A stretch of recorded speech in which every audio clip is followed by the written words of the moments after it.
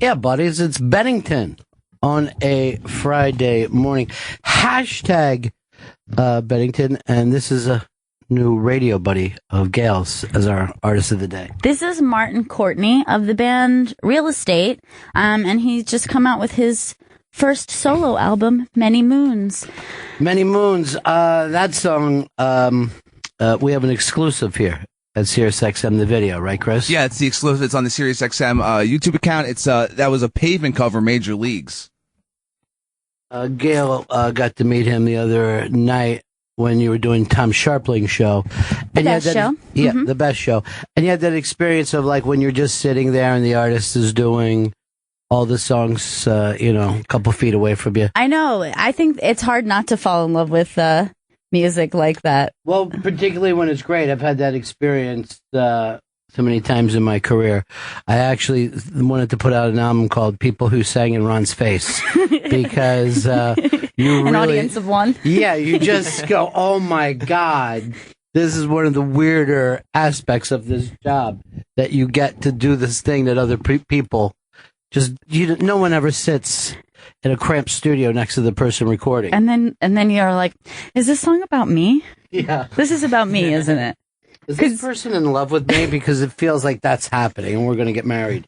Well, if it's not about me, then why does he keep looking at me then? Is it because I'm the only other person here? Well, I doubt it. That's the other weird thing, too, is that you find yourself like nodding along or whatever, or attempting really hard not to jump in on the chorus. You just want to just come jumping in like if you were in an audience. All right, so it's the Bennington Show. Hashtag Bennington if you want to be part of this. And I do. Yeah, there's no reason that you shouldn't want to. G-Man wrote, the anticipation of what SiriusXM channel will actually be playing over hashtag Bennington is killing me. How will Hicks fuck this up today? Yesterday, as we started the show, and Hicks was bragging about getting a blurb in Vice Magazine, or at least vicemagazine.com. Vice Magazine. We were rocking along with Shade 45, and not one person knew it for like the first 10, 15 minutes of the show. Is it bad that I don't like that that kind of mistake happened, but I was just happy that it took away from Chris's heat. Yeah, I'd say that was bad for somebody, with a career in radio. Anything that drives you off the air used to be considered the worst thing that could happen. Didn't even get a call from Don on it. But when I was, really? When I had started in this business, if you had, 4 seconds of dead air, normally someone on the food chain was fired. Right. How could this happen? Somebody's got to go. We can't be a radio station if we're not on the radio. But here I was just like, it was just another channel that we had on your channel. So it's not a big deal. Just re-say whatever dub thing Chris had lined up. It's the start of your show and everybody's there. Go ahead and go with it. Just another Manic Thursday. That's what I like to say. Oh, that's the stupidest thing ever. When you have nothing to say, so you try to grab a little song lyric or something dumb. Now, by the way, we were outside today. This is November, I'm going to say 30th. Am I right when I say that? That's right. What is today? The 6th. All right, November 6th. It's literally hot in New York City. Now, here's what makes it even weirder. I left here yesterday at 3 o'clock after 2 shows. Mm-hmm. Bump into the woman that's begging for money and playing the bell, the Salvation Army. Yes. She's at the corner. Christmas music is rocking. What? No. So I almost started swinging on her, right? And this morning, I'm driving in here in a cab. When I say I'm driving, someone else is driving. Sure. I'm not a lunatic who steals cabs. I'm in the back seat. I pull past a giant tree laying on its side. The Rockefeller tree is here. Well, why so early? Yeah. This is too early. No, the weather is too warm. We're in the season right now. But it doesn't feel like it. It's been in the 70s all week. The Earth is out of its gravitational pull and is heading directly into the sun. Oh, God. And if I may tell you this, a black hole sun. Won't you come? Wash away the rain, huh? Black hole sun. Because that part doesn't make any sense at all. First of all, I don't think How there is is. it gonna? Yeah, there's no such thing as a black hole sun. And then there's no reason for it to wash away the rain. No. First of all, you wash away with more water. You wipe away the rain. Take me in and drive the rain. Take me in and drive the rain. The rain, the rain, the rain now. That makes more sense than wash. There's something inside that you wanna say. Say it out loud, it'll be okay. It'll be alright. It'll be alright. It'll be alright. Anyway, that's, I've made fun of Hicks for just throwing in the song lyrics, and now we've done it 5 different times because we're all challenged in the mental area. So, this Martin Courtney, who will be playing this morning, we're ripping off Tom Sharpling because it sounds so good when he did Tom's show and Gail was there. But you can hear this SXMU session Sunday at noon, Channel 35, also available on demand, and the new album, Many Moons, which is just beautiful. Yeah. Available now and in stores online, both. So it's available now. It's also available in stores. Also available online. Although the song that we opened with, Major Leagues, is a pavement cover, and it is explosive. I understand. It's colored like pavement. No, I just say cover. I just want to point out the fact that you made a very tiny mistake. Oh, please. Everyone forget it. I'm just saying this. Remember when you said it's a pavement color? I'm like black? I remember. Like black hole sun? Looks like I pulled an old Gail Bennington. What would a pavement that's cover good. be? Fail in. Asphalt. Joe, why are you starting? You know when you know something, everyone Joe? else is jumping Come in. on, Joe. There's two It's so things. mean. Support, Sorry, Joe. guys. Support. I can take it from these two, but from you? Yeah. Support both of you. All right, I'm checking out the hashtag Bennington, and this is interesting. Eddie writes to us, my balls are itchy, hashtag Bennington. Okay. Wash them. Who Rules says, I'm delivering the morning fish wrap while listening to Bennington. Well, the entire name is Who Rules? Kelly, dull. Bennington double dose for Michael White. I always like a double dose. Double D's. Can't That's get what I'm enough. looking for. Gotta have them both. Better double down.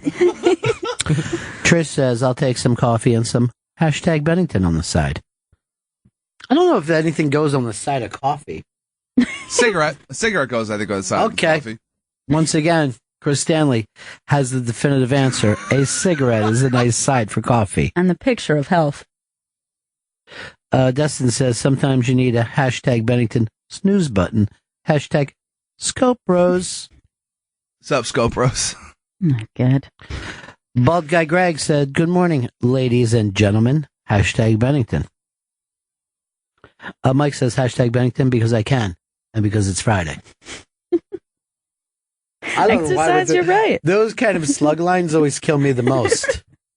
Gail, we are doing GPS tomorrow, and as well as giving away number 1 on the Bennington t-shirts signed by everybody but Joey Jojo. Yes. Yeah. Which I think is a selling point. I do too, because that would be like years from now, like that's before they really were sure Joey was staying. Signed and numbered. Or we let him sign it, and it's like having the Pete Best Beatles. Oh, what? I don't like where any of this is going. I was talking to a good friend of mine yesterday, Elvis Costello, and Elvis said that his dad got him a piece of paper with all the Beatles autographing it, which would... It's a very rare thing to have all their names on one piece of paper. Yeah. But because his autograph book was small when he was a kid, he cut out all the names with a pair of scissors so they could all fit in there. And now he's still mad. You know, Why would he do it? And he's like, it's, you know, I'm like, well, you have enough money now, Elvis Costello. Isn't it enough? Your success? First of all, isn't it enough that your success lets you have such a cool hat? It is a great hat. I saw the picture of you guys together. Well, yeah. And he had the look of a man who was comfortable in his hat. Yes. Everybody else looked like deer in the headlights. Like, we don't have a hat like that. It's no hat look. We didn't know that it was going to be a hat day that way. Actually, this is very funny. Tom Papa was saying to me after, you know, he was like talking about his suit. And he goes, and I go, you should be in suits. And this is Tom Papa. I should, shouldn't I? I should be in suits. And he goes like this. You know, I've gone from jeans to slacks. So, so you're halfway there, really. Yeah, but I'm like, you need the full suit. He goes, yeah, but dry cleaning and, you know, taking it around. Oh, sure. And I go like this.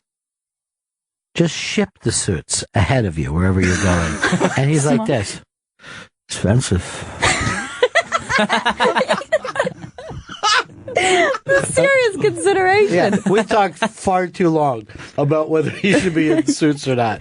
But it was really making me laugh because I was already at that wired, weird place where, you know, I'm in between shows and I'm like, I'm not going to turn off the weird thing. I'm just going to leave that. Sure. You know, like when Daniel Day-Lewis acts like he's still only got one left foot, even when they go to lunch. Yes. They can't get him to stop. You're on a break right now. Use the rest of your left foot. Can't get out of character. Not gonna Well, happen. if you can, it takes too long to get back in. That's what I'm saying to you, Chris. Yeah. I gotta tell you this, though. That suit thing, and I said maybe we should all wear suits, but we should. You know what I mean? Yeah. We should Bugsy Malone this shit once and for all. I would like to see the whole show roll up here every day, 3-piece suit. 3-piece? Oh, come on. 2 pieces enough, isn't it? Well, you know what? I'd have the vest and then wear it when you want to and not. And make sure it's one of those interchangeables. What are that? Yeah, reversible. Yeah, reversible. That's the line. Well, Chris, you've got your jail suit that looks so nice. Thank you very much. It's for all court appearances and weddings. Why don't you wear that to the Thanksgiving gig? Oh, that's good because I usually don't dress up for dinner. We know you don't dress up at all for anything. Kevin in New York. What's up, Kevin? Bennington's. Hey, buddy. Mr. B, I feel your pain. Good. I turned on my Sirius XM the other day. They're playing Christmas music already on Channel 13. You know what? They play it because people want it. And the stores... Too early. Yeah, first of all, I agree with you 100%. I have a feeling that Christmas season does not start until Santa Claus shows up at Macy's at the end of the Thanksgiving Day. That's right. You got to eat your turkey first. You got to eat you got to eat your turkey, and then, you know, here comes Santa Claus. Here comes Santa Claus right down Santa Claus Lane. For me, I love you. Love you guys. I'm going to let you go. Yeah, you're going to have to because we can't hang up from here. I hear you. Yeah, no, I'm serious. Joe, why don't you hit that thing because this isn't working at all to let him go. You would pod him down. Yeah, I know where the thing is, but it's the thing at the bottom. Not working. Maybe don't it feel like heaven right now? Go ahead, I stepped on you. That's all right. I was just going to say, right. It's bad. You know what? The moment's passed. No, not for me. It's just starting now. I was just going to say that callers are going to have to make it their beeswax to hang up. Really? Because I was bringing some petty to everybody. I hate to be petty about this, but I was nailing that. I was nailing the TP and the H piece. So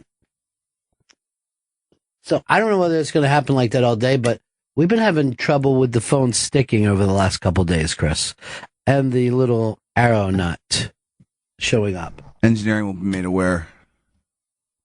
All right. Thanks, Chris. Johnny Rockskate said we can all do a Thanksgiving breakfast at the Hard Rock if you all want. Well, we're all going to be places. Our own Joey Jojo goes back to Minnesota. Yes. Chris goes to Long Island. Crush it. Gail has to visit 2 families. Double Thanksgiving. I used to say that the family that you visit first, you like the best. I agree with that because it's the real family. Liz Sets Fire wrote the sweetest things. He said, I could never get through my day without hashtag Bennington. What do I do from 10 to 2, though? Never stop talking. Well, you forget this. Smoking with Chris did start at that exact time. 10:45 a.m. Fridays. Do you have a guest today?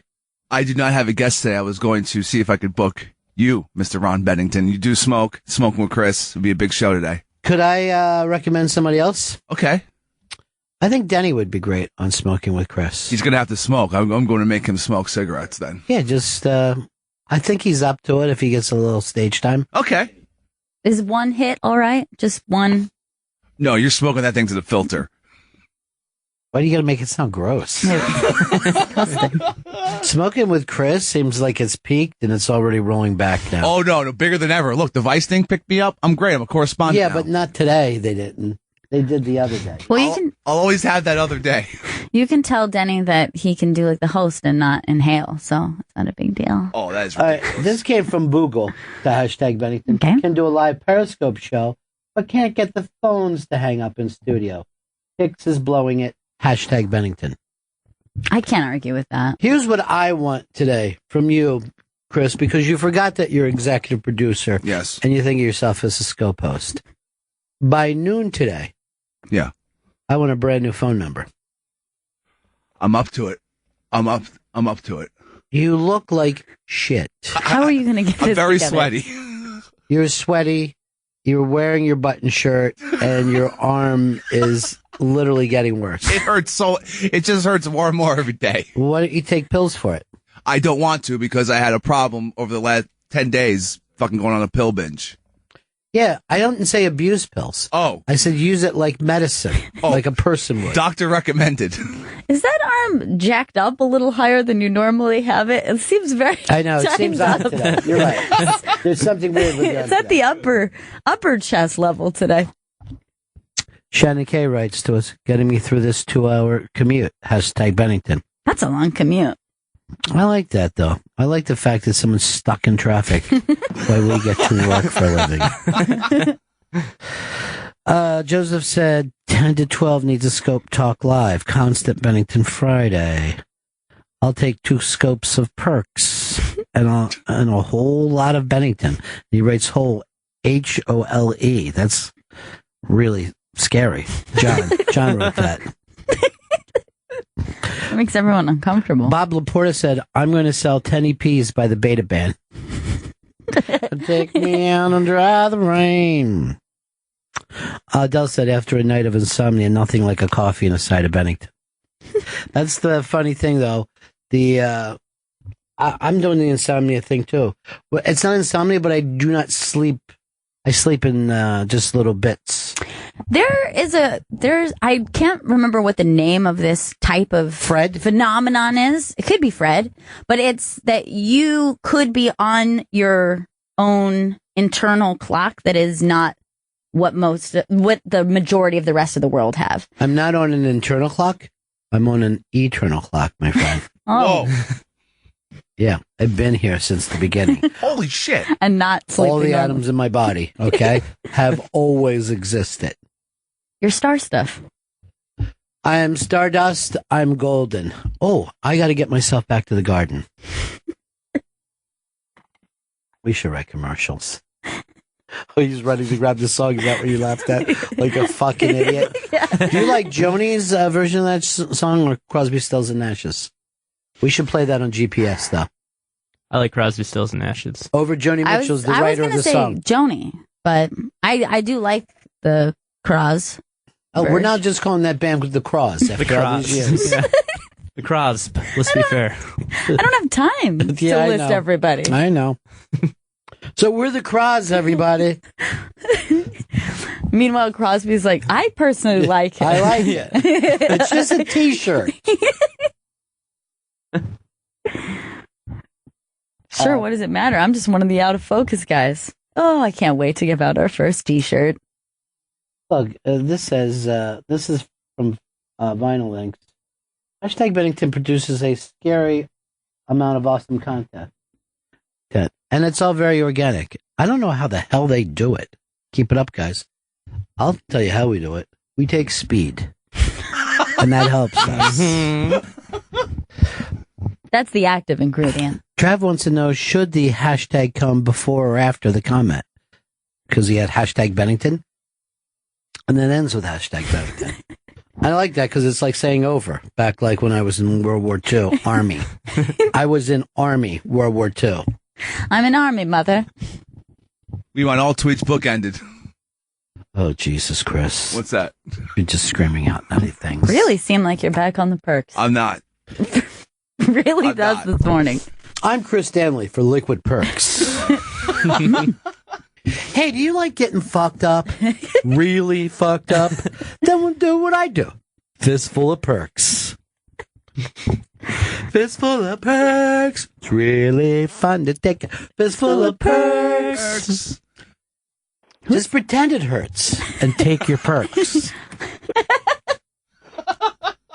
Who's the target audience here? You know, Stanley actually said this was it the number one injury death in the country now, Stans? Yes, it is. That's a drug overdose is the number one injury death over cars, Guns. falling on a sharp knife. ODing. Yeah, that's from the DEA. The DEA put this stuff out, so it's official. Now, by the way, we've been in a war on drugs for 45 years. Guess what? We lost. Charlie's won. There's just specific drugs that we have problems with. Well, Not drugs in general. Of we course don't. not. Yeah, we're not talking about. We're overdosing not on heroin, but on medicine that we get from our medicine doctors. Mike, what's up, buddy? Hey, I gotta agree with you on the heat thing for November. It's killing me. I hate it because it's like throwing off my whole internal clock. What? Why? I just feel like it's November. I feel like I should be in a jacket. I feel like that's not an internal clock. That's an internal calendar. Yes. At that It point. might be. It might be. Just don't think about it that way. I mean, what if you lived in Florida? You can't be screaming, why is it so warm? But this is fucking Florida warm. It is, yeah. Like even the other day after it rained, it got so muggy. It was like muggy and hot. Yeah.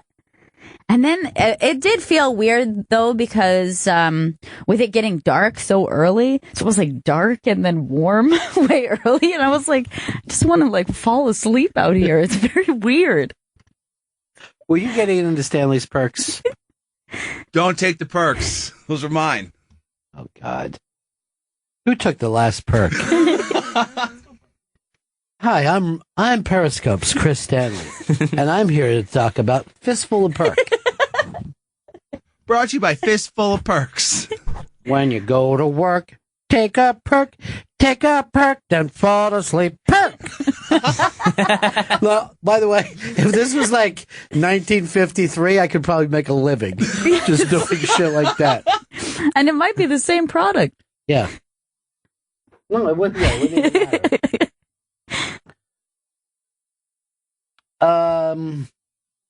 All right, the TD writes, 2-hour commute is nothing. Mine is like 10.5 hours every day. That's weird if you're a truck driver but your truck's in another town. I wonder if like driving there, like this commute's killing me. I should write a single panel cartoon. You should. And put it in a circle so you can. Oh, I like family. that. Well, who did that? Family Circus? Circle did it every week. Family Circus. Yeah. Why did I follow you down that goddamn rat's nest? None of this made sense. Welcome to the rat's nest. Come on in. Welcome to my rat's nest. I think you're gonna like it. But there it is. There's now the Family Circus. It's amazing. It's the only cartoon panel, 50 years, and never made anybody laugh. No, it might be the least funny one of all of those. I don't. First of all, it's almost a tie to say what's the least funny cartoon. But I think I've laughed at more funeral announcements than I have Family Circus cartoon panels. It's like they're purposely not funny. The joke is on us. That's what I was saying the other day about the New Yorker. I don't know whether, and I went to a thing that the New Yorker does every Christmas, and why am I saying Christmas? That's crazy. They just do it every year. A big Christmas show. It doesn't make sense that I would get confused and just say Christmas for no reason. So perky in here. But they had some of the panelists there, and I think it was like Steve Martin, who was like hosting the panel and acting like these things were funny. And I was sitting there going like this. I do humor for a living, and I have. I should be able to get these cartoons, and they're ungettable. And I saw everybody here acting like, oh, that's so witty. That's so good. And I was just going like this in people's ears. But what's the funny part? Which part of this? Help me. Trolls. They're old. That's the first troll was Family Circus. Have you ever... He still thinks No. I'm talking about Family Circus. No, we're not talking about Family You dumb Circus. fuck. You can't even follow along, perk ears. We went Perk on to the up. New Yorker. New Yorker's the first troll. Have you ever submitted... You can't fix it now. Have This you... ain't Periscope where no one gives a shit. I It's care. professional radio. I care. Am I saying that right? Turn up your radio. Gatso. Little bit.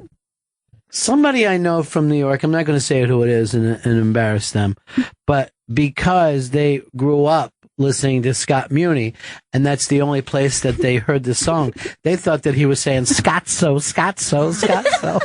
Do that whole part. And they're like, man, I'm making a song for Muni. This is great. All right, I'll just admit it. It's Earl. Oh, my God. Black girl's son won't know. Wash away the rain somehow. I don't know how. The sun can wash, let alone rain. Have you ever submitted a cartoon blurb to the New Yorker where they like have the caption contest? No, not to the New Yorkers. No. Have you? Yeah, I did once. Wait a minute. I'm seriously, I'm mind blown by this. Once I did. I mean, if you would have said this right after, people would have thought, what a segue. She had the idea, he brought it up, but no, obviously we wouldn't have taken this. How long ago? This was a couple years ago, and I thought my joke was really funny. Oh, God. Because they're so bad. They're Right. like ridiculously bad. And I was noticing that every week, what they would pick is the top three. You know how they pick the top three, and then Yeah. that following week you find out which one won.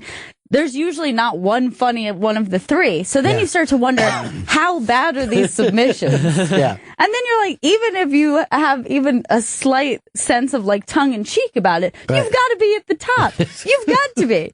So the cartoon, I can't remember exactly what was going on, but the basic premise was an image of a guy, and he was like surrounded by paperwork, like crumpled paper, and like as though he was overwhelmed with work.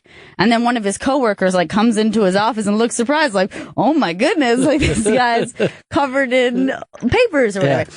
So at the bottom of the cartoon, you know how they always Yeah. sign their initials? The cartoonist always signs their initials. So I submitted, hey, have you seen my paper that says like GD on it or whatever like the guy's initials were? And I thought that was very clever. You were smoking weed. No! I was like, they're gonna love that I'm making fun of how bad No. these cartoons are. No, they don't know that they're bad. As a matter of fact, I think there's even a documentary about these things. And, they talk about how difficult it is to be a cartoonist and depict the cartoons. That shocks me. Yeah. I think the name of the documentary, if you look it up, is called We Honestly Think These Cartoons Are Funny. You started to type. I've got one, and it's basically, it's three guys, but it's like a close-up on their butts, and at the bottom, it just says, shit, fuck, fart. That's perfect. And, yeah. My brother came up with a concept of just writing like the literal literally what's happening in the picture. Just like, I have a giant shoe instead of like actually making it funny. And then he had this idea and he was going through them and like really making me laugh with the ones that he was coming up with. And then a few years later, somebody has a blog and they do that exact thing, his exact joke, and less funny than his, by the way. Either that or he time traveled and saw that joke. Darkstar says, rolled up like a douche, like a runner in the night. Hashtag Bennington. Cigarin, hashtag Bennington in the morning. Queen Elizabeth writes this. Are we all waiting for Gail to slip up and call him dad? Hashtag Bennington. It won't be a slip up. It's not a slip up. We're not trying to hide anything from you. We're going to get you, anymore. Gail. Hey, I mean Ron. Rad. Fuck. Uh-oh, look who it is. Our own professional cartoonist. Dan the Pearl Man. I just submitted to this week's New Yorker caption contest. Okay. You did? Yes, just moments ago. All right, so it's a train that's been personified as a human sitting next to a guy at a bar. And so I wrote, all aboard drinking, LOL. You can't put LOL there. So people know to laugh. No, but that's on the internet. This is the old school New Yorker. I like all aboard drinking. Yeah, I do like that. Sure. Though. Oh, I got one for this. Give me a coal one instead of a cold one. Coal You know? Because it's a because it's a train. yeah, it's on a train coal. with a steam engine. All right, I got one. So it's just a train and it's going across the bar. And I'm going to say, I haven't had a train pulled on me like this since elementary school. You know? And then, right, in parentheses, seriously, 5 guys had sex with me when I was a child. Why is that woken you up, Stanley? It's a restaurant? What about just, I choose to drown my sorrows? I like that one a lot. Hashtag Bennington. Yeah. Can we throw that in at the end? I think All we right, can. so it's just a train going over a bar, and the guy's like sitting there thinking, I think you should be saying this. Yeah? Well, you should see the tracks on my arm. Dark, I like it. Yeah, I like it. I got another one. Okay. To think I'll never see that caboose again. I'll never see that caboose again. This is a train, a New Yorker train, my friend. Let me dry the rain, my friend. Look, now everyone's just staring. and off chance to play Beat the Joke. What is wrong with the guy? What is wrong with the guy that is he in some kind of alcoholic hallucination? No, you think a train the sitting train. next to him? Well, I don't know why the train is, but you can see the train is pretty depressed. Yeah, I get it. But I'm saying a train wouldn't really do that. So I'm saying this is just an alcoholic hallucination that the guy's having. I guess so. None of these make sense. Oh, I got one for the guy. Oh, He goes, well, they're all for the guy. Yeah, they're all. oh, I was doing it for the train. Oh, well, that's crazy. All right, here's my one for the guy. Is it noon already? The train just got to the bar. It's like high noon. I liked your first one better. Thanks. I don't remember it, but I know I liked it better. It has to be better. Stanley, it's staring. You don't have one yet. Why don't you just write what you... like train humor. He wrote me Lakey Perks. You fucking bellhead. Looks like the perk train just showed up.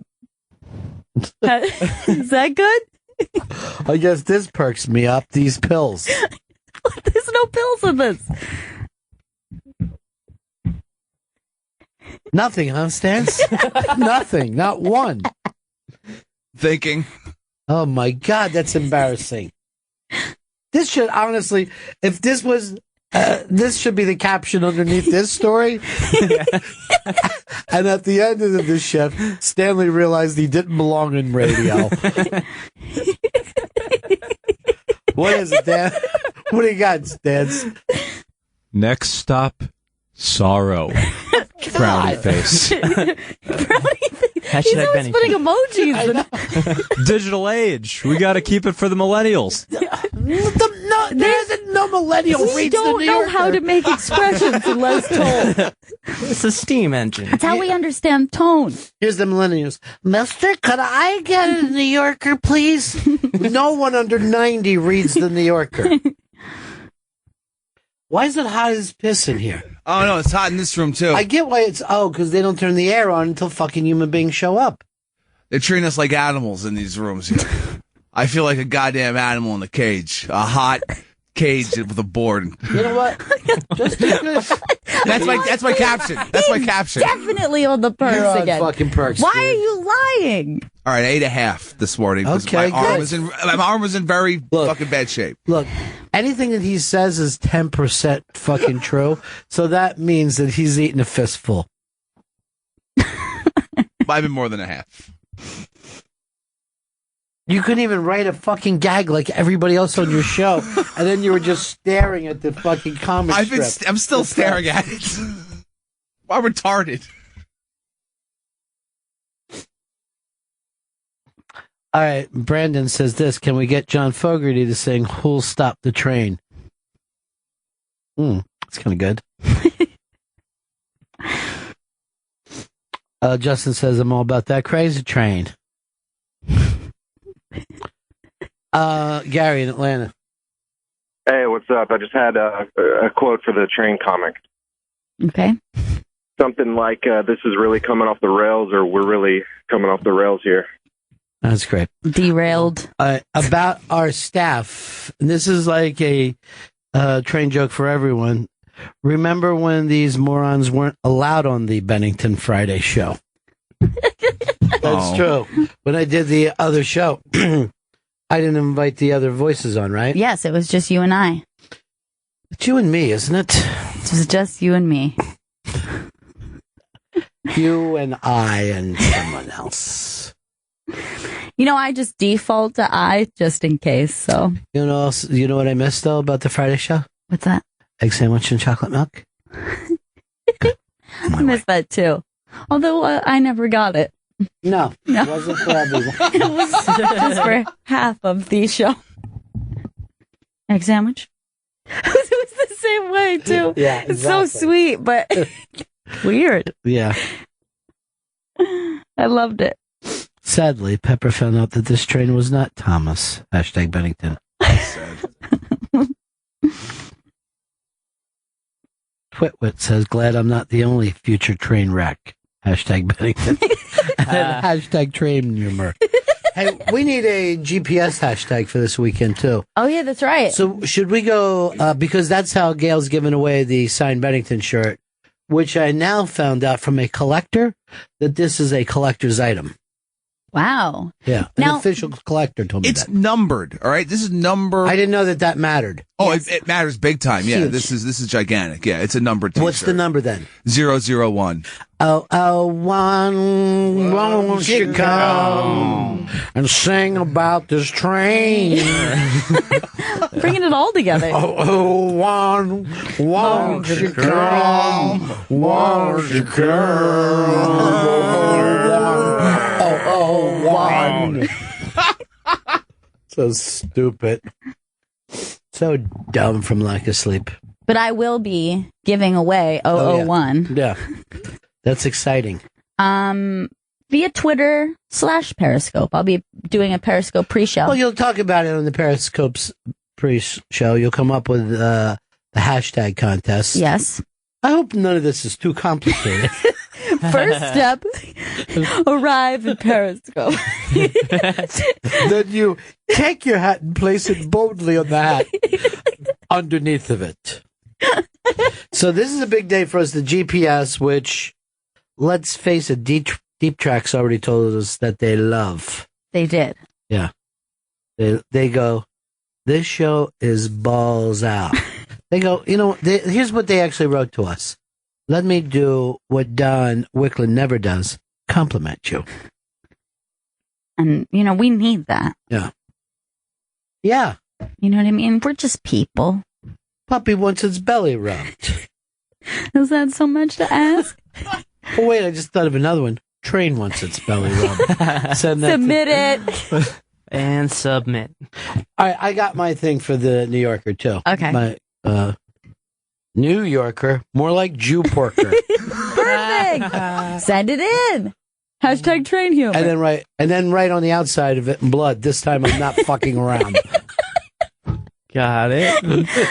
More like Jew. On the outside of every envelope, I like to write, "Say I do know where you live." And I won't forget it. Next time I won't be putting a stamp on this. I'll be putting a bullet on it. Just kidding, but I do want to win this fucking thing. I want to show this to my dad. Every piece of mail that I send out, along with the address, I just write kidnapper. And then they're like, what? What are they about to tell me? So, do we want to do Sirius XM or Deep Tracks? Hashtag Sirius XM or hashtag Deep Tracks? I don't think they ever get the hashtag Deep Tracks in there. I like deep tracks. Is that your train thing finally? After all this stuff? Oh, good Deep one. tracks. Right, New deep Yorker. tracks. Nice. Deep tracks. Say, I have got some deep tracks. I want to do something with us, but family friendly, our shows. Yeah. And call it Bleep Tracks and just put it on there where the Stanley's beep, beep, beep, beep. So when you're yelling fucking suck, nobody can understand you. I'm their producer, Tony. Is he still, do you have to bleep the suck though? I'm just wondering. He just yelled up their producer, Tony. I like the tone that they play over the... Wait, Or what? bleepy would make more sense. Wait, hold on. This was so weird. He's so high. I was so confused that I just moved past it. All right, I guess you're Tony. I guess. Seriously, I'm Tony. All right, dude. I'm Tony now. So fucking stupid. I don't know why I read more of the Twitter remarks during the Friday show than I ever do our regular show. I don't know. It's something about early morning. It's just. I know. It's hashtag time is what it is. It is hashtag time. And this is such good hashtag weather.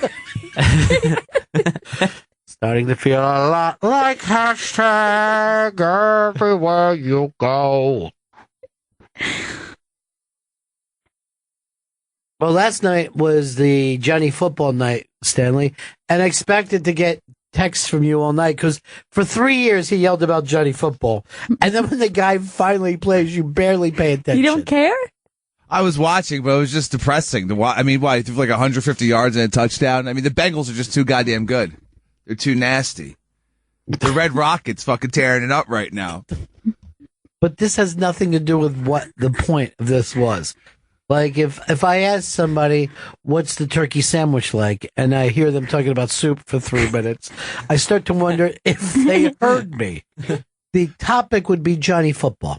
I was kind of disappointed after that last thing happened where he got pulled over or whatever because he was like drinking and then his girlfriend made a fucking So scene. you're turned off by people that drink.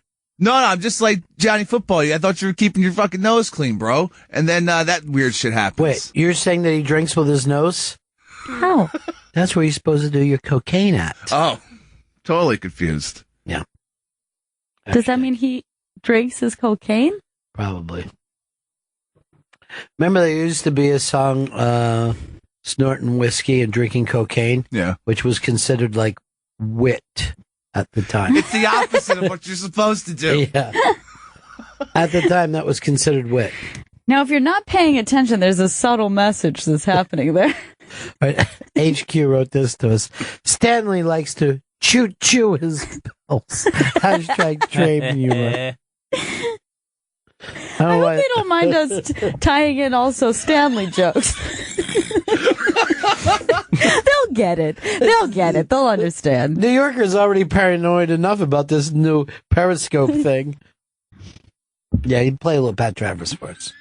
All right, Steve wants to know this. Do you need to mark the Bennington shirt 001 if you don't plan on numbering any more of them? That's actually a good point. This makes it even more special. Hold on. Tony? Yeah. Hi, I'm Tony. Get it? Nope. Don't. Never found the hook yet? Not yet. What was the whole point of playing it, then turning it off if we never played the... Wait. I'm in bad shape. You are, dude. You fucking are in bad shape. Who, Tony? Yeah, Tony looks like shit. Tony. And then he just sits there fucking waiting for us to laugh. Get it, guys? Just open mouth fucking gap. Am I still in? You know, it's funny because I was talking with Fez yesterday. His body's in, and I know he's not a public person anymore, but his body is in terrible pain. Yeah. And Stanley's body's in terrible pain. We're pain bros. He's got the sciatica, though. Oh, shit. Nerve damage sciatica. That's very painful. Yes, it is. But do you feel like it's like when Fez left, maybe Chris took on his place as the... I would say that, except for Fez still has the pain. Right. Like... Why didn't you at least relieve him of his pain? That would have been great. Doing my best. But yeah, we do always have someone injured now or having some kind of physical problems, and it's Stanley. But you should have kept it here so Fez could be out living a pain-free life. I know. I mean, there's just too much pain for everyone to just take Oh, on. God, your pillhead can't even keep you in a conversation. He just said, I know. It's too much pain for everyone to take. Yeah, it doesn't make any sense. Now that you're back with me. Oh, Pilly. You pilly son of a bitch. Who'd you buck come in here today, Elvis Costello? Elvis won't be coming in. Elvis has left the building. Get it? Not really. Oh, you said it. Isn't that odd that I said it and I still don't get it? I could make a film and then be a critic and give myself a bad review. I didn't understand it. I don't think I knew what I was doing in this project. Isn't it time I give up my career? Because I want my 2 hours back, plus the 2 years that I took making it. I give me 0 apples. Since this is the big apple, let's use apples. Is 0 apples better, though, than getting a wormy apple? Yeah, the wormy apple is really bad. I give it 3 wormy apples. It's the sound of a wormy apple. I spread my cheeks and three fart blasts in its general direction. It's pretty good. We're talking pictures on demand. I like when any of those panel shows with the movies, and someone's like, I was really moved by this. I thought it was just delightful and maybe the sweetest movie since E.T. And the next person, I thought it was crap. And I think anyone who likes it is also crap. And I think you're an idiot now. Only a moron could like this movie. That's why I gave it 4 wormy apples.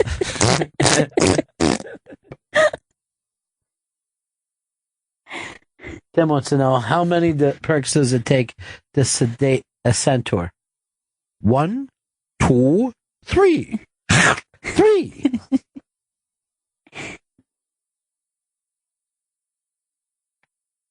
Train humor. Hey, where are you from? Turning up the Bronx. They call me the D train. Submit it. Wordy Turdy says this: snorting cigarettes and drinking perks. I like that. Adam says, Chris, come on and ride the train. And ride Come on, train. Come on, ride the train. Runaway train. It's a real bad song. There's a lot of train songs. Train.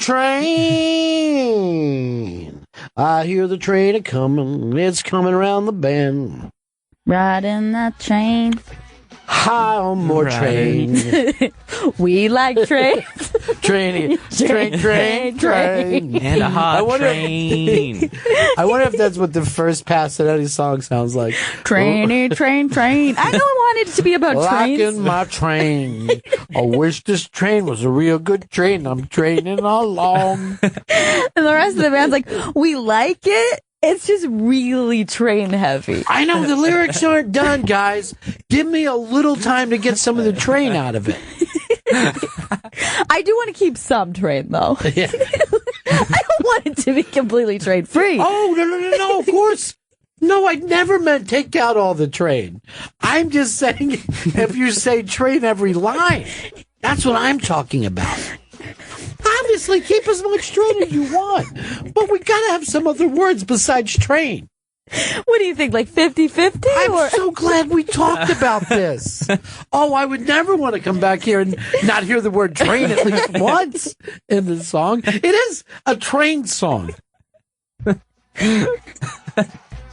I just don't want trainy train. Here comes a train. Here comes a train. We love trains. Trainy train. I like some of the trains, but not all of them. I like it. I don't love it yet. Tell me what percentage of the song you think train should be. At this point right now, I'm giving you 3 wormy apples.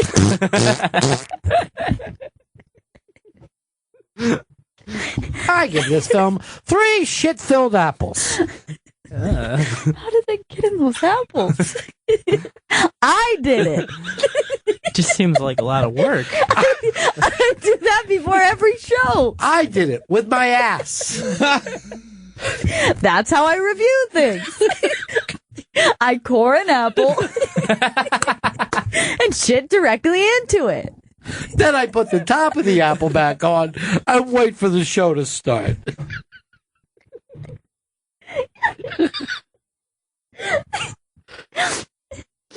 Come on, stay in here. Stay in here, Gail. Don't leave it. Don't leave it. The people need you. You can't run away.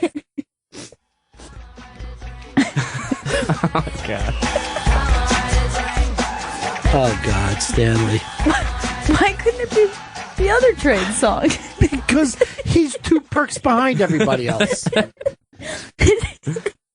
He's Take an extra perk and catch up then. Oh my God. Yeah, it's terrible. It's terrible how much he loves perks. That's terrible. That's terrible. Adam said, I don't know how long I can keep hearing the word train.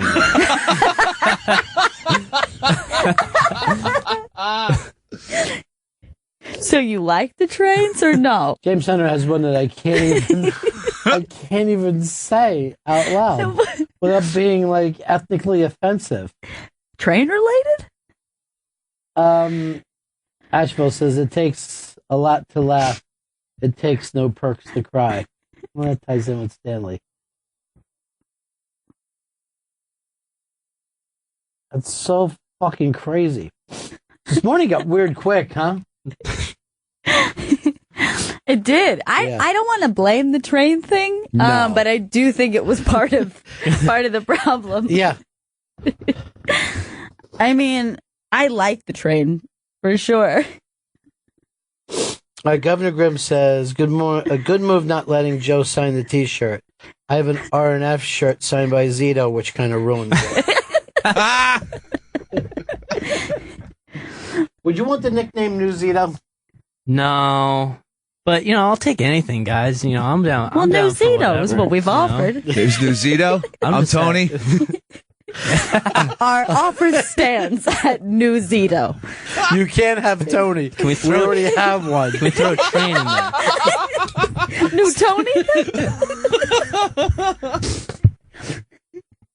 This is one of those days Chris is all perked up and just takes on the name Tony Baloney and then forgets how it started. They call me TB around here. And it's me, Tony Baloney. I'm not on perks and I still don't understand what he was going for. So I understand that he wouldn't get it. No, he is. What did he just say? I'm the producer, Tony? Is that what he Yeah. Yeah, that's because like And then he fucking just threw his big mouth open and sat there looking at him. You like it? The bumping of the head really gives a good effect. I'm serious. We could have put an ottoman in his mouth that was so wide open. I did. All right, Adam said, the word train is starting to sound really strange to me. Train. Justin says, do you know how long it takes to make a drop of Jupiter? Ben Ronington writes in, Halloween ruined by a former perk-filled movie producer handing out shit apples.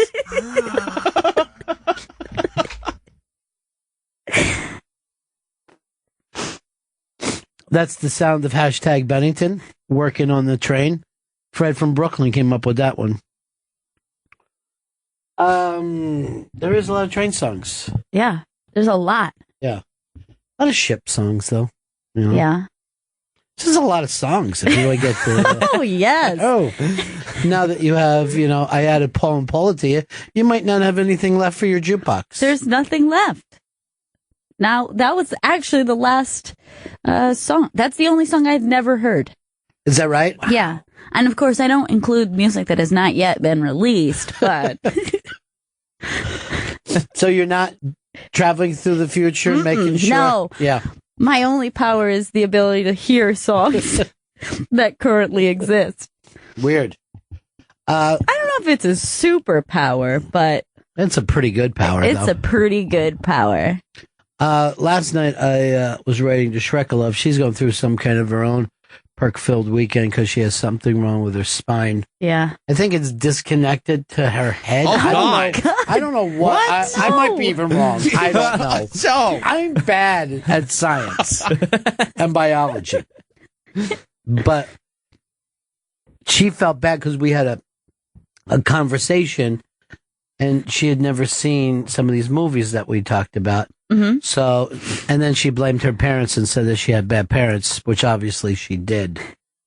So I sent her a list of New York movies. Nice. Off the top of my head. There's got to be like 25 great New York movies, at least.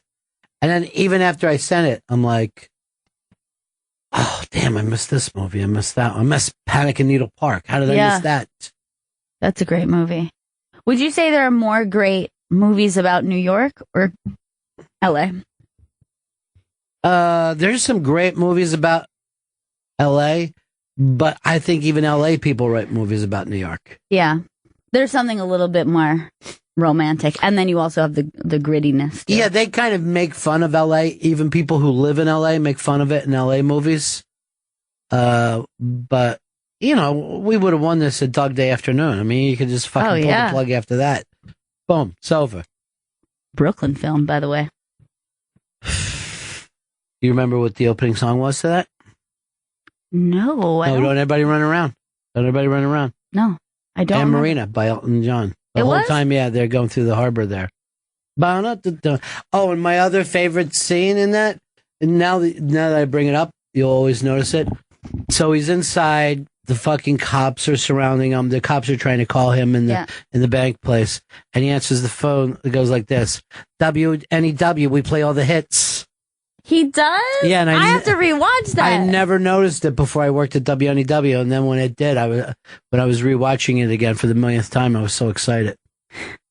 NEW gets the best shout out ever. Yeah, they do.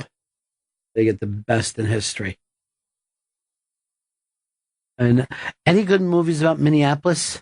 Just the Prince one? Yeah, there's Purple Rain. The Coen brothers have filmed a lot. Like A Serious Man was filmed in the suburbs there. But that film is kind of like a general suburb thing. I don't think it's very specific, right? Isn't that kind of... Do you get tornadoes in... Yeah. You do? We do, yep. The whole Great Plains will get tornadoes. But I thought maybe you're too far up top, because I never see any big tornadoes hit Minnesota. Yeah, I didn't realize the tornadoes were so north. Yeah, well, one actually hit in North Minneapolis, touched down in North Minneapolis a few years ago and caused $1 billion in damage. I wouldn't think that you could have fucking caused $1 billion in damage with a nuke in that thing, you know? It was one guy's house. He was very rich. Very rich. What did it do? Hit a gold train? Literally a solid gold train. But also, I agree. I didn't know that was that far north. And by the way, that Serious Man is such an odd great movie. Love it. Love it. Totally overlooked because it's still at the, somewhere near the bottom of Right. your favorite Coen brothers. But if anyone else made that If movie, anyone else made it, you're like, this fucking guy's a genius. They're going places. Can't wait for the next project. You are on your way, my friend. Keeping my eye on you. Also, Grumpy Old Men would be another one. I did not know that Really? was done there. Yeah, it was In Minneapolis, or it was actually filmed the main house is about a mile from my house on the east side of St. Paul. So there you go, guys. you should have rode over there on your bike and tried to get in it. I have 3 friends who are background characters in it. I tried to be one, but they shooed me away. They said, you would steal the scene, Joey. I was like, how do you know my name? They said you can't be a background actor in this; you'll make everyone else look too tall. You'd be watching at home, going, "Are they giants? or is that kid just really far away? Look how they tower over that 4-eyed bitch." What age did you get your glasses? 2nd grade, I was 8. That's cute. I was A little 8, 8-year-old with glasses is cute. Well, when they're wearing Elvis Costello glasses, those Buddy Holly, Yes. these big black rim things. If you see kids in the designer glasses, you're like, no, Snobbish. that doesn't make you look pathetic enough. Man, look at this. Chris Christie not on the main stage. Kicked off the Bumped. main stage. So's Huck Huckabee. Micabee. Good old Huck Micabee. But we never thought he had a chance. There was a while people were thinking like Chris Christie could be a lock in this thing. Yeah, I can't believe he's already bumped. It's pretty early yet to be bumped, don't you think? I don't know. I mean, who's going to start giving money anymore? These other people Yeah. haven't been up there in a while, and they're falling off.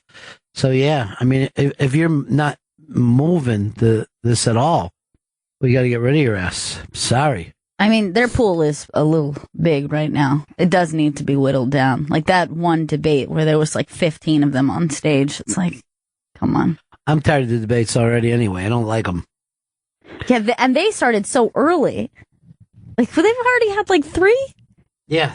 Got 3 debates, and now Trump is like, I'll be there just to drop some things off. I'll stay a couple minutes, and then I want later. Huckabee will bring me a piece of cake back. But I'm not staying for when you guys sing. I'm getting freaked out because I don't want anybody but Trump. Everyone else is shit. It's getting down to the nitty gritty here. I saw a thing about Carson though that made me like him. What's that? He said that he believes that the Egyptians didn't make the pyramids. Did you see this? Some dude named Joseph made it to put grain in. It's not a tomb. It's a fucking grain silo. And that's my belief. Yeah, it's like this is what I believe, and this is what they were actually used for. I don't care what anyone says. But it's so easy to disprove it. No, Especially how solid a pyramid is, You can't disprove it when the only place you're checking is the Bible. That's the only reference point you have.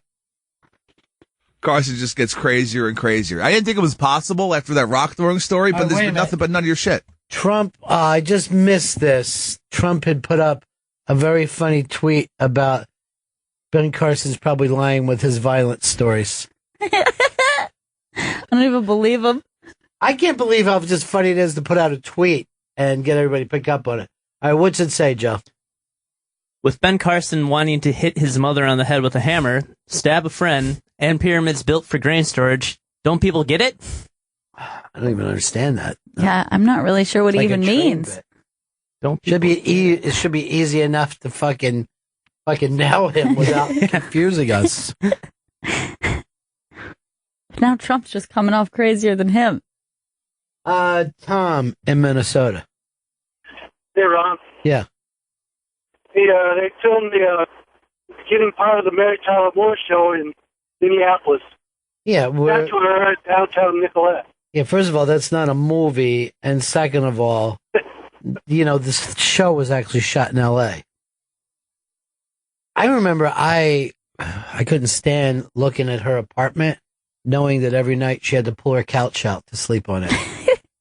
So depressing. It was so depressing to me. Rhoda had a great apartment, though. Didn't she have like a cool beaded curtain? I just remember as a kid seeing reruns of it and thinking that she had like a very funky bohemian kind of. Well, yeah, she was that, but I think she also had like a nice outdoor area. Oh, Like, nice. Yeah. Now he's one trick behind. He's at Mary Tyler Moore's apartment. No, we need Rhoda's apartment. Rhoda, bro. I like when Chris is like, I would never make a mistake like that. Never. I always like anyone with a Murphy bed. I always thought that was the coolest shit in the world. The Murphy is when you pull it down out of the closet. Yeah. Yeah, the wall. Because it's a bed closet. You can't put anything It's the else only in there. thing that goes in it. The only thing about a Murphy bed, I remember saying that when I was little, going, well, what if you got stuck up in there? Yeah. What if it just went up in the middle of the night and you were like stuck upside down inside the wall? No. It's over. It's your tomb. What about a day bed? How do you feel about a day bed? Well, what's the difference there? Actually, I think a day bed is just The couch that's a bed? Yeah, it's kind It's of like a couch bed. I Couch hate bed. I hate a day bed. What? It's great, though, to sit on with a chick and then later, you're like, well, let's just have sex on this. day bed. Oh, fighter of the night bed. Oh, champion of the bed. Of the train. And betting for everyone. That's got to be the greatest song of all time. Definitely is. If I was Paul McCartney, I'd be like, fuck, why didn't I write that? I'm an idiot. And John died so soon. We would have been able to do it. Found Rhoda's apartment immediately, by the way. Oh, There it was is. easy, huh? There it is. It was very red. Yeah, it was funky. Beaded. By the way, she's like mentioning one thing, like, I pay $110 for this. You know? Here in New York. I know it's the 70s, so I've got a great deal on this. Luckily for me, it's the 70s. Just fabrics everywhere. Yeah. She was a strange one. Yeah. Now, do you remember what her job was? Because it's a job that I thought would be the greatest job in the world. I kind of thought that she was a photographer or something. She was a New York City window dresser. Oh, that's awesome. Yeah. And I noticed, I don't know whether it's Barney's or whatever it is there on 57th and 5th, but they've already hidden their windows. Really? Getting ready for the Christmas windows, even though it's going to be a record 75 degrees today. 75 degrees. I mean, I walked past the East River today, and it was boiling, you know? How hot was it? I mean, it was so hot, it was like fucking fish stew. Thanks, everybody. I'm Dan Perlman. I got 9 more shows to do tonight. Fish stew. Hi, how are you two people doing? You okay? I like to travel around and do shows for everybody, personally. Have we heard anything about his cartoon yet? Mm-mm. What time of the what day of the week and what time it's going to be on? What do you want? Thursday nights or Sundays? Well, we don't have an official day yet. Well, that's crazy. It's been long enough. All these things take time. It's Do they? it's very annoying, but it does. It's been a long time since Montreal. Let's get a time and let's get a network. And what about your other thing? When can we watch your web series? Your web series, yeah. I can show you guys. I haven't posted it yet, but I can show you guys an unlisted one that we haven't posted yet. Preview. Already Sneak done? Preview. Yeah, it's a rough cut. Yeah. Well, why don't we do this? Why don't we have like a party and it'll be like a debut thing? Yeah. Oh, You that know? would be Screening awesome. room. You could wear a turtleneck. I don't know. Why a turtleneck? I mean, like Steve Jobs. You know, but for comedy web series. Web series. Yeah, I know. Steve Jobs is not tied into this at all. I feel like it's a debut. You could wear a turtleneck. Come on, Joe. Joe, do you know how many times they premiered things before Steve Jobs came out with a stupid iPhone? And yeah, I called it stupid, all you Apple heads. And he didn't invent the turtleneck either. I've come up with a new invention. It's the smart turtleneck. The I eye like to wear it neck. with a smart belt. Who's our intern today?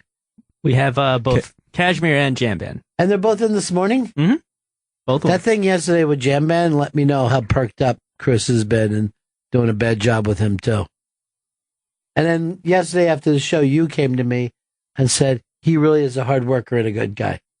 He is, yeah. Why can't you? No, not Chris. What? Yeah, about Chris, he said he is a really sloppy pillhead and said really that a about bad you. person. We didn't even ask him that part. Yeah.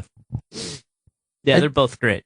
You said he smelled like piss and old gym socks. I said month-old gym socks. Oh, yeah, Yeah. month old. Thanks I for always nothing. forget the month old. Thanks for You nothing, know, you're Joe. not like a detail guy sometimes. I'm not. so- I'm a big picture guy. You know, give me a big brush. I always say, "Where's the big brush?"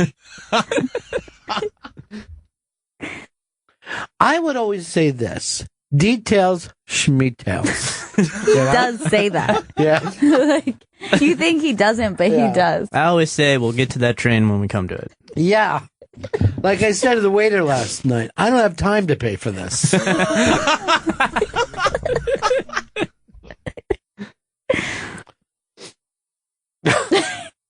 Everybody's very odd today.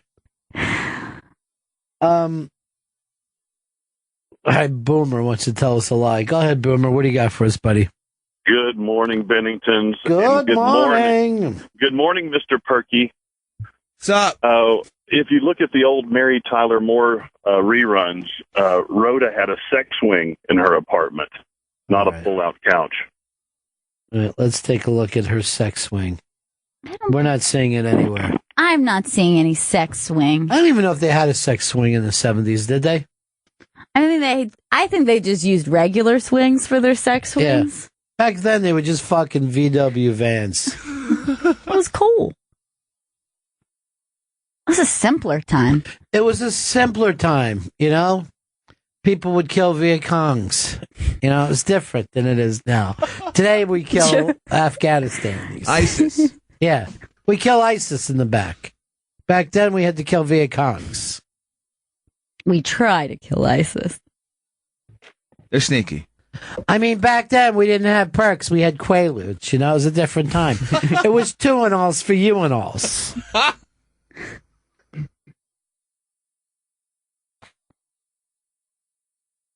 Why don't we break here, too? Mm-hmm. Let's break quick. Coming back with the musical guest today, which you can hear more of. Martin Courtney Yeah. and his new solo album is Many Moons. You can hear more of this, Martin Courtney's SXMU session. Airs Sunday at noon on XMU Channel 35. Also available on demand. And they've got an exclusive video over there of a pavement cover called Major Leagues. Chris, is Rob Cross the PD of that, or is he a PD of many stations? I believe he's a PD of many stations now, but that's underneath the Rob Cross umbrella. Yeah. Rob Cross, he has one of the cooler jobs in radio if you're a guy who likes music. Yeah, he You know? seems like he does. I think under the Rob Cross umbrella would be like a great place to be. Well, I know for a fact that it is, because this guy is a fucking hit maker. You know what I mean? I mean, he is a keeper of the gate. If he tells you, you got it, go get a bank loan, because the money's coming in. You know what I mean? Call your mom and say, let's shop for a house for you. But I like this house. I don't care. Mm-mm. I'm moving you away from your sister and all your friends. So we'll be back with some of that and more. I love being in here on a Friday morning with you guys. Bennington. Martin Courtney is the artist of the day. This is Chris Stanley once again copying Tom Sharpling's show, the one that Gail did with him. But it's No. still a great idea, Chris. No, this isn't copying Tom Sharpling. This is showing Tom Sharpling what's up. This is showing we're taking his boy. He's our Wow. friend now. This is all from the SXMU session that airs Sunday at noon. SXMU Channel 35. Also available on demand. Check out the new album, Many Moons. It's available now in stores and online. Do we have Martin's Twitter or anything like that? Yes, I can get it for you. Thank you, Because we Gail. follow each other. Oh, you do? Because we're friends now. Wow. Mm-hmm. That's right. Pretty cool. That is pretty cool. And that song was Northern Highway Yeah, it's from great. Many Moons, and I love that song. I just want you all to know that. Okay, good. I'm glad to hear it. I was wondering, I'm like, how's Gail feel about this? She never says. You know? I was like trying to read your face and like to see if you're like, I don't know why this is playing. Martin Courtney's Twitter is at IamMCIV. Wow, that's tough. It's the tricky one. Yeah. And his band, Real Estate, you can also follow them at Real Estate Band. Yeah. But this is the solo project. This is the solo project.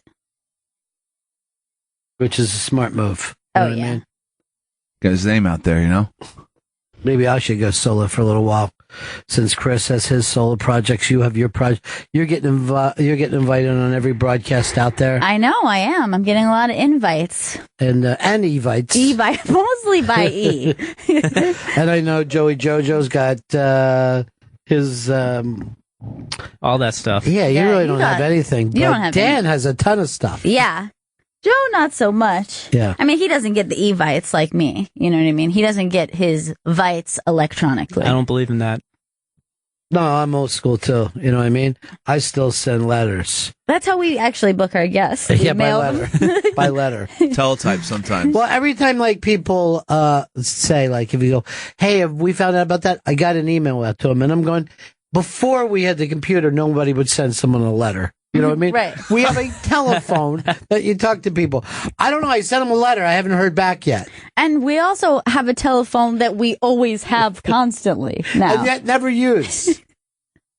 Like if somebody calls you, you go, oh my God, what's wrong? What's happened? Oh, you know What something happened? fucked up happens. It's anxiety to get phone calls in this day and age. Oh my God. Especially. It's actually anxious to get a text, too. You know what I mean? You're like, what is that text for? It's all anxiety inducing for sure. But if I get a phone call from a family member, there's like a couple people that I would be like, oh, okay, they're just calling. But then, you know, certain people that don't call you like very often, immediate panic. You're like, why is this happening? And then a friend, if I see a friend is calling me, I'm just completely confused. Because usually people text to say, hey, I'm going to give you a ring. No. I know. Hey, can I give you a call? do that Are you too. busy? I'll say to people, is it okay if I call? Yeah, you do What it to the me. fuck is wrong? Expect a call from me in 60 seconds. Don't panic. I'm calling you. Give out that thing for Martin too again. One more time. The Twitter or Yeah. the Twitter for Martin Courtney is at I am MCIV. Chris, why don't we have this up like on our thing and the iBang and stuff like that, like we used to do? That was an oversight on my part. Yeah, but you're all on pills. We can't trust you. I am MCIV. I am MCIV. I am. By the way, it's not an oversight. It's already up. So that's the oversight. That you don't even know what's going on over there. It's an oversight that I didn't understand. Had it in my sights. Oh, GPS this week, New York City.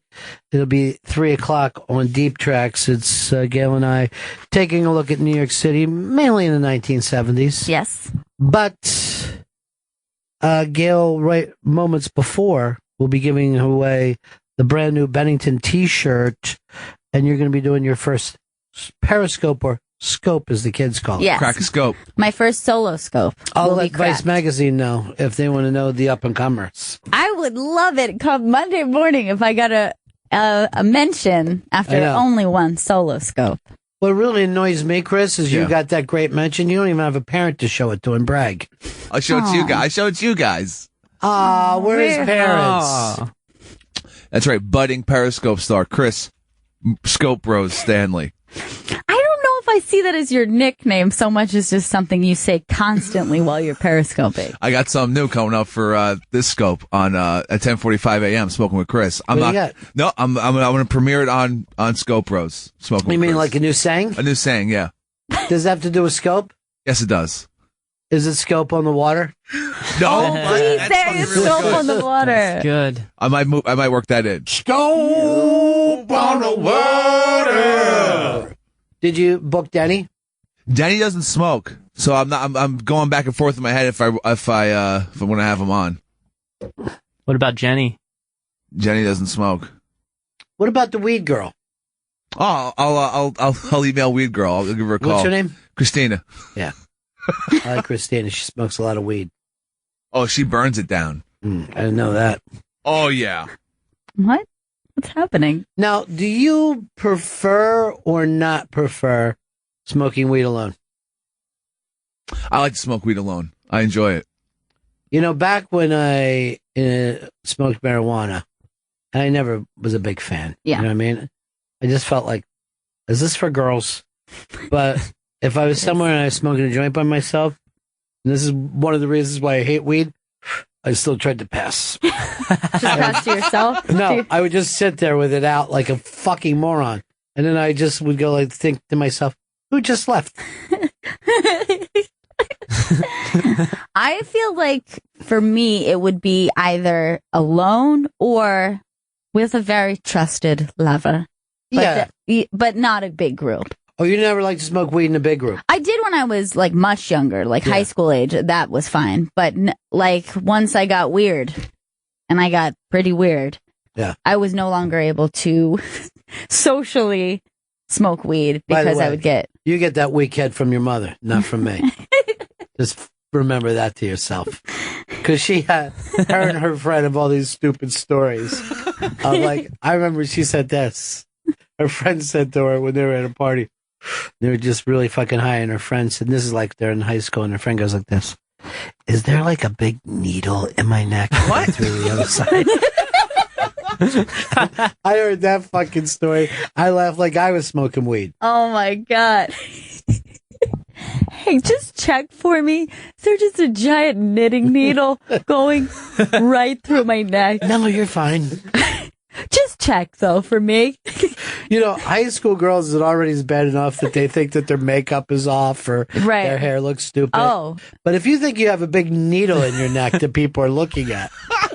I remember once we were smoking weed on the roof of a friend's apartment building, and we had to kind of climb through the window of, you know, when you go up to the roof and there's like that little extra door? Yeah. You know what I mean? It's like, I don't know what you would even call that. Roof door. But the roof door.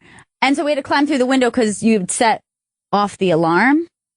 So then we smoked on the roof.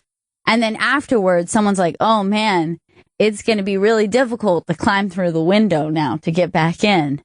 And I had completely forgotten how we had gotten there, and I thought we were going to scale the building, and I was really, and I was just like, I can't do that. Can we just stay here? Because we need to call someone and figure this out, because I'm not capable. I can't do it. And they're like, you did it fine last time. And I was like, I didn't do it.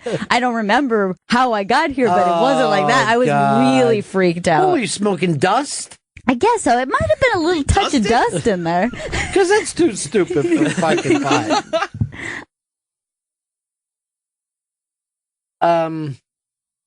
All of weed, I feel, in the city is a little dusty. It's not so natural. Yeah. All I like is dust in my weed. Dust in my weed. Well, you guys went deep with it, huh? Yeah. I never heard dust in my weed.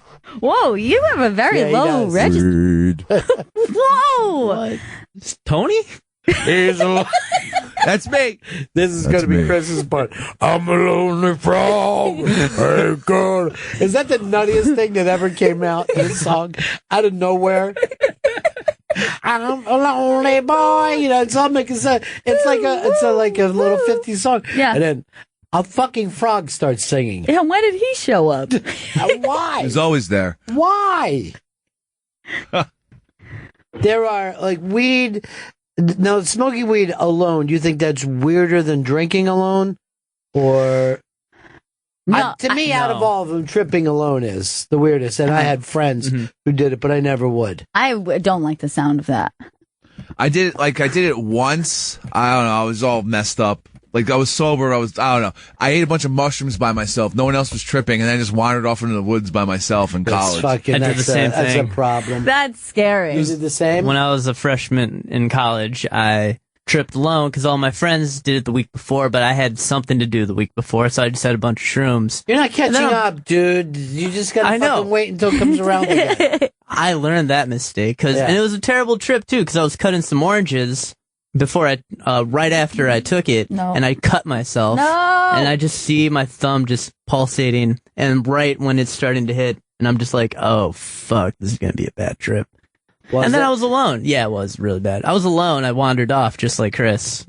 I couldn't But be see, near here's the anyone. thing: even if you're tripping with someone and they go sideways, it's impossible for you to enjoy your time. Yeah. Yeah. You know what I mean?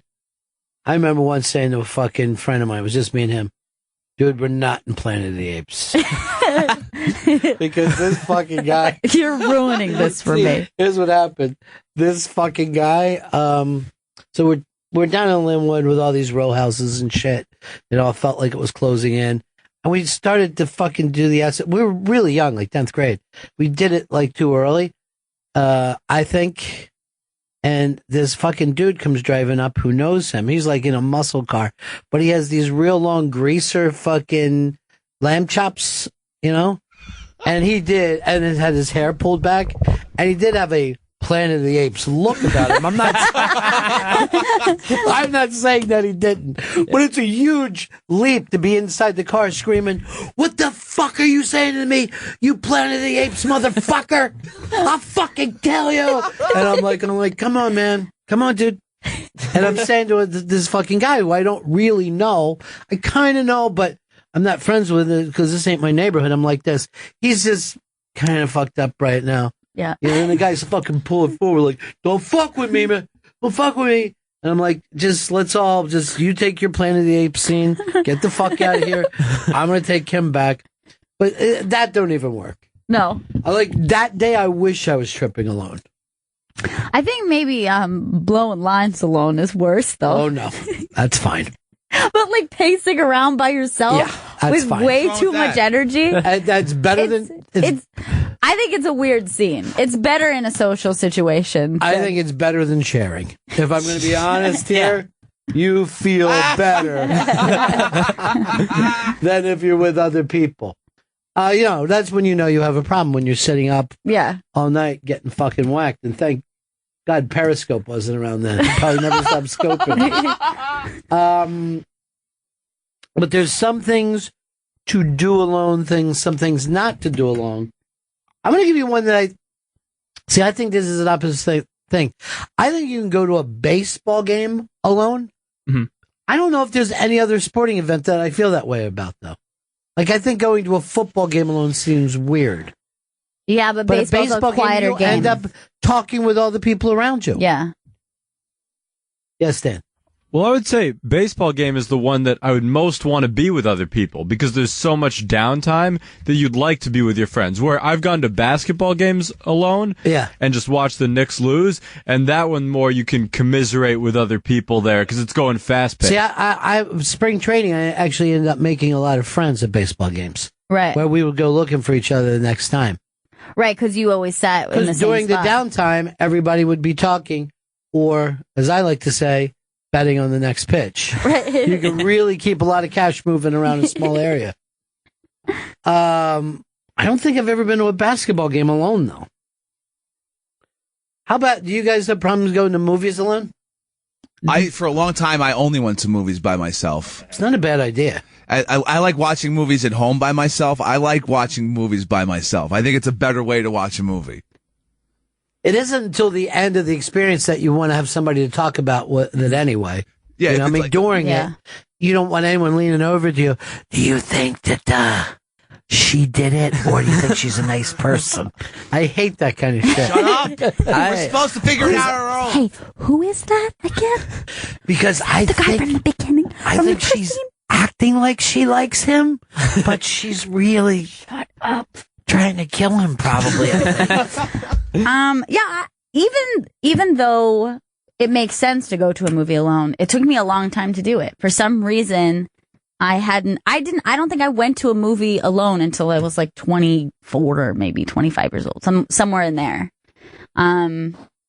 But I think it seemed lonely, but when I was doing it, I was like, but this makes perfect sense. But you're right. It's immediately after, I think, that makes it feel very lonely. Like walking out by yourself and everyone's like kind of like coupled off or with groups. And then you're just like, oh, I have no one to discuss this with. But during, I was like, a movie, I'm fine, but wouldn't it be weird to go to a play by yourself? I mean, I'd have to work for the New York Times before I went to a play by myself. That's fucking odd. That sounds crazy. To go to a play by yourself. I would just sit there with a little notebook. Little binoculars. Everyone will find out later what I think of this. That's a good idea if you don't want to look like you don't have a date. It's just to make yourself look like you're reviewing the movie or the play. I just pretend to be on my phone the whole time, and I'm just like, Dad, I'm in the left balcony. No, you come find me. That's when you're weird, when you're putting on a thing for strangers. Well, a lot of times if you're at a play by yourself, you would look like a producer. You know what I mean? You have to dress right for it. I'm like, oh, I'm very concerned about that. Wearing a turtleneck and a scarf. It's like, why is this guy's neck so cold? Why does he need both? Can I just say something about you, though? Why is your... He's obsessed. I know. He's obsessed with turtlenecks, and he won't stop talking I know, about he them. brings it up a lot. And I'm also thinking it's weird that his fantasy play date is his dad. Out of all the people he would be meeting at the theater. Dad? I love you. You dropped your scarf. Another neck reference. I have a theory that you've bought a turtleneck and you're trying to set it Hey, up how do you guys feel so about Monday it doesn't seem so weird when you come in with your turtleneck. How do you guys feel about turtlenecks? For me personally, I can't wear them because it chokes me. I feel like, why don't I just put a noose on? I've the only ones I've been comfortable with are like, you know, those like really big loose ones Yeah. where you can kind of like stick your face. But they're in it only like for that. girls. Yeah. Bazooka Joes. But I can't do the tight turtleneck. By the way, did you see the Hateful Eight trailer out yet? That girl acts like you with the... Yeah. Because you're always doing suicide pantomimes. That's my favorite one. She acts like she's shooting herself in the mouth as she's waving goodbye. With a He's like, huge grin on my face. I'm taking this girl to hang. And she just goes, It's really funny. This movie looks great. I mean, I'm not a cop, you know, so I'm going the first day. Alone or? Yeah, I'm going to go alone and then meet friends. But this looks great, though. Can't wait. What make a man brave a blizzard and kill in cold blood? I'm sure I don't know. You'd be surprised what a man would do.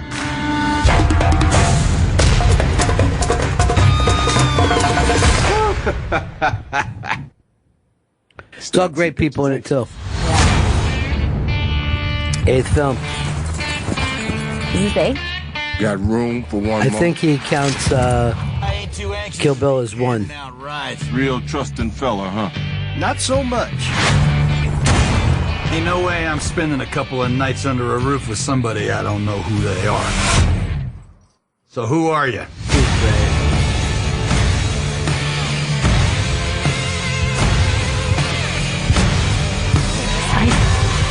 Yeah, it's very exciting. Okay, everybody, hear this. I'm taking this woman to hang. $10,000. That money's mine, boys. So I don't know why the cops are not going to see this film, but I'll be there first day. Is it come out Christmas Day, actually? Yeah, Christmas Day, yeah. I got something to do on Christmas for a change. Finally. Yeah. Cancel church. I know what I'm doing. Now we can do away with all these stupid traditions. Let's Church start of a new Tarantino. one. Looks like I'm giving a present to myself, a Tarantino film. A Quentin Tarantino film, by the way. Oh, I didn't know which. Yeah. I hope you won't want to go alone. I would like to be there as well. Yeah, but sit a couple of rows away from me. Josh in Boston. Hey, Roddy. Yeah. Let me just real quick. This is my first time back listening to the show since you and Fez took off. So it sounds good. It sounds real good. Yeah. One thing, I just started doing something this year. I started bow hunting. And where I go bow hunting, there's black bear in the area. And I am literally shaking the whole time because I'm so fucking afraid that a bear's going to just maul me. Yeah, they say you should never hunt alone in case something happens to you out there. Your thing doesn't even make sense. Yeah, that's not even a Seems good like idea. a buddy system is the best idea for Yeah. hunting. Hey, Steve in Texas. Hey, what's going on, Ronnie? Hey. I'm a big fan. So, I heard you on Opie and Jimmy yesterday. You guys were talking to Rob Dukes right towards the end. And at the end of the show, you played his song. Did you listen to it? Did you get to hear it? No, you know what happened is everybody was doing their goodbyes, so Ope turned it down. I only heard it the very beginning of it. But Rob was very cool to be, hanging out with. Oh, yeah, it was a great hang. He was a lot of fun to listen to. It was a good interview. But the song was a little less, I don't know. It was like, how when in commercials they make old white women rap? It kind of made me feel like that. Well, a lot of times give it a chance, listen to it a couple of times, particularly if it's out of your wheelhouse. Yeah. You know what I mean? Because I guess is that the one that he's mixing with the guy from Run DMC? Yeah. Yeah, so it takes a little time for something like that to sink into you, two different genres of music put together. Go back to the well, you know what I mean? Yeah, give it a little, But I wish I would have had the chance to give it a listen. Yes. But like I said, Jimmy had to leave. He had his little rolling suitcase with him, and he was already wearing his comfy clothes to fly in. I saw that in the picture with Elvis. He was wearing some sweatpants. You saw the picture? I did, yeah. How'd it come out? It was a great picture. Yeah. I'll try to find it for you because somebody tweeted it to me. You all right over there, Joe? Yeah, that was my stomach. Yeah, I don't think you're hungry. Yeah, your belly's a little too tiny to be in this room. What's wrong with your tummy, buddy? God, that was weird. Oh, what is it so strange about a man saying about another man tummy? Yeah, I don't even like the word tummy with anyone over 3. Yeah. You all tuckered out, pal? My abs hurt. Hey, tummy. That song's in my head now. I know. It's really good. Oh, wow, this There it picture is is. so weird. I didn't even know this. Everyone's wearing a variation of black and gray. Yes. That looks like a planned picture. That isn't a cool hat, though. Yeah, it's a great hat. It looks amazing, too. He actually is much more of a handsome man in public, which you can't say to another person. Right. And you can't just say to somebody like, oh, you're better looking than your pictures. What's wrong with my pictures? Just saying you're not photogenic. That's all. But in real life, you're more attractive than you should be. Beautiful. You guys look like you could be in a band together, though, I feel. All 5 of us? Mm-hmm. Yeah. We could be called the Black and Grays. Black and Grays, won't you come to wear some black and gray? Black and gray, won't you come? Won't you come? Black and gray, black and gray. I like a band that has all lead singers. Yes. So Me too. That's the exciting thing. And I like voices that don't blend. You know what I mean? Yeah. They stay unique. It's the exact opposite of harmony. Which I don't know if there is a word. Discord. Is that right? Discord, I think, would be I the didn't know that. opposite of harmony. Does that sound like that makes sense? Yeah, well, I was on this website called eDiscord.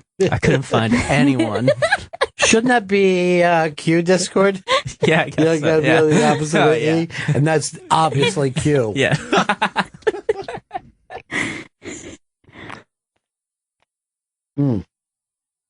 All this site should just be called Jacking Off with Other Guys.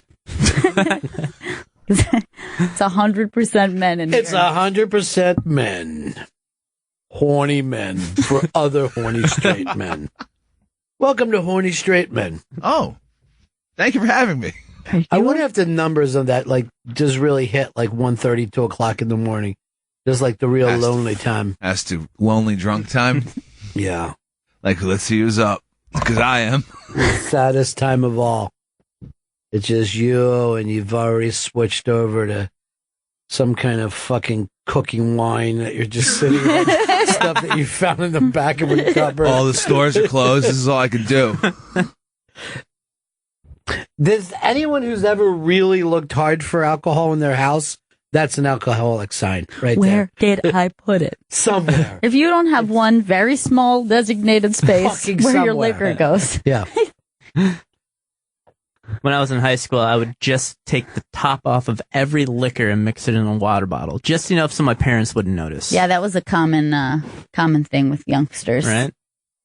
So one time I did it with Kahlua. Doesn't go well with rum, whiskey, vodka, and tequila. So you would just get a little bit.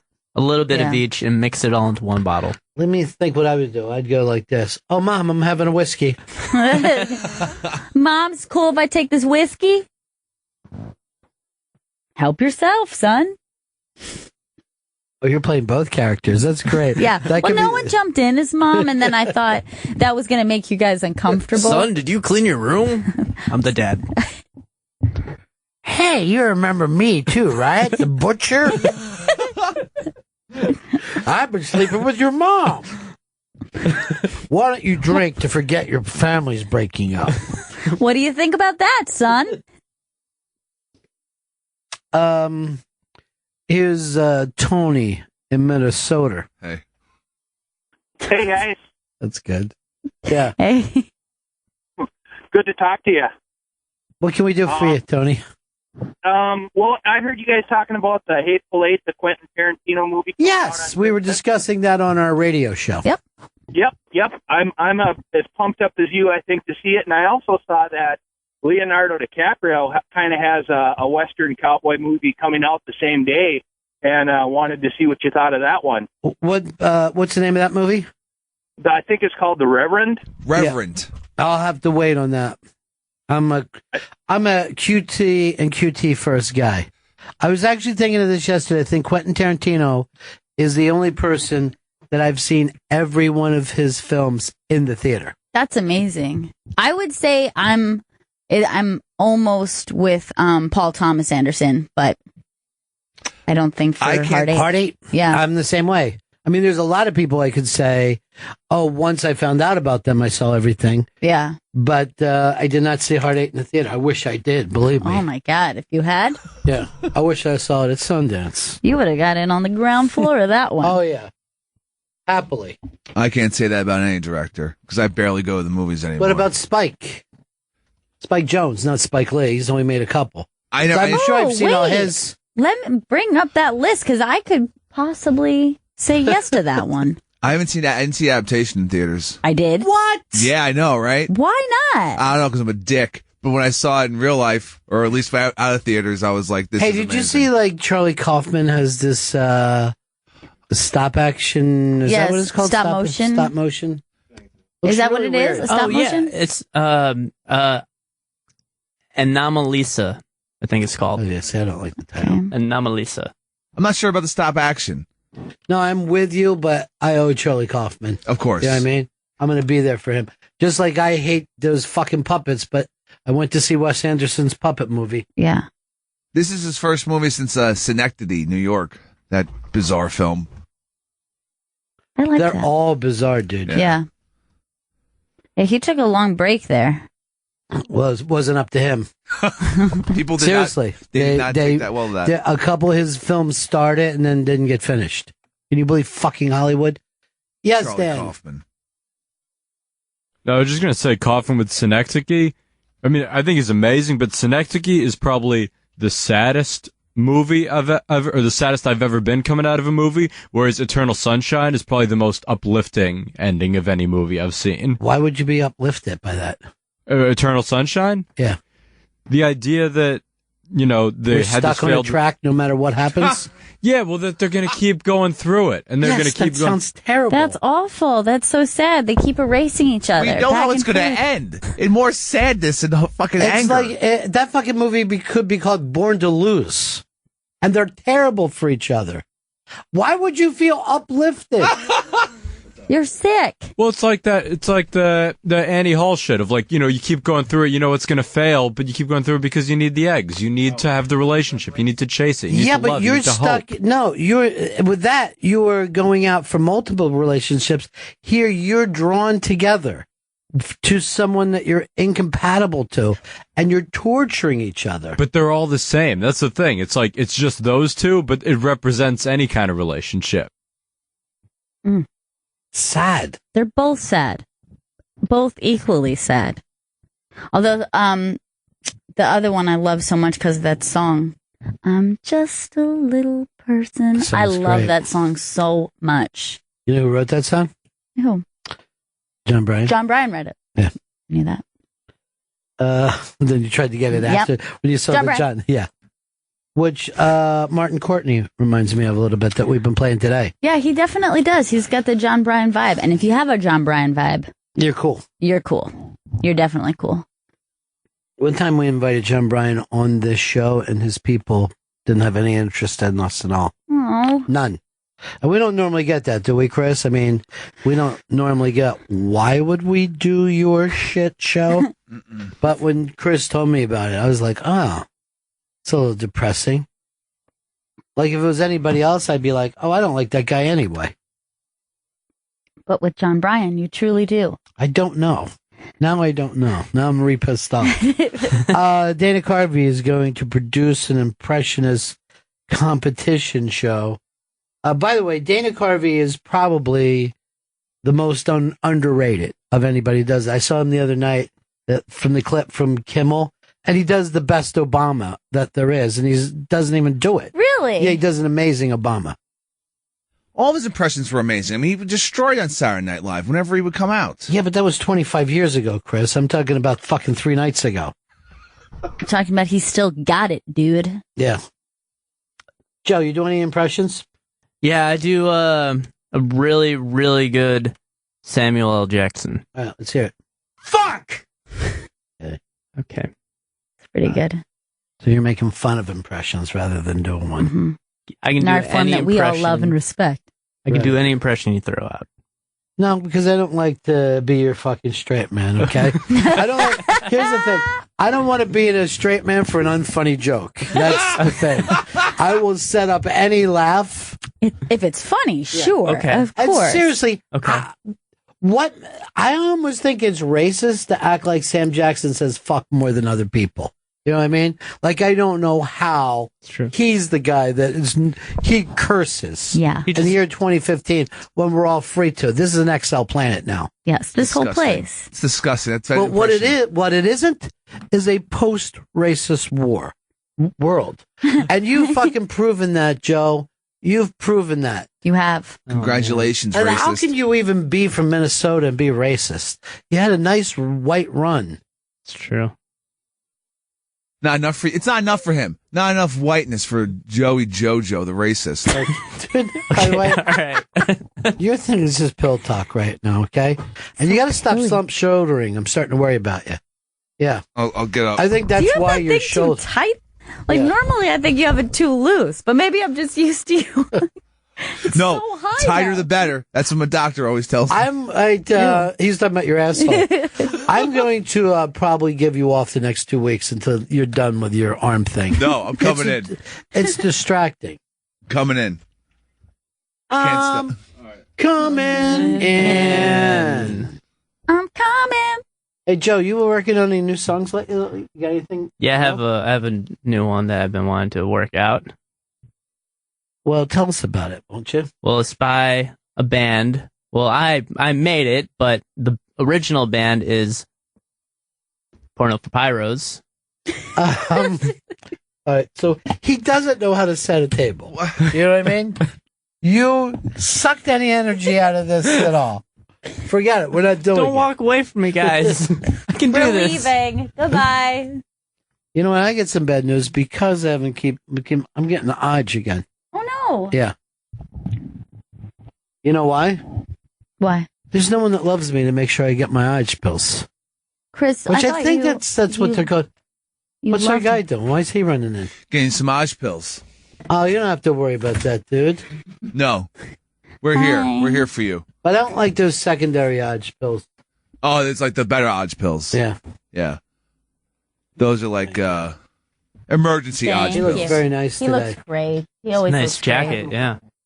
That's casual? Yeah. What? Okay. You have like 7 articles of clothing on. It's ridiculous. I always say, turn around quick, look at the mirror, and take off one of your articles. Yep. And for me, it's always bra.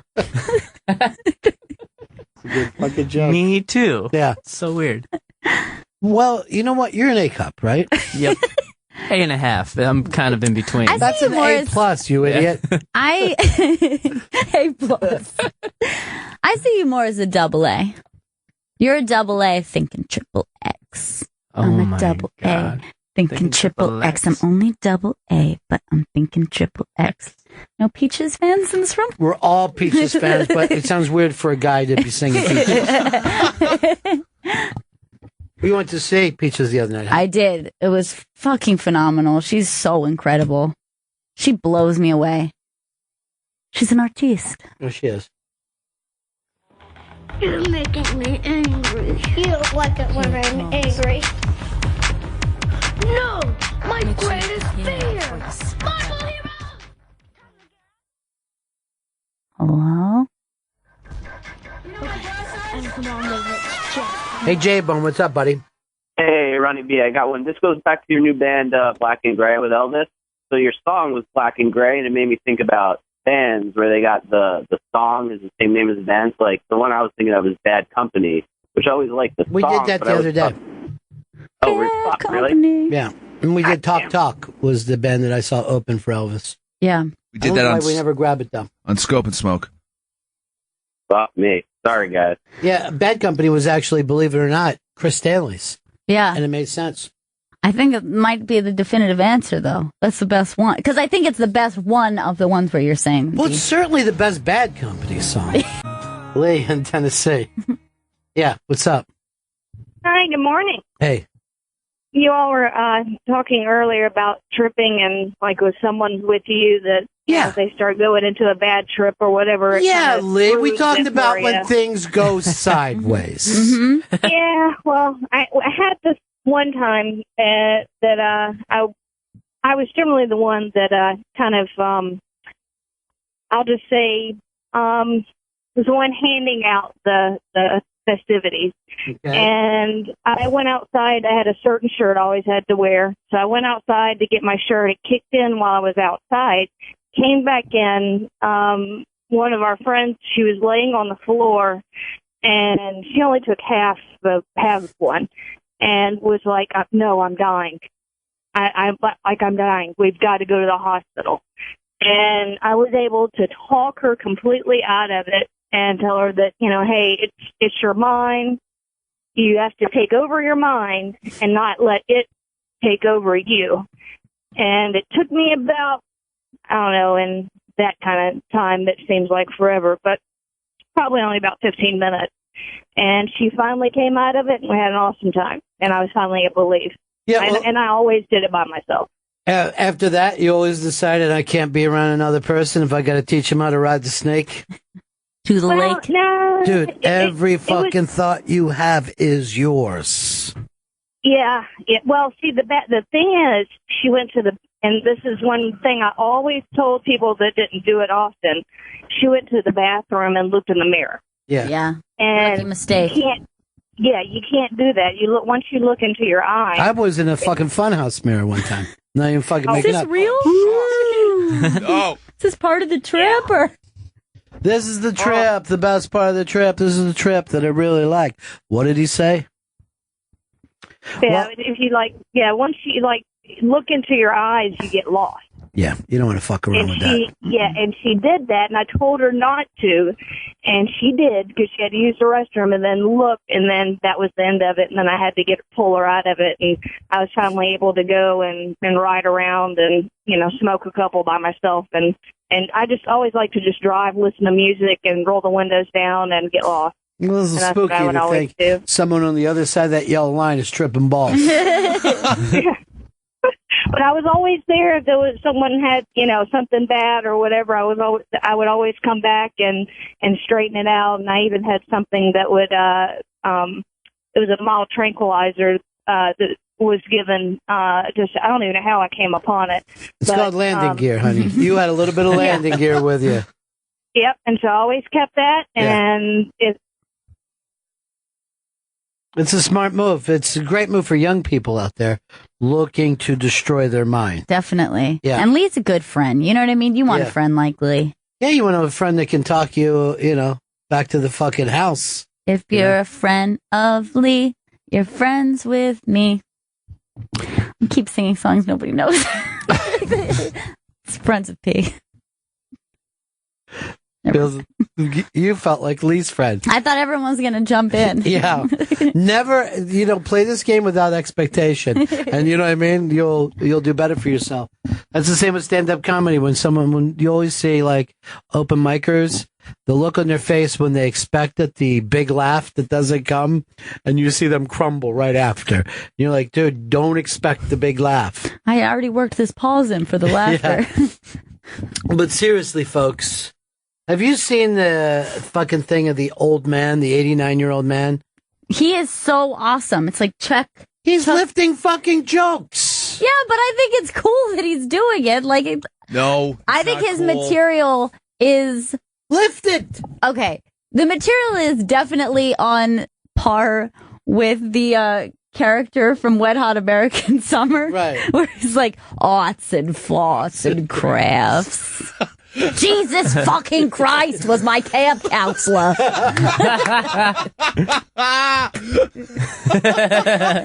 This was back in the Stone Age.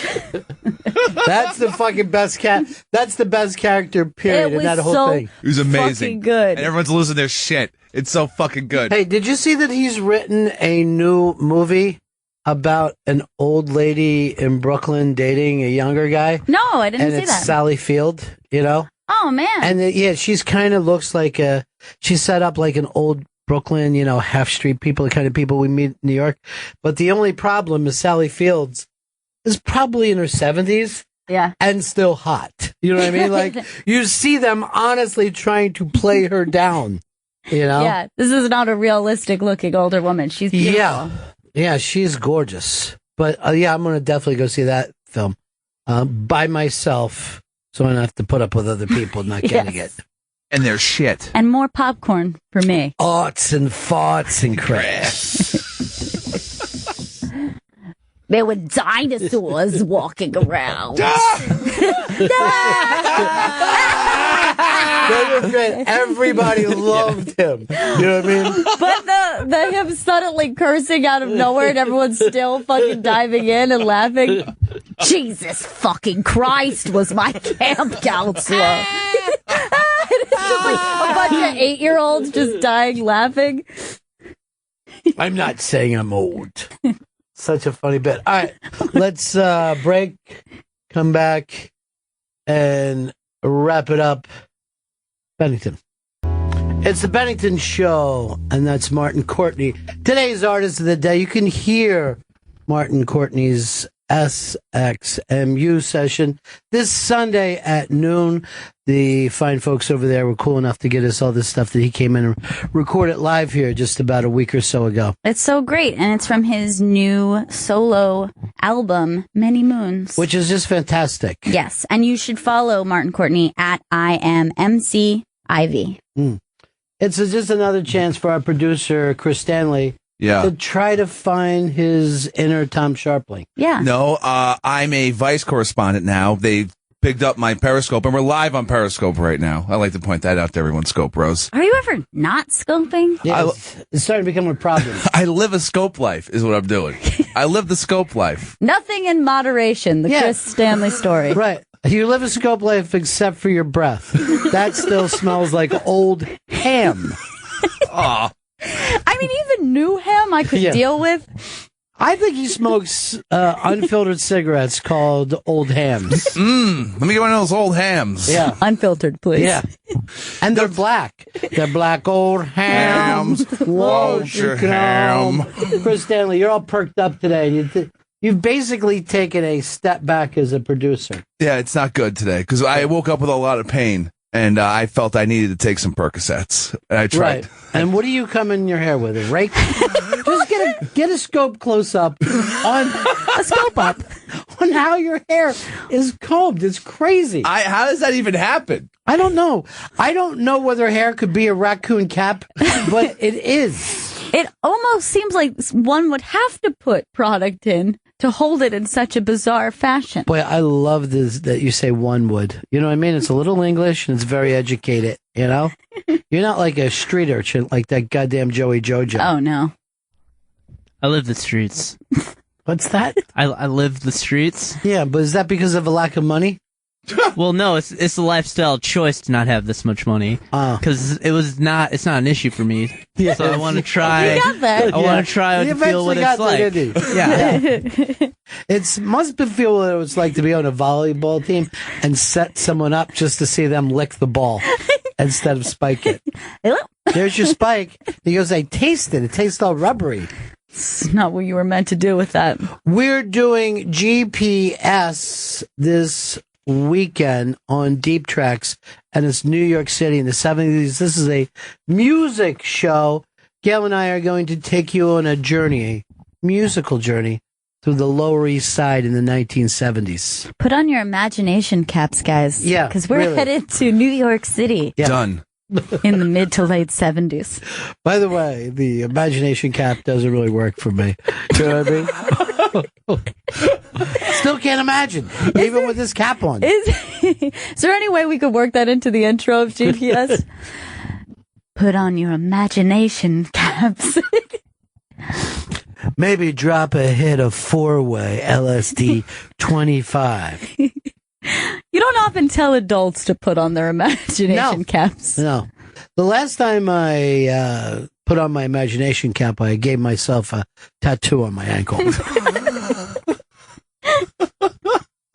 Did it with some Indian ink and an old knife. It's pretty cool. Yeah, it was pretty cool. Thanks for picking up on that. You know what's great to have a friend that you can impress so easily. Oh, I know. Oh, it's fucking awesome, dude. Now, you should say on Scope how you, because you haven't mentioned yet that you were called a budding Scope superstar. Vice.com, Vice Magazine, is called me, Chris Stanley, a budding Periscope star. That's right. Periscope's the new medium, and I'm a new star in Periscope. I'm already hearing that your connection really blows again, Chris. I'm on the Wi-Fi. I'm getting complaints about it. So, I mean, if that's going to be the way it is, we shouldn't even put it up. Forget it then. I thought we were going to get a new phone or something, or is that not even going to help us? It's just bad Wi-Fi here. I think that the room might have. I think the whole thing is the connection, the actual internet connection. We did it here before, and it looked great, right? I think so. Yeah. Yeah, the last time we did it in studio, yeah, it was great. Yeah, it looked good. It's fickle, that Wi-Fi. I don't know whether it is or not, but I just hate to do stuff. Well, like our last scope that we did outside looked really good, and then the previous was like a pixel scope. You know what? Here's something that is interesting. We got this text to us from Mr. Tom Sharpling. Huh? Let me guide you, Chris Stanley. Be humble enough to ask for my wisdom, and I will provide it. Never. That is a great offer. Never. You could learn so much from him. I can learn nothing from Sharpling. He's my nemesis. You just stole Martin Courtney as a musical guest from him. Seems like you learned and not even got something. him in as a guest. Went and stole the tapes. You double stole, really, when you think of SXMU, it. yeah. You stole from 2 different shows. Courtney owes us now, and so does Sharpling. Why? He owes us nothing. It's the pills talking. No one listens. He doesn't realize that's the worst thing a producer could yell out ever in the history of producing. I'll tell you this one thing. Sharpling is jelly. That's what the kids say. He's jelly because I got the Vice right up. That's why. Yeah, now he's just trying to say all this crazy shit. I think Sharpling got you that right up. No, he did not. I have the feeling, too, that he pulled those strings. I think he's making you be a better you. You know what I mean? Yeah, I like what you're saying there. I am the best me I am right now. And Sharpling has nothing to do with it. When I went on the Best Show and I was sitting there with Tom Sharpling, all I kept thinking is, God, I just wish that, Chris could just absorb some of his, horse sense. What you absorbing, Junior? I can absorb nothing. I'm the one who puts it out. People absorb things from me. Oh. That's disgusting. I don't want to. I don't want to absorb any of your weird. You. The sweat's building right now. No one wants to absorb that. Your perk sweat. I know. I wish you were in the other room like earlier. You had, seriously, a more relaxed, easier going Joey Jojo in here. Isn't he? There's something very calming about Joey Jojo. So tomorrow, Gail, you're going to give away the first Bennington shirt. That's right. I'm going to be pre-show periscoping at the iBang. You can follow at the iBang, I think, right? On Periscope. That's how you do it. And then we'll also tweet it out. You'll get a little tweet. Right. But yes, well, there'll be a hashtag situation. Yeah. TBD on that, but. Well, I think we're going to do hashtag deep tracks, hashtag GPS, and then you have, some kind of a comment contest for it. Yes. But it should be cool. And I know the folks at Deep Tracks love this one, and this is really more of a Gail one than a me one. Yes, this one was very exciting for me. It's my baby, if you will. My pet project. My pet baby. GPS. Sad when you put it that way. But I have such pride in my pet baby. But, you guys should check it out. Saturday, 3 p.m. Deep Tracks, Channel 27. So there was a lot of complaints about the video, and then you got it worked out now. This is the last time I'm going to let you scope, though, Chris, because I can't put up with any kind of extra complaints. Oh, I know. You know what I mean? Like, I have enough complaints in my life without having somebody complain about video quality. It ruins my day. Yes, and that's not really our forte. This is icing on the cake, guys. Don't you like icing? It's delicious. You know what? I think just the opposite. I think it's more cake on the cake. You know what I mean? Cake on the cake. I feel like I'm already making the cake, and they're like, "Here's more cake for your cake." Actually, now that I think of it, that phrase kind of doesn't really make sense because icing on the cake sounds like a little extra. I don't want the cake unless it's iced. It should be extra icing on the cake. Is there an uniced cake? Like a pound cake is uniced. Disgusting. I'm not. What if it's a buttery pound cake, though? That's nice. Buttered? Oh, yeah. Well, not buttered on the outside. I mean, it's buttery. You're already getting a buttered taste. If you're adding extra butter, then I'm in. But I'm going to need an iced cake. Chris could always put the scope up on the computer so you guys could see what we're seeing. I guess he could, but he doesn't. He's a dope. I got one arm. He's a one-armed Yes, and man. you have 9 people who work for you that haven't done anything today. Have you figured that out? No, because you're too much of a lone wolf, Chris Stanley. That's your problem with everything. Howling in the night by yourself. I need you guys in there to be scope bros. Check out the video quality. You don't yell it out like that. You would just fucking, before you did it, have them come in here and set it up. Yeah, and take care of you. You know what I mean? You should have an intern work with you at all times. You should have an intern shadowing you. I need Jam Band to be my right arm. My new right arm, because the right arm's already... No, he's trying to say it as if these are his thoughts. Mm-hmm. And yet we know that they're not. We know that they're not. Look, I just see blackness there. How you're looks great. Yeah. This looks crazy. Yeah, that's hilarious. This is shit. This is terrible icing. I'd rather just a cake with no icing then. Oh, yeah. I'd rather just have icing, if that's the way we're going. Give me a bowl of icing and fuck the cake. And I mean literally. Take your penis out, get it erect, get over top of the cake, and start to fuck it. Push down into the cake. All right, so that's Saturday. Saturday, GPS. 3 p.m. Now, Deep Tracks, Channel 27. We're doing another show today, as a matter of fact, after this one, at 12 o'clock. Yes. You might say to yourself, why are you doing double shifts? Love, you know? Yeah. How many shows did I do yesterday? 2. How many are you doing today? 2. How many are you doing tomorrow? 1. For me, if you count Periscope, 2. Yeah. And that's a Saturday. And I do count Periscope. You know, I was hearing that the other day from Elvis Costello, who's a friend of mine. Yeah. Me and Elvis and Jim Norton were talking. And Elvis says to me, do you consider Periscope a show? I'm like, fuck yeah. Oh, hell yeah. I definitely do. Wow. I didn't know he was into it. There's a lot you don't know about Elvis Costello. I know. That's true. For instance, but I want to learn. Here's one this is where you can start. His aim, it's true. It's not false. You got nothing there but total blackness. What's There's happening? no reason for us to do this, Chris. The end of the scopes. Are other people saying that it's No blackness? one's saying that it's black. There's blackness. No one in the room. I'm in the room and I can see blackness, so one person's saying it.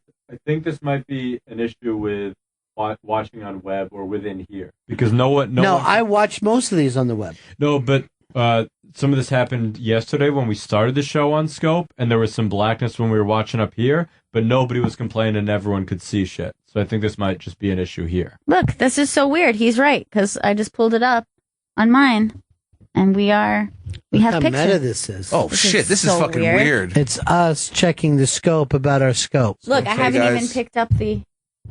Hi, Ron and Gail. This is so weird. God, you're being so odd right now.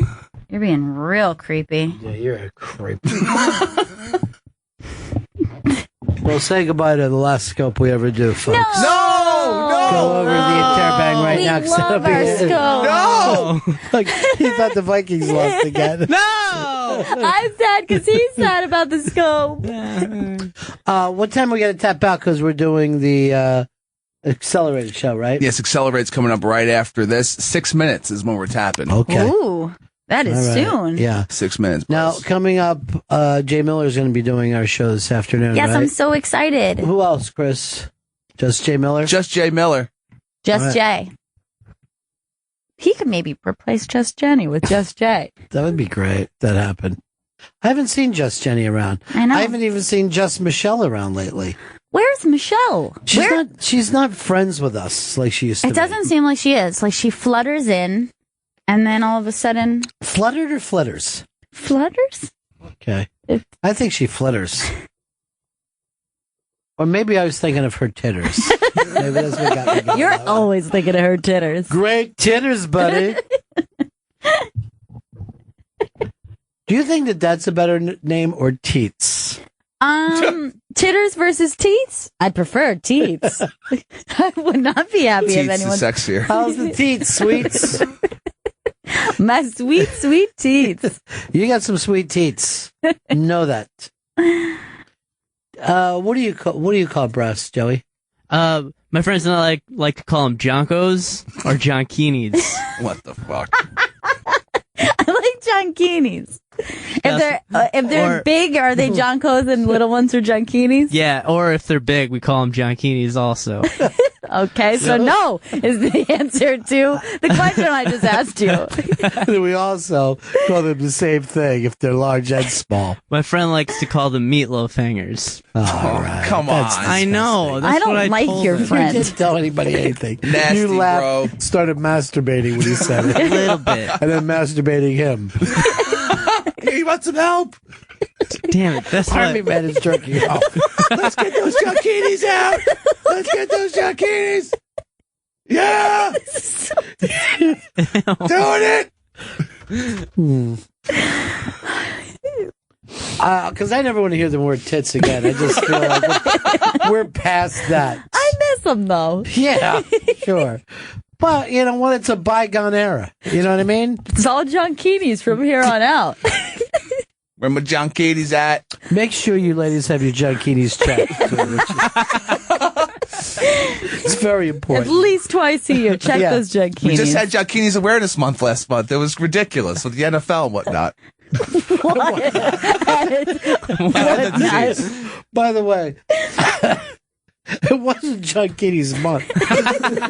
It was breast cancer awareness or Junkinis awareness. I'm aware that Junkinis exist. I'm aware every time they come by. Thanks for bringing them by, ladies. Ow! All right, so Saturday, the big GPS show. 3 p.m. Deep Tracks, Channel 27. We'll meet you there. We will meet you there, and you can be the first person to win the brand new Bennington T-shirt. Yep. 001. Signed. 0001. And signed by Signed. the whole crew. Yeah. Now, here's my question to you. Are we signing that today, or do we have to wait till they give the request of size? Well, because I would like the visual of the signed shirt on my scope. You know what I mean? It's a visual medium. I say we do it today and know that we've picked the correct size. Okay. I mean, I can do that. You know how? Brain scoping. I'm gonna guess. Yeah.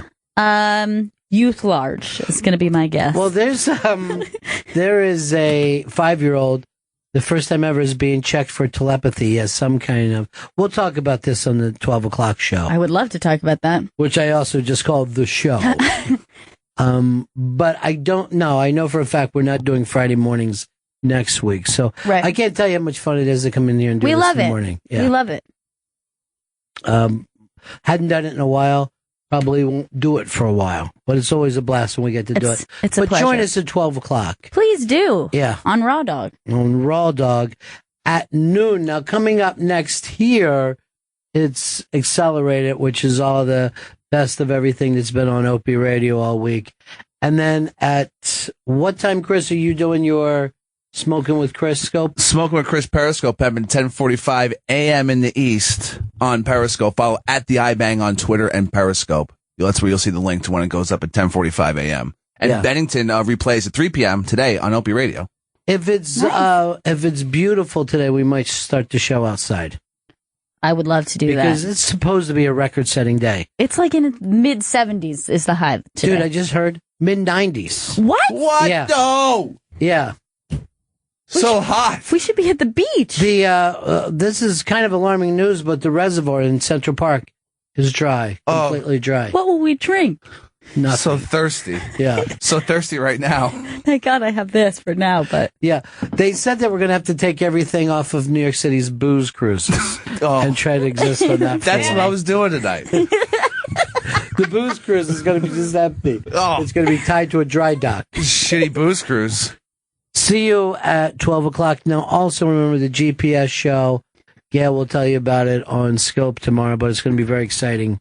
Giving away the first ever Bennington shirt, 001, signed by the whole gang. Signed by the whole fam, really. Yeah.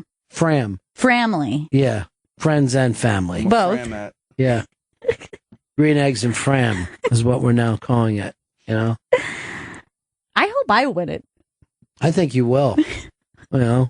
Because we're going to give it out to the first Gail that calls. Oh, my God. Yeah, so call early and often. Call early and then keep it often. All right, that's it for us. Thanks, Opie, for having us sit in for you today. And we'll see you at 12 o'clock over on Raw Dog. Take it easy, everybody, and enjoy the next 2 hours. Yeah, buddies, it's the Bennington Show. Chris Stanley yelled out woohoo at an inappropriate time. I love when people do that. It was the best. It seriously made my entire day. Damn it, I thought we were still woohooing. No, not woohooing anymore. We already moved on. Never not woohooing. But it was really wild because we were like going crazy with the woohoos before that. And he finally jumped in. Yeah, he finally tried to jump up on it. And booked up. We moved on to Yeah Yes by that point. It's actually a really good song. I haven't heard it in a long time. Really not since the Starship Troopers trailer. Just the trailer, though. Yeah. Not the actual film. Which was a giant mistake for the film. I agree. Because the trailer was unbelievable. But you know what? They got us in the door. And I don't regret it. And once we got the door, we stayed there. No, I haven't watched all the straight to download starships that they do with a $45 budget. There's 4 of them. There's 4 extra ones. Now, Chris Stanley, I'm going to let you know this. As we were leaving, we went out to watch you do Scoping with Chris, which, by the way, amazing today. Thank you. So good. Who were all your guests? Because you had 3 guests. I had Christina and Jay from Jay Thomas's show, and then I had a surprise guest, repeat guest, Shuli.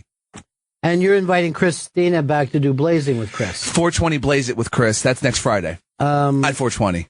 At 420, but you're not going to do Smoking with Chris next week? No, Smoking with Chris as well. I mean, it's gonna be a twofer. Smoking with Chris, 10:45 a.m. Friday. 420 Blaze It with Chris. That's 4:20 p.m. Friday. You guys had a lot of chemistry together. Chemistry that I've never seen you with Joey Jojo. I've never seen you with Dan the Pearl Man. Oh. I've definitely never seen you have with Gail or me. Really? Really? Yeah. Wow, I didn't realize. You almost seem human with her. Thank you for the compliment. Now, as we were leaving, I saw a rock god look-alike standing against the door, and it looked like Billy Gibbons, but much thinner than Billy Gibbons from ZZ Top would be, right? I just come up here now and I see the posters, and it was Billy Gibbons. Are you kidding me? No. I saw him too. I honestly thought I was going to make a joke like, oh, looks like ZZ Top, right? Right. It was him. That's crazy. He's so teeny. Yes. Much smaller than one would expect. Yes, way smaller. Little Texas triplets, a little old band out of Texas. Ow, ow, ow, ow. That's pretty cool. So I guess he's doing town hall today. Yeah.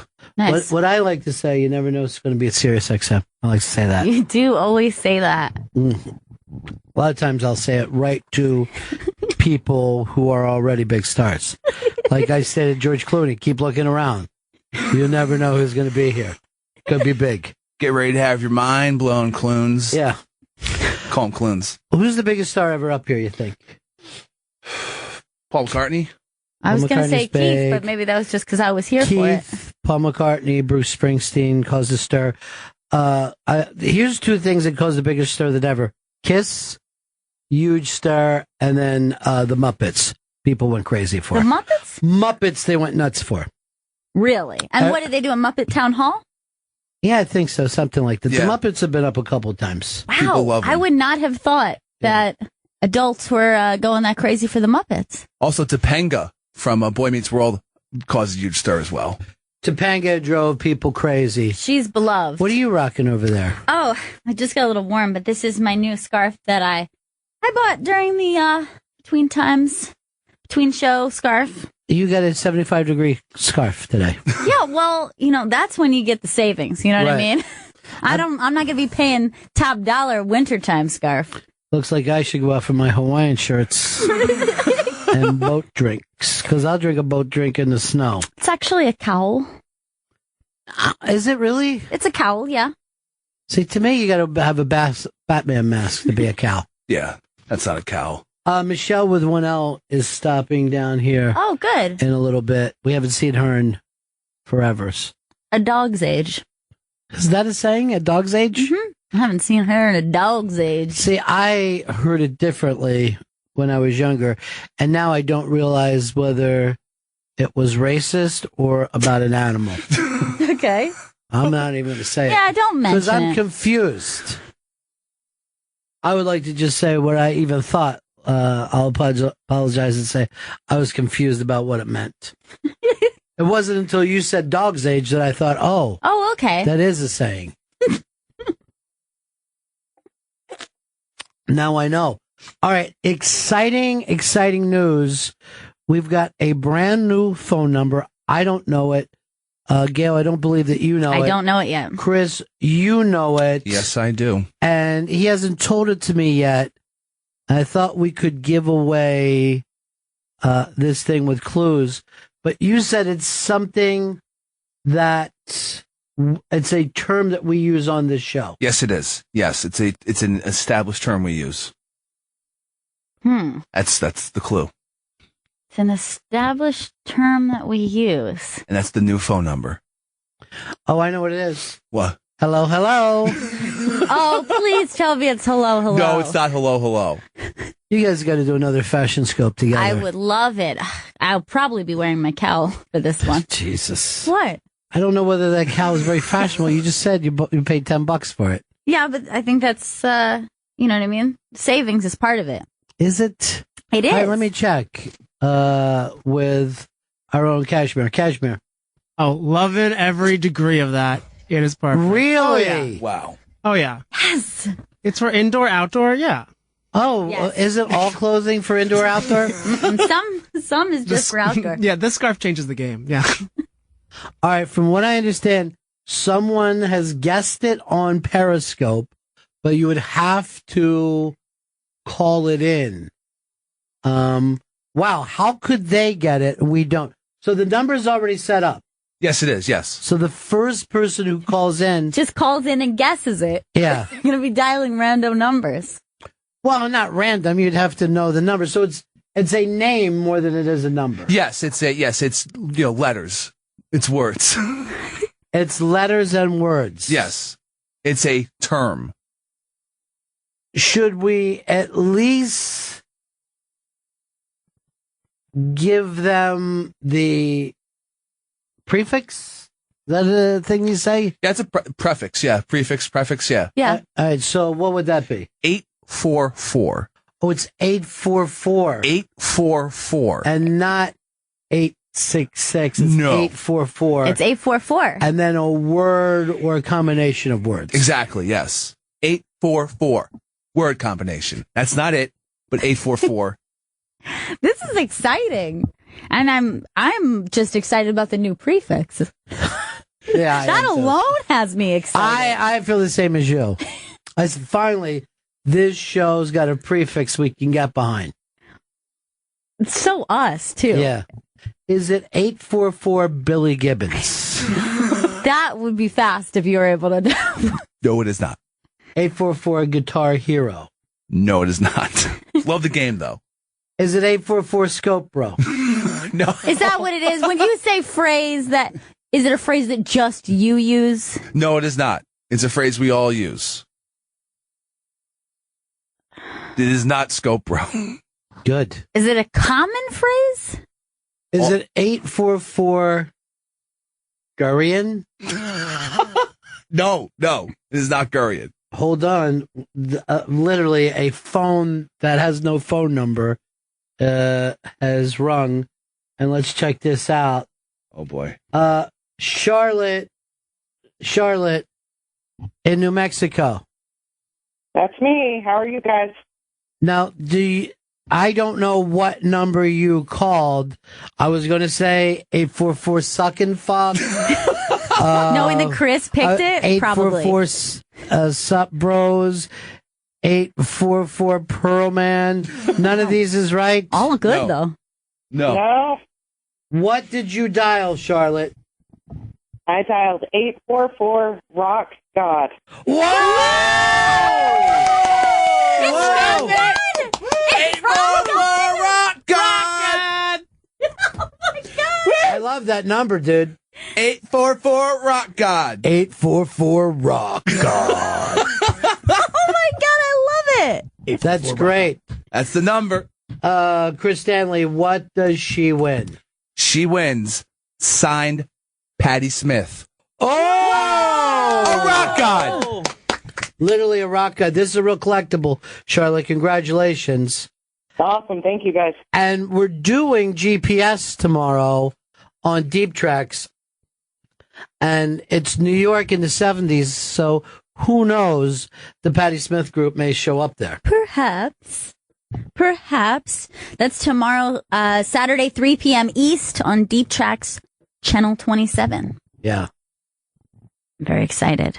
I'm also excited about her new number. 844 Rock God. 844 Rock God. Dude, there's all kinds of it that was just ringing through after hers, too.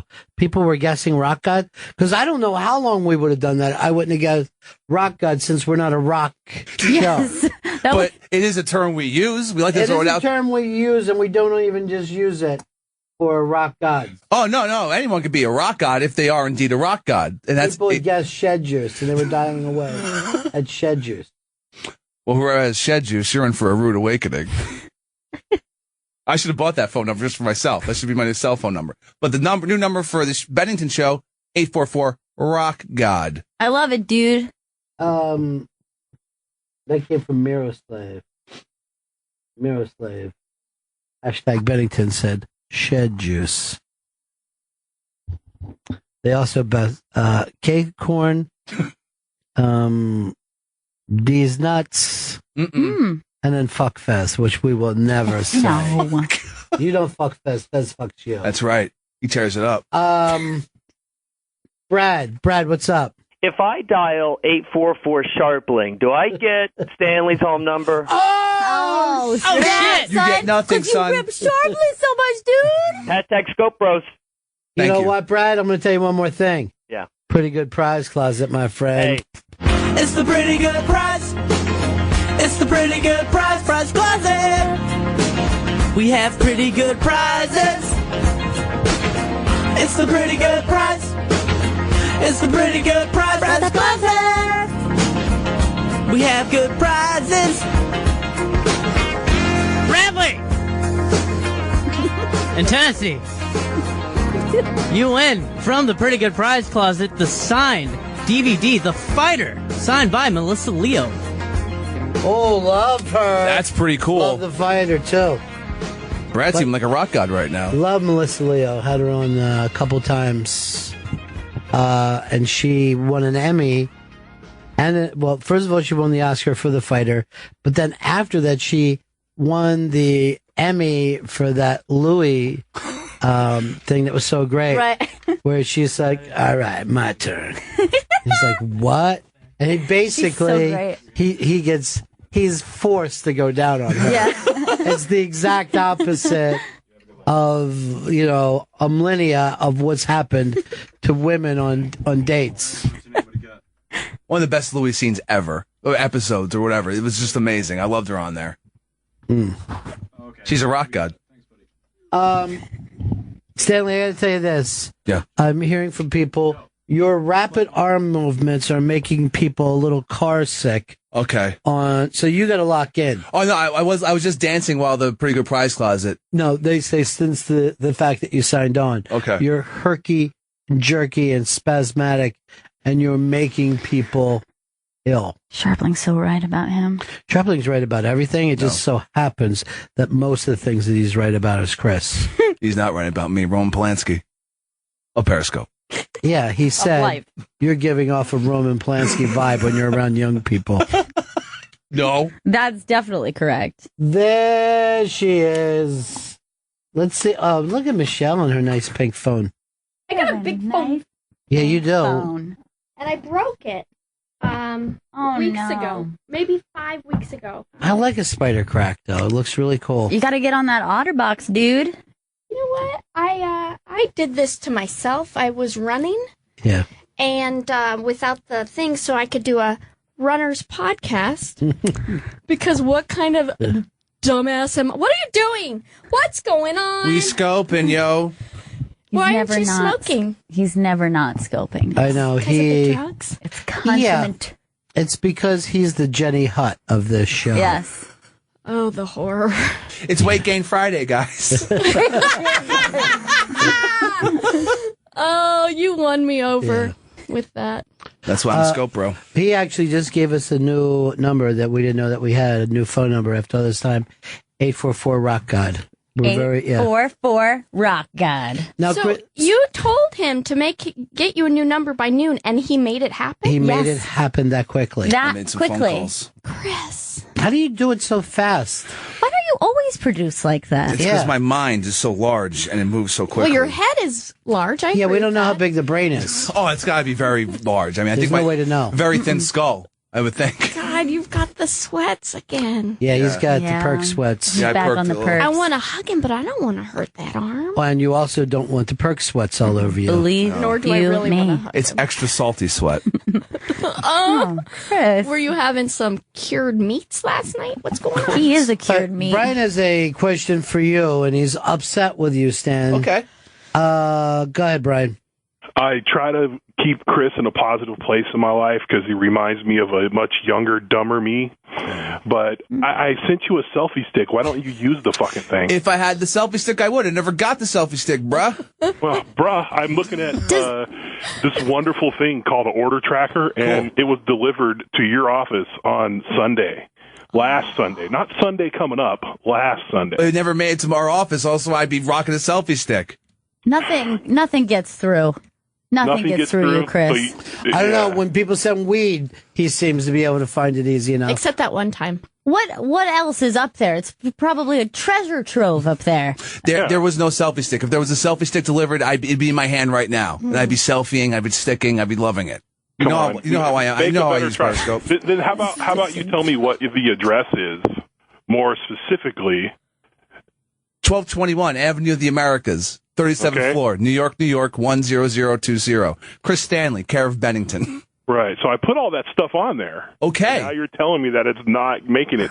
It's not making. If I had, why would I? Instead of yelling at him, why don't you track it from here, Chris? I think you should start with Everybody thank else you. knows what comes in and out of their office. thank you and so yet much. you're screaming at the gentleman who sent you a present. I know it's a lovely present. I would love a selfie stick. You just called it a president. It's not a president. This is how whacked out on perks he is.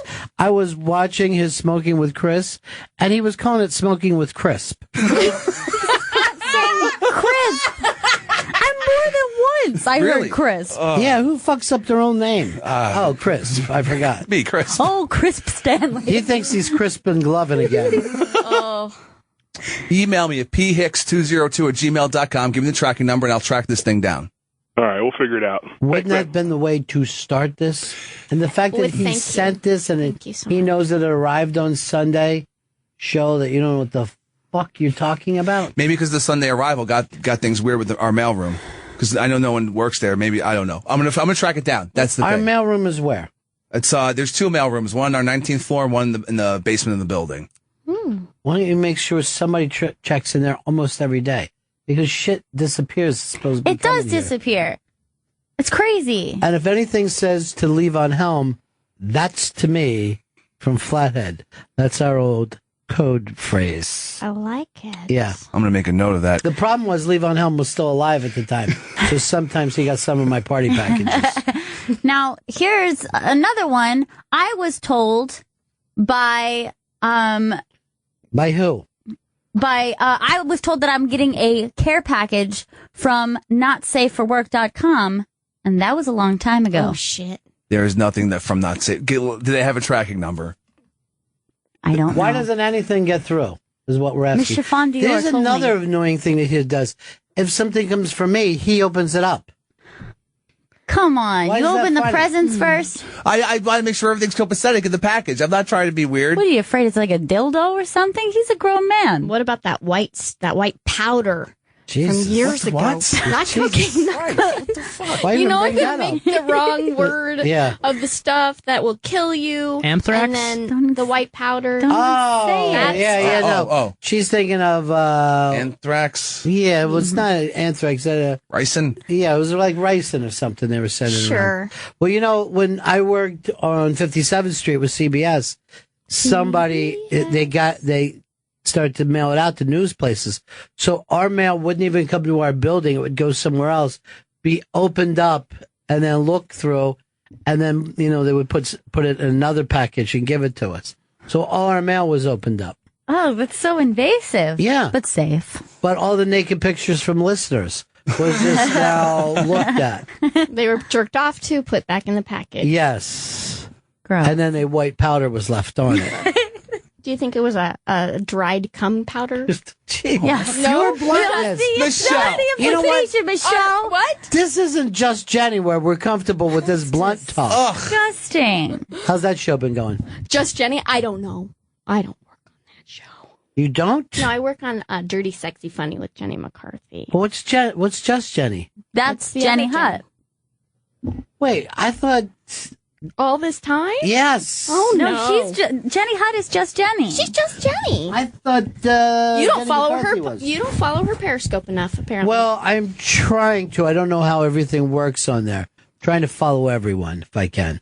I did a couple Periscopes. You did? Yeah, Oh. they were fun. Yeah. I walked through New York City with them. I Why was not? like, just me in New York City. Yeah, then but I was you- like, who am I? You could do one for the Interrobang, and then everybody will show up and see you, and It would it'll be go fun. great. Yeah. Yeah, do Yeah, it. me and my yelling children in the Yeah. background. That'd be Oh, great. that sounds amazing. Yeah.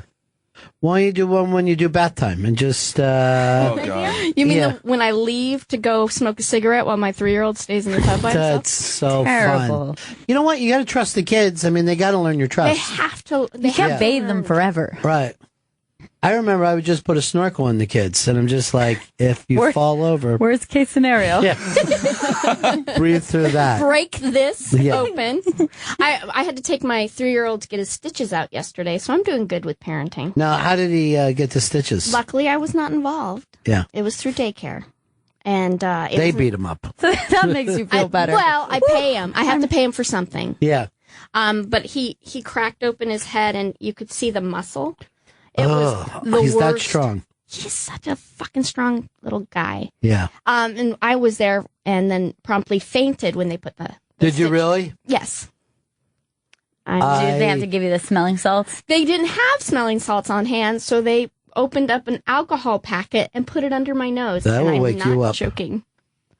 And the doctor was like, "We get this a lot." And my son, who is 3 and bleeding from his head profusely, is just looking at me like, "Mommy, are you okay?" Oh my God! Did you fall on the floor or on a chair? And I was standing over him while he was getting the thing done, and I was like, "I'm sorry, I'm going," and I went back. Oh no! And I was like drenched in sweat, and the color Stanley. of that paper. Yeah. I looked like, oh my God, I looked exactly like you look It's pouring right off now. of me. That's uncanny. It won't stop. It's like That's looking kinda in a canny. mirror. We both have dark hair and white skin. You know, the weird thing about Chris is at certain times he looks really straight. Like his hair is short now, and well, until this morning he was shaved. Yeah. As soon as the perks kick in, bear. he just looks like any junkie hanging outside a methadone clinic. Yeah, it looks really bad. Like back when I was going to like fish shows and like fish lots, like I had the short hair and no beard, and people wouldn't sell me like, I'd be like, hey, let me get some acid or Molly or whatever, and like, nah, dude, you look like a fucking cop. I'm like, come on, just fucking sell it to me, man. I'll eat it right in front of you. I didn't care. These guys are being dicks. Well, I suspected you when you said don't go see the new Quentin Tarantino movie.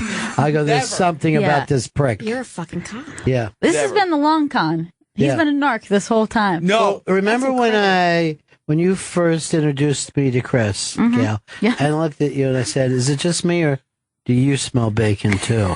And you thought I was talking about actual bacon. Yeah. Yeah, and you're like, oh, we brought sandwiches. I'm like, oh, that's not working. That's not what I mean. Another code word. Does he like donuts? Yes, I do like donuts. Okay. By the way, who doesn't? How did that even get limited to cups? I don't know, but I like a Boston cream anytime I can. That's your. That's my number one, too. That's him. Oh my gosh. That's what I'm known for. And like I'll say like this, make sure you get at least one Boston cream. People are like, really? I go, yeah, get the Boston cream. That's what I'm known for. Oh, I'm famous for that. Yeah. Go down there. They'll tell you what I want. They'll know. They'll know. Just tell them it's from me. And they'll start putting cream in that little Boston. That poor little Boston boy. Yeah, I wish But I had he one needed right it. now. So exciting.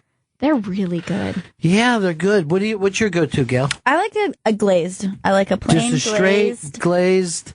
Why don't you go? I mean, if you're going to be that point, go for a cake donut. I like a cake donut Oh, too. Jesus. Yeah. What about Not an old fashioned though. That's too. No, I'm going to look around. I'm going to look at Joey Jojo, and I'm just going to say this: Bear Claw. I think he's a Bear Claw. yeah. What do you got for him, Gail? Oh, I see him as a sugar jelly.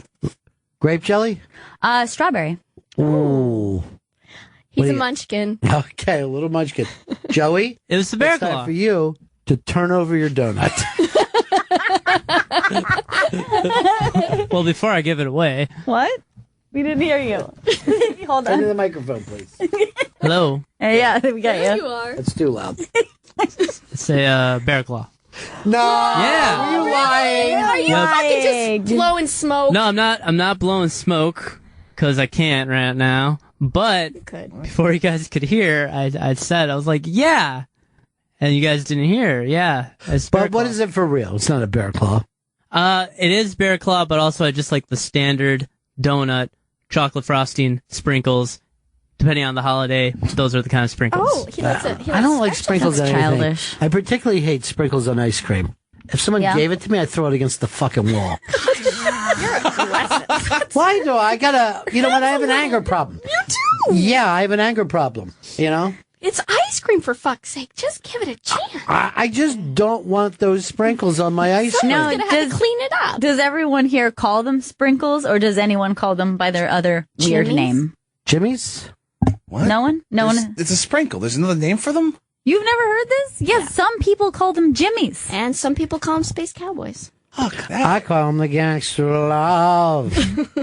Some people call them bear claws. Did you see Rock God Billy Gibbons is here today? No, but I did hear the song this morning. I'm sorry, I totally just want to. That song is so good. The opening song that you played this morning from Moon Zappa, whatever the It hell. wasn't Moon Zappa, but because it's not 1988. What year is it? What year is it?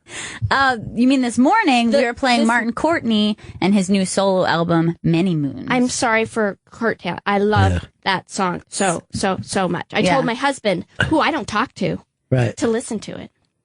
Oh, that's wonderful. Now, Way back. Gail met him At the best show? at the best show. Sure it is. And then we're like, when I was listening, I was just like, I was blown away. By the way, the sound on that was just phenomenal too.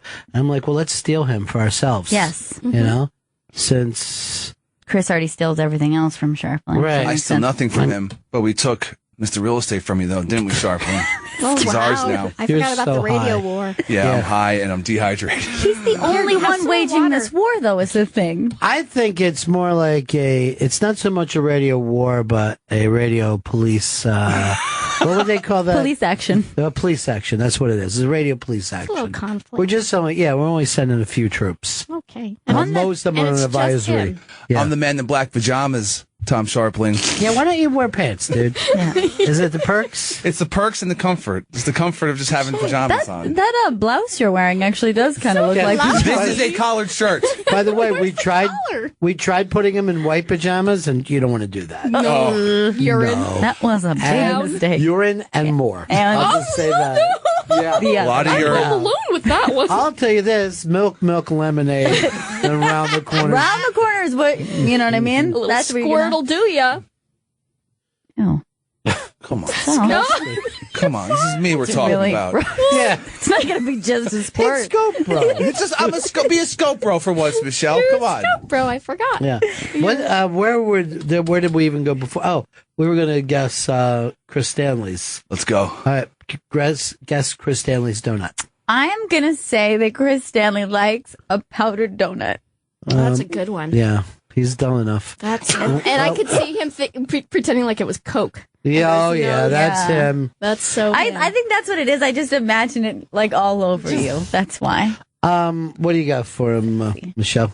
I'm going to go a little crazy, and I'm going to say he's an old fashioned. Really?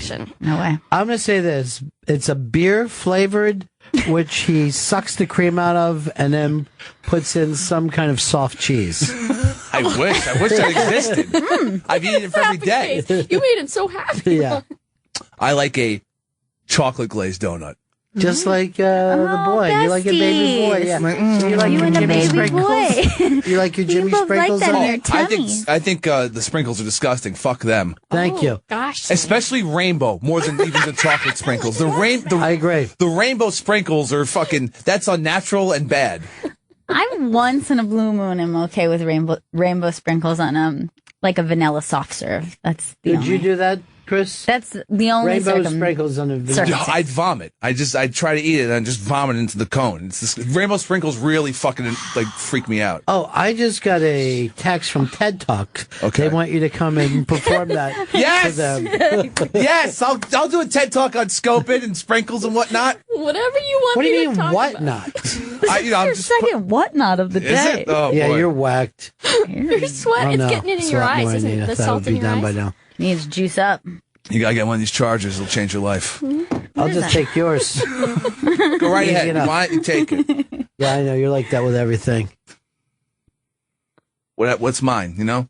It's just Yeah, what is yours? The sling, I guess. I might have to give it back. I'm not sure. I really go over that with the doctor. I doubt that. Nobody wants your old sweats swing. If anything, they're going to burn it in the furnace. By the end of the day, this thing is just soaked in sweat. And the other day, I found leaves in it. I took it off to let my ship breathe, and there was just a bunch of leaves in the extra. I felt homeless. No, you keep shit in your sling? No, I was And then you let it breathe? I was referring to my arm as my shit. God, you're so perky. I want some of those perks. This sling is just nasty right now. Let's play the Ben Carson is taking a look at the kids. he's got a brand new ad for them, and this one, I think he's, a lot of people say Ben Carson seems like a good guy, but is a little bit Uncle Tommy. Sure. He's been Uncle called Tommy, can you hear me? Thanks for raising the babies, Uncle Tommy. But Ben Carson has got a new hip-hop spot out there for the young people. And I think it's going to be gigantic. What do you think, Chris? I love hip-hop, and I have an ear for it, and I think this thing's going to be bigger than Drake. I didn't know that you had an ear for hip-hop. Oh, God, yeah. I'm old school, I'm like a Wu-Tang guy. Oh. And this guy blows away the RZA, the Jizza, old dirty bastard. Wow. Inspect the deck. Yeah, Jizza. That is, thinking back on it, it's kind of a weird name, isn't it? Yeah, it's a little bit of a weird name. All right, here's Ben Carson's new radio ad. Vote, inspire, vote, revive, vote, Ben Carson 2016. Vote and support Ben Carson for our next president and be awesome. America became a great nation early on, not because it was flooded with politicians, but because it was flooded with people who understood the value of personal responsibility, hard work, creativity, innovation, and that's what will get us on the right track now. I'm very hopeful that I'm not the only one who's willing to pick up the baton of freedom, because freedom is not free and we must fight for it every day. Every one of us must fight for it because we're fighting for our children and the next generation. If we want to get America back on track, we gotta vote Ben Carson. A matter of fact, go out and vote. I'm Ben Carson, and I approve this message. Paid for by Carson America. You could have left that ending off, I think. I can't see Ben. Yeah, I'm a Trump guy, so I can't see Ben Carson making it. But I just saw a major endorsement. Time Magazine own James Norton has written something out that he is behind Trump, not only for president, but more importantly, SNL host this weekend. That's the part that matters. And it seems to be the part that people are most upset about. Yeah, he can run for president. You can spend your money, but don't you get on my SNL. Yeah, but they were much more up in arms about the idea of him hosting than anything else. They put more energy into that. Well, you know what? You're 100% true. I don't know why that is. It seems bizarre when you think about it. And those same people who put that kind of energy into it probably also won't be voting, so... Right, because they're Mexicans. Oh, come on. God. That's what you're saying. It's like he can read my mind. Oh, Jesus. Awful, dude. That's racist. If I could read your mind, Michelle, I'll see what a racist you turned out to be. Judging all the Asians and Mexicans, and you think the Jews are... What? You know what? Let's not even go there. The fact that I have telepathy and a really, sweet voice doesn't mean I should use it all the time. You should use it, though. Should I? Telepathy is quite a skill. I knew you were going to say that. Now, there is actually a 5-year-old boy, right? Yeah, a 5-year-old autistic they believe kid. actually has telepathy. All right, so this kid, he's autistic. He kind of like Rain Man-ish. He's like good with numbers. We all know what autism is. Yeah, you don't have to explain knows like that 7 part. languages. This isn't 1988 where we have to explain what Rain Man is. And so the mom was putting up videos of the kid on YouTube, and the kid is able to they write down numbers on a piece of paper, and then the kid can say what the numbers are. Can tell them, like, they'll show like the back of a playing card. The mother can see the front of it. Do you have this now? Yeah. The YouTube here now? Yeah, it's up here. Yeah. And then a neuroscientist saw this online and then decided, we got to start studying this kid. We got to see what's up with this kid's brain. And so the neuroscientist believes that this autistic kid has developed telepathy so that they can communicate with the parents, because people with autism have such a hard time communicating. See, here's the thing. Let's take did the parents get messages from him? No, not at this point, but the neuroscientists... Because they're not doing their job. Exactly, yeah. They're not in tune with the autism telepathy. Bless you. Thank you. I have seen evidence of telepathy in many people.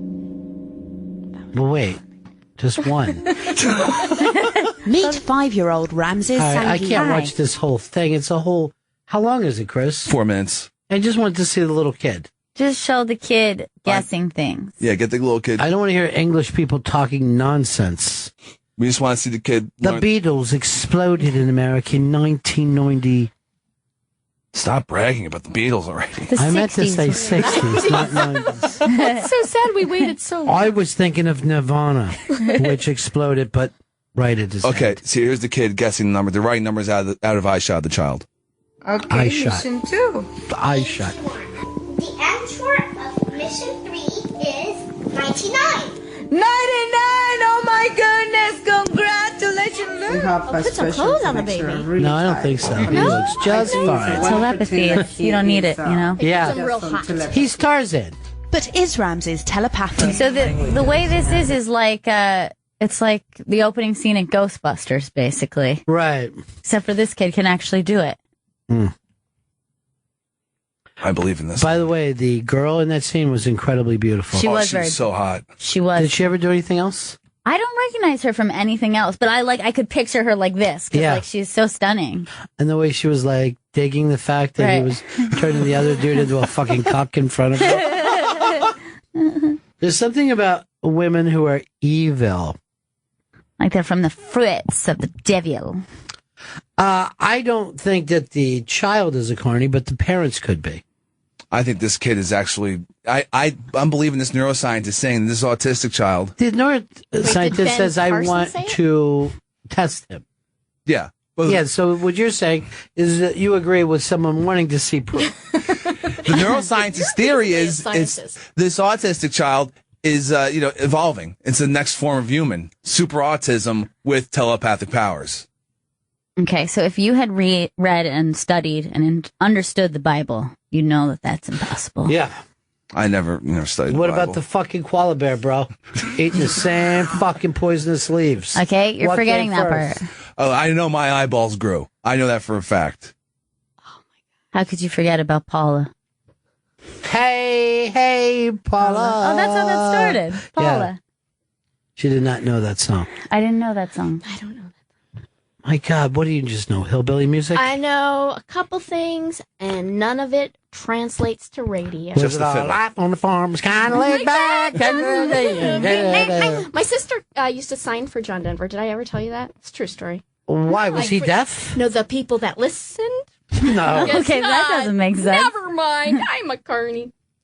She would sign. Sunshine. But she could do that song really well. Oh. It's the fast one. Yeah. I'll get her in. That's a song that was probably as big as as any song has ever been. And you never hear it again. It Yeah. doesn't play even on oldie stations. Why not, you think? I think we want to put that mellow 70s away right Let's now. forget that ever happened. Yeah. We were just too laid back. We were so laid back that we forgot to get gasoline. That's how laid back we were. But it was too expensive anyway. To even... We were so laid back in the 70s, we made Jimmy Carter a president. Aw, I love him. Do you love Jimmy? I do. Was that because he built your house? He built me a house with his own two hands. Yeah. Well, if I had a hammer, I'd hammer in the morning. Mm-hmm. Would you hammer in the noontime too? Yeah, I'd hammer. And, You can really use your hammer at any time. Where would you hammer? All over this world? Yeah, I just go over the world hammering. I hope that doesn't make me sound crazy. Oh, no. Yeah. If I had a saw, he never brought up any other tools. No, he was really obsessed. hammering home. Hammer. If I had a soldering iron, what? What? I'd stop bleeding. How's the boy now? How's The middle forehead boy? Yeah. He's great. He was fine. This is weird with that, Chris. Yeah, you can't be doing close-ups. Okay. You have to, like Sharpling said, you have to make everyone feel comfortable. Yeah, you have to think about the shot, you know? Okay. I'm mostly so worried about him and his arm. Like I know, should how he much he change- give two uses He it. uses the arm. I could give two shits about him and his pain. All right. Well, He uses it so much. Like, even when he was telling that story Right, before, he's like- it was just jerking it. like you're He's jerking it. Yeah. He's jerking it all day. jerking Oh it. God, yeah. Oh, God. Why is he doing it now? You know what? That's Why'd I say disgusting. that? Why does he look like Elvis? You know, here's the thing. Right before he Why died. don't we just fucking buy a wagon, take him from town to town for $3? People can watch him masturbate. I bet we'd make a fortune. Racket. Think of the dry cum. Who wants to see it? That's what I'd yell at them. That's what I'd yell at them as they threw the money. All right, hold on. Dan seems to know who the girl was in Ghostbusters with our new number, 844 Rock God. Hey, Dan. Hey, Ron, Gail, Chris, Michelle. Hi. Her name What's was up, bro? her name was Jennifer Runyon, or is Jennifer Runyon, and she was on Charles in Charge with Scott Baio. She played his girlfriend on the original Charles in Charge. Charles in charge of our days and our lives. Say, I want Charles in charge of me. I want Charles in charge of me. That song should be done by a bottom. It's a really strange thing. Just with his butt up. Yeah. Just singing it out, Louise. Now, why? What did she do on this show? She was one of the sisters. There was Nicole. Nicole. I was just putting her names together. Nicole Egert and Jennifer Runyon. Oh, Nicole Eggert was on that show. Not yeah. She played the girlfriend. She played his girlfriend. She wasn't the sister. No, she wasn't a sister. She was the girlfriend. He had sex with one of the children that he was watching in Charles in Charge. Yeah. Well, did you see them? They were pretty attractive. Well, Nicole Eggert was went on to have somewhat of a. Oh, she did not turn out well. Yeah, well, no one ever does. That's the thing.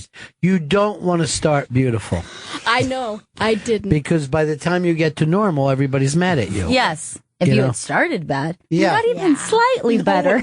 No one is freaked out. No one's yelling, "Oh my God, what happened to Paul Giamatti?" They're accepting of him. That's okay. You know, they're accepting. But when Brad Pitt eventually starts to look like Paul Giamatti, everybody's going to be freaked. I don't know. He's been staying strong for a long time. Okay, so he's going to be the guy who beats Daddy Time. He's perfect. Yeah. Nothing he can do is wrong. Well, what? Are you jealous right now? It's pills. You're arguing with pills, girls. Pitt, Sharpling. I didn't know that me saying that Brad Pitt was attractive was going to get you so jealous, Chris. It's fucked up. You know who is finally aging not terribly well? Yeah. Johnny Depp. Yeah, well, that's from extracurricular activities. Yeah. Oh, right, hookers. You mean the eye makeup? Did you say hookers? Is that right? No. So you think he's the one? You think he's the... Oh, no. Okay. You think he's patient zero? I always thought that his French wife with the gap teeth was beautiful. Yes, and he left her. Oh, he always marries well or hooks up well. But, ooh, see, that's... Yeah, see? Yeah, life isn't easy. No, it's not. No, if he wasn't attractive when he was young, He you'd looked probably fine. would just be like, oh, yeah, He sure. looks good there. Yeah, that's a Great. good, You great put those look. glasses on. Oh, look at him there. Oh, Young. young Depp. Oh. Young Did you just say... Young Do you remember Depp. who he was with first? Winona. during the They were the young spree. baby Hollywood it couple. Winona Forever. And they were just, Winona Forever. And then remember when he broke up, what he did? What he had changed? He got part of it removed and then it became Wino Forever. And that's what it looks like now. He's a wino forever. And that's You can what tell. winos look like. That's what she did to him. All right. That's what she did. What are you What's angry she about? up to now? I hope she's okay. Chris, how long is this going to go on? This As long as we wanted to. I mean, it's. I understand, but if it was as long as we wanted to, it'd never be on. It was never We actually. like doing radio. Yes. Yes. We Someone like, you know what pointing it at is? Theater of the mind. All right. Okay. Not theater of your phone. I just say like to add some scope flavor to the day. Scope flavor, so you're rinsing with it? I No, wish. I'm a Listerine boy. Boy. I'm a Listerine boy. That's really fucking pathetic. I'm a real Listerine boy. Gimme Listerine. Look how big my nose is. What is he talking about? Whacked out on purpose. What is he talking about? Tastes so good, it's Listerine. Why does he bounce like that? Listerine. Masturbating. So- He has a third arm, and he's masturbating. It's fucking insane.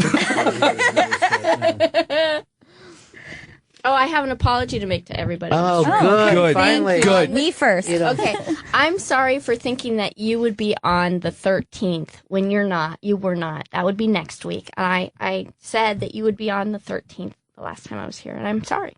I don't even know what you're talking about. Friday the 13th, you said that would be the third time we did Friday the 13th for Opie, and then that didn't happen. Oh, yeah, a lot of people were Been feeling pretty bad about furious with you. Yeah, they're really pissed. The Scope Bros are really angry.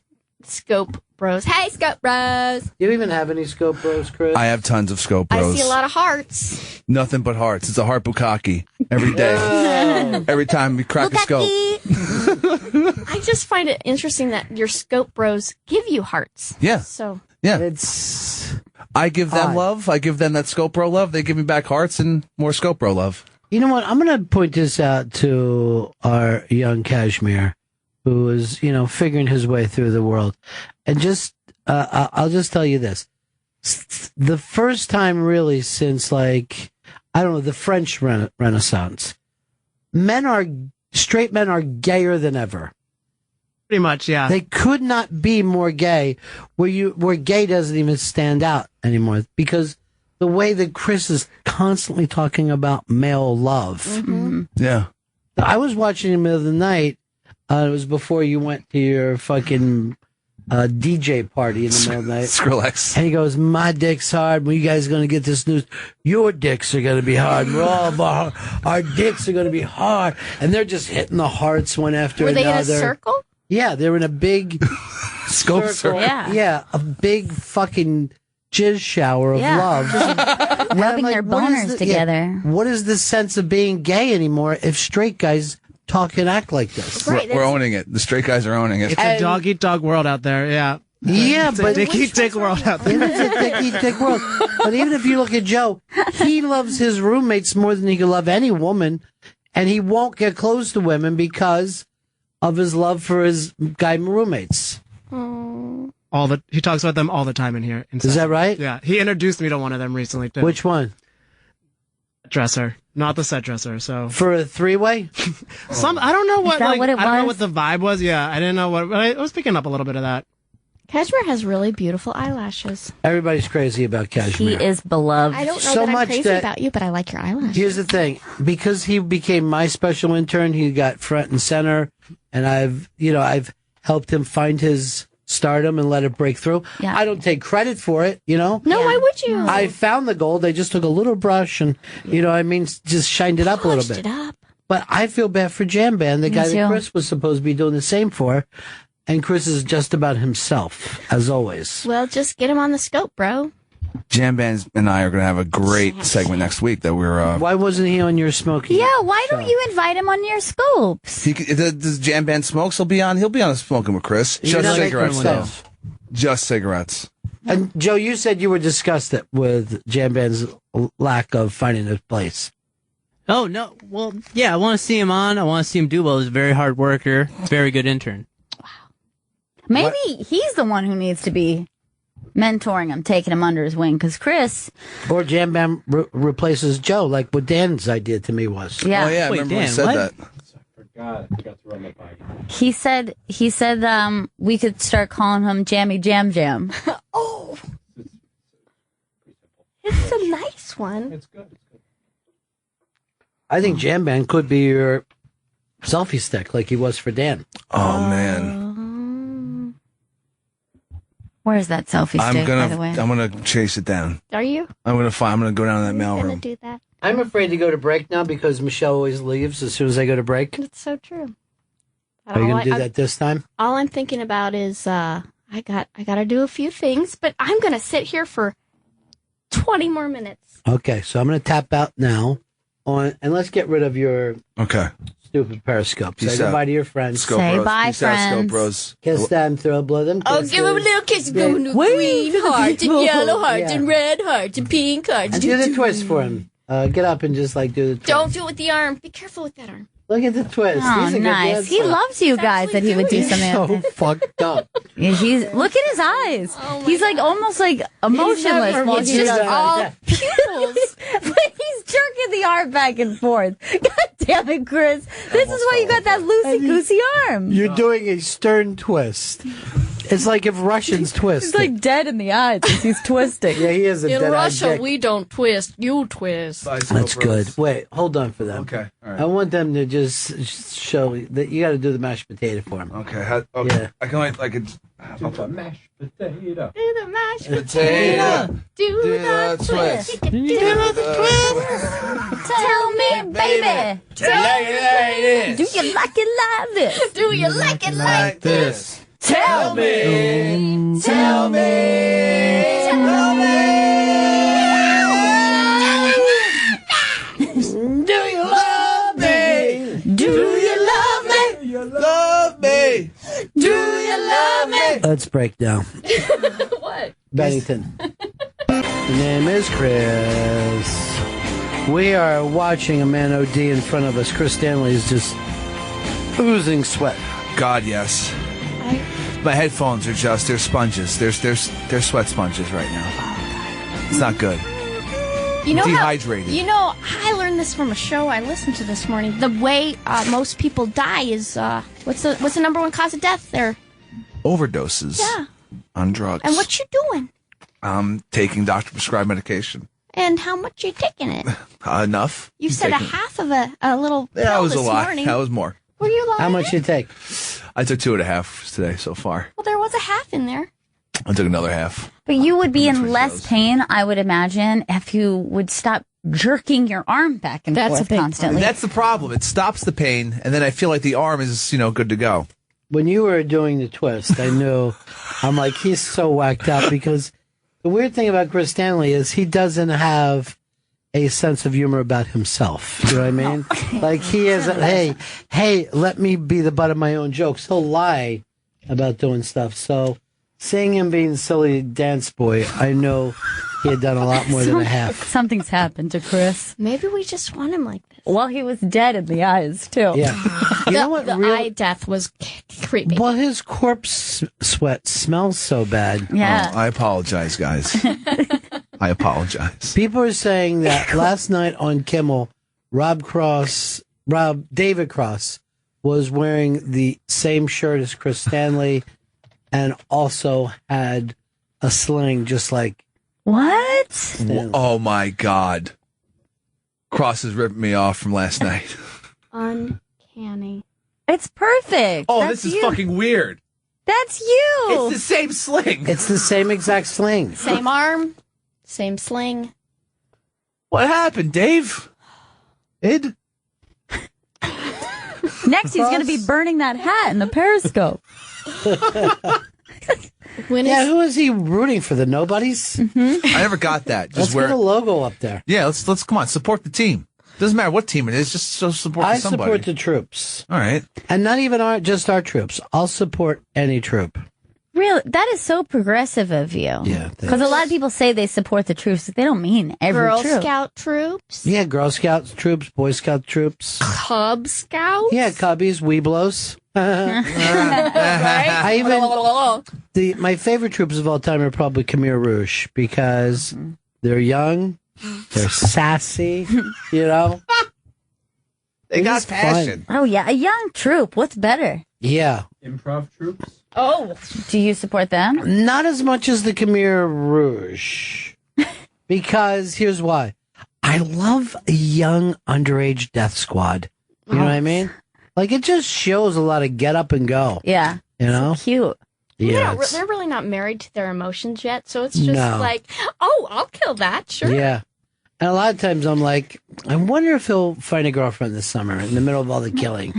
So many responsibilities. Young at love. At his young Khmer age. Isn't that what the Killings Fields were about? It's just young love? Yeah, it all was. And then the African troops, They got them all chewing that. I think it's called gat. Is that it? It's like some kind of plant that you chew on. It's kind of speedy. Yeah, it's some like weird name. I think Like it is. flack? Gat. Oh, maybe it's that, but gat sounded familiar to me. Maybe but yeah, it's like some sort of a natural. Dan's all over it. A natural speedy kind of drug. Yeah. It's like they say it's like, chewing on coca leaves. Same exact deal. What are they calling it, Chris? I can't tell. No, you just put speed drug. Here, I'll take control. drug. I'll take control of my bad arm. I'll find this shit in a second. No, don't hurt yourself. You're going to hurt yourself just because he doesn't know how to search. Search, hurry up and search. Come on. All right, list of speed drugs. No, it's a natural. This is what you plant that the kids chew. African, child warrior, speed, drug. Simple. Easy. Cat. That's it. KHAT. Kitty cat. Give me some of that kitty cat. I don't know what you say anyone calls a kitty cat, but Do you go up to little boys and go meow? Hey, little He child does. warrior bros, let me get some of that kitty cat. He does. is that your cat? It's like a- Now that should have been That was Periscope. pretty snake-like. You know Chris. what? If you think about it, how many kids, when they're little, they first don't even want to be in a death squad. And after a while, they ended up having the best summer ever. you Yeah, know? sometimes your parents have to push you into it. Right. And you're like, hey, when I was your age, I didn't think I wanted to be in a death squad either. But you know what? I didn't want to play the piano. Now look at me. I'm like the belle of the ball at every piano bar in town. You know? Give him a player. It's 5 o'clock. Hey, everybody, welcome on a Saturday. I think we all know this one, don't we? The regular crowd shuffles in. my kid's in a death squad. And there's drink specials. An old man sitting next to me, chewing on cat and beef slims.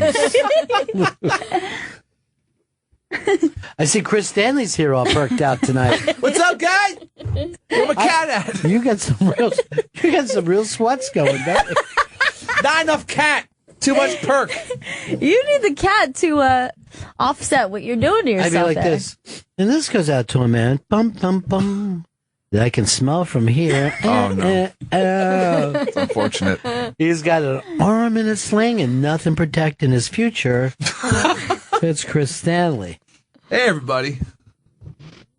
What song do you always want to hear when you're in a piano bar? What? So I don't even know if I've ever really You been don't in a have piano. a favorite piano song? Werewolves of London. I want to hear on the piano. Is that something that they would play in a piano bar? Yeah. What do you think? The people from piano bar are from the 1950s? Yeah, that's what I would assume. I don't think I've ever really been to like a proper piano bar. Well, you work here in Midtown. They're all around this We're area. going to go to Marie's Crisis, you and Yeah. I. Okay. And we're going to have the best time. And we're going to ask for Spring Awakening songs. And do you get up and sing with them? Oh, gosh, yes. Yeah. What's your go-to song? It really depends on the It's night. like midnight, I'm alone. I love Cat just Yeah. as much as the African soldiers. Sure. But, soldiers. I feel like I would like to hear Elton John. Do they play a lot of Elton They'll John? play Elton John. They'll play Jackson Brown. Little Leon Russell. Yeah. You know, you're going to get it all there. You know, on certain nights you might even get a little Killer, J-O-L. Oh, that'd be amazing. Yeah. Like That's them your all. favorite, right? Oh. Why are you doing that with your arm instead of keeping it? Because I forget, you know. Stop. Yeah. Do you understand what they said, that your arm is too loose? Yeah, it's incredibly loose. It's freakishly loose, is what they were telling It's me. because of the baseballs you've been throwing so much of. No, it's genetics. I have naturally loose joints. Okay. Do you Everything's too loosey-goosey on That's me. what he says. Were your parents always complaining about their loose joints? Never remembered. Oh, your dad used to sell loose joints down in Washington Square That's Park. what it is. Washington Square Park. Times Square. Do you walk by that guy all the time? No, I'm the only one. Okay. It's fun, though, isn't it? I love it. It's fun. I used to do improv there. Do you, where do you do your Thanksgiving at? We're doing it at my sister-in-law's house and in Jersey somewhere. Now, do you help or does she do everything? No, I bring a lot of stuff. Yeah, like what? Last year I brought a turkey and That's a lot. Okay, so that's the main thing. stuffing and some mashed potatoes. So Sounds like you could have stayed at your house. Yeah, seems like. But then my children would have been in my house destroying that. That's right. And you don't like to look over at his head. You'll faint if you see your child. Oh, yeah. And that's before the cut. It was just seeing them. That came out of me. I say that a lot. All right, Ryan wants to tell us about some of the fun African death squads. Cool. Sounds like a blast. Yeah, me too. Ryan, what's up, buddy? Hey, Ronnie. So if they found out the name of the route, I'd like to know because I was in Africa several years ago in northern Tanzania, and we're heading back to our camp, and there's a celebration going on, and we find out it was a celebration of the woman, one of the Maasai that they cut her clitoris off. So she spends 2 weeks in the Boma, and when she gets healthy, she comes out. So they're all happy. But these Maasai, in the interim, the young, they call them moron, they go out into the bush and only eat protein and some type of root, but they're in this trance, jumping up and down, and white foam. I have a video of it. White foam just coming out of their mouth, like in this trance. Well, you gotta get that on YouTube, bro. You'll do well for yourself. At those hits, son. Yeah. Yeah. So anyway, Let me Periscope it. Don't forget the milk on the ice cream. All right, thanks, man. Okay. Peace. All right. It's his thing. That's Ryan's That's his thing. I don't like that. It sounds crazy to me. Milk on ice cream. There's no reason. Dude. There's no reason it would be bad, Chris. It's not going to take away from anything. And think about it. You could put vanilla milk on vanilla ice cream. Too liquidy. Yeah, well, I like the semi-solid cream. That is ice cream.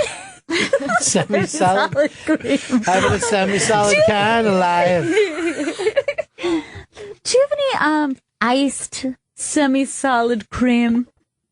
And what flavors? Hope they have hazelnut or cat. I bet semi-solid cream is what comes out of your dehydrated dick. It's true. I believe him. Yeah. I bet it's true. Because I saw him piss and it was very gelatinous. Oh, It's true. you need more water. I'm trying. I'm all out. Cashmere, Oh gosh. if you don't mind. He only has water to wash down an extra pill. How many perks you still got left? I have two. I think I have two left. For the whole weekend? Yeah, I gotta call into the pharmacy. Maybe I shouldn't. No, maybe you should just sweat it out. Don't you call your doctor and not the pharmacy? Yeah, I guess I call the doctor instead of the. You can't just call a pharmacy. Be like, what do you got back there? Thank you, Cashmere. Cashmere's the best. Like we talked about. She's so pleasant. Light on the ice like we talked about. See, this cup was heavy on the ice. He is a delightful thing. Don't tell him, though. I don't want him to think I like him. He knows you like him because he knows everyone likes him. Everyone loves him. Yeah. He's the best. We got to get some of that love for Jam Band. I know. He deserves. Spread the wealth. His problem is he's got a case of the Chris Stanley. Yeah. You know what I mean? Been frazzled lately. He got hit by a bad storm of Stanley. Oof. All right, GPS. Look how cute he is, though. This Saturday, tomorrow, 3 p.m. East on Deep Tracks Channel 27. GPS, New York City. This time. Yeah, and we are giving away a Bennington, the first 001 Bennington T-shirt. Signed. Signed, yeah. By the crew. By the crew. Yeah. Yeah, it's best not to have Joe sign it. Yeah, no. Because we don't know where he's going to be. Here's what we'll do. If everything works out, we'll have that person send the shirt back and have Joe, or Permanent Joe, as he'll be known then, sign it. Permy Joe, Yeah. Joey Joe. Okay. If not, even if it don't work out, we'll have Dan hire somebody to go looking for Joe. You know what I mean? Yeah. We get a private detective, find out where he is now. Done. I'm on it. I bet he's with those weirdo fucking roommates of him. Oh, yeah. Everybody doing the cock measuring game they like to play. Probably. So, once you measure the cocks initially, you don't need to keep measuring it. That's what I was telling him. They just want to be They can sure. get harder and longer. Is that right? Longer. Harder. Faster. Stronger. I mean, I don't know. They haven't gotten longer yet, but What about might. strength, though? You're doing feats of strength? Yeah. Can you lift anything with them yet? Well, he ties an iron to the end of it and just lets it hang there for a while. Mr. Lifto style? Yeah, that's right. Mr. Lifto. I'll walk into a party and be like, "Hey, I brought a 2-liter and it's tied to my dick." You know? Is it like just dragging though? No, it's suspended a few inches above the ground. Just how strange it was. His casualness of that joke. It's tied to my dick. And it's tied to my dick. So everybody get over here and take a look at it. Were you wearing a dress to Yeah. the party? How did this work out? His roommates are like, "Yay! He's doing the leader bit. He's wearing lederhosen." He's the first one to show up. He's a half hour early. I bet. I gotta keep this erection for a half hour. Didn't think you'd have an erection now. Oh yeah, that's where I went with it the whole time. Because He there could be- mentioned the 2-liter, didn't he? It's going to be broken. Yeah. By the way, what kind of weird fucking shirt are you wearing today?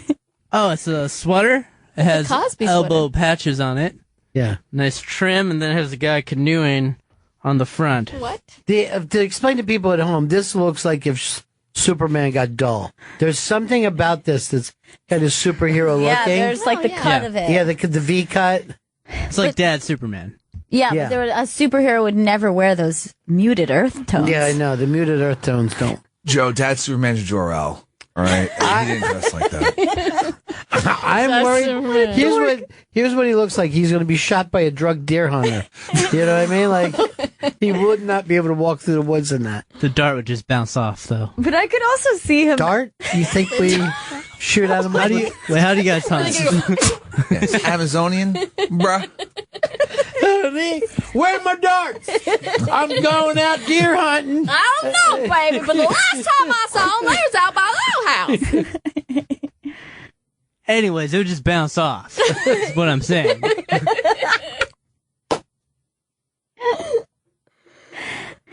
Darts. Darts, dude.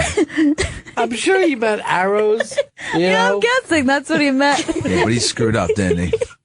I get the idea of just like, I see him. I got him in my sights. The only way that, if you're walking through a fucking pub in England, maybe somebody could hit you with a dart.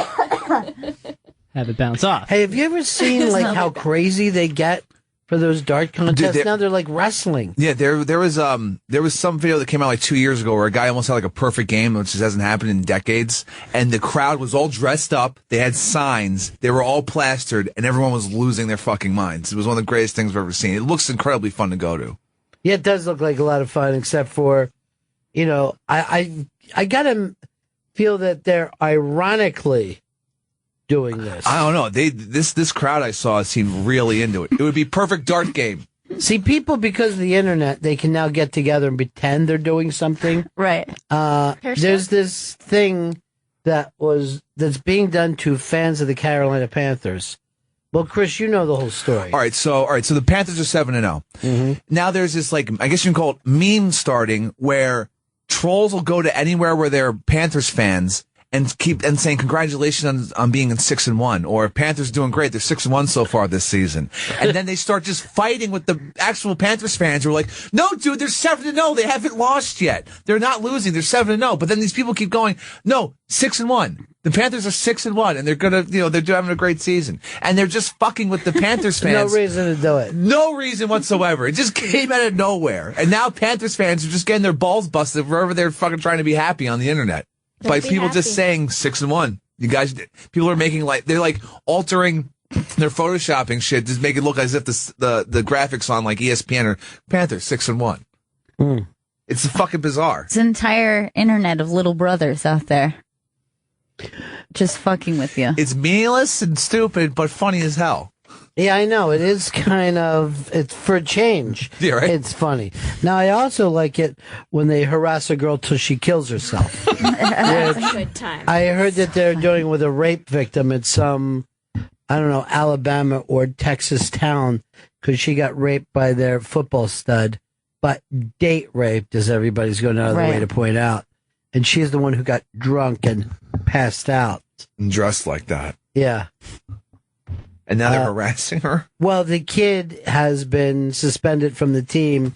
He's in a house arrest right now. With pay. And they've got the start of the championships coming up. Oh, Right. shit.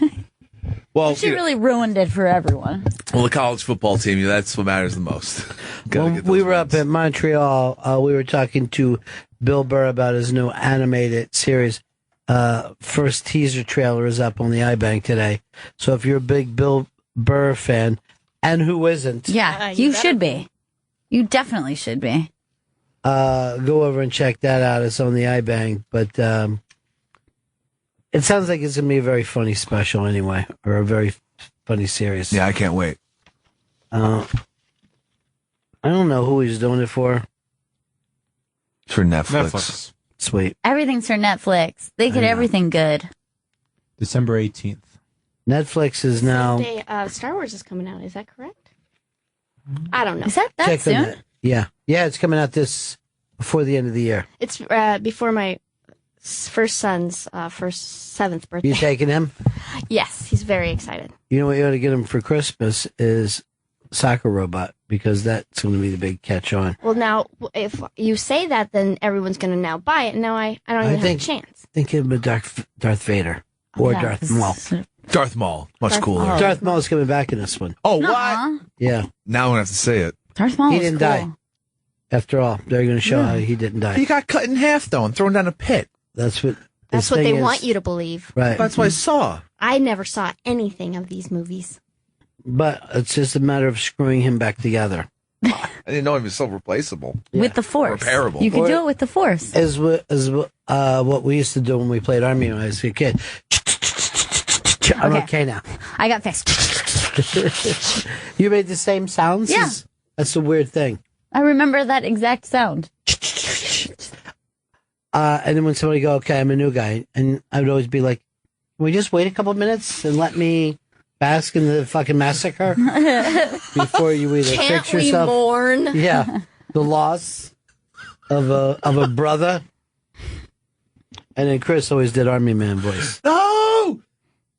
They cut off my legs! I'm a POW now! I'm never getting out of this Hanoi Hilton! Someone get to my wife! Let her know I'm still alive and I love her! I'll get out of this shit soon enough, baby! Coming soon, Army Man. My limbs! I'm just a torso! One man, small, green, plastic, coming this fall, Army Man. What's left to torture? They have my social security number! What? Or whatever! Why would that be a big deal? They're starting to steal things out of my bank account! There's a lot of credit cards coming to my house! They got my fingertips. You know what I'm saying. They took one of my eyes for retina scans! Army Man. He bitches, he complains, but he never seems to die. I'm never gonna break! How long have I been a POW for? Well, you're the one playing, Army Man. Lost track of time completely! Fucking sleep deprivation! Stop using that language, little boy. It's Army Man. But I was always laughing because we used to make the exact same thing. You're running into stuff. You're trying to do anything to add some excitement to that wax fucking garbage toy. Piece of And shit. you're not allowed to scream or else you'll get in trouble. You're actually yelling. You'd be, your mom would be like, why are you screaming like that? What's wrong? I actually saw a kid when I was on the plane on the way back from Mexico. I saw Del Mexico way. I saw a kid who was playing with Army men, and he was making that exact sound. Like nobody teaches you to do that. Yeah. And I was like, "Is that Chris?" I love the gun sounds that little boys make. Until they get a real gun, of course. Well, we've talked about this before. Everybody has a different machine gun sound. There's no two machine gun sounds alike. What's yours, Michelle, when you're doing a machine gun? Yeah, what's yours? Mine's very close to yours again. What's yours, Chris? Joey, what's yours? And by the way, if I could have done that rolling R, but he was lucky enough he was Puerto Rican. I didn't have that. Dan, what's yours? Nice. Short bursts and a little. His are a little hectic there at the end. Yeah. You know, It's like he's running out of steam, but he's not running out of What is yours? So It's close there's to like yours. similar to mine, Yeah, it is but more similar. vocals in Yeah. it. Mine's just the. Mine is not fast enough to be a different machine gun. You know what I mean? Like it's shooting out large bullets. Oh, in it, yeah. but it's not spraying. How about you in the movie Funny Girl? She does a machine gun sound and she goes like this, like that. I've heard people do it. That's such a funny movie. Now, when I asked Opie to do his, he did this. Bang! Bang! Bang! That's not And that right. was really on the nose, you know? He must be visual. He must be a visual person. I always found that fascinating, though. And I learned that from a friend of mine, Tim Tuttle, who, the last I heard, he was doing radio in Texas. We named him Tuttle, the fucking intern after him. Yeah. But he said that to me, and I'm like, you're crazy.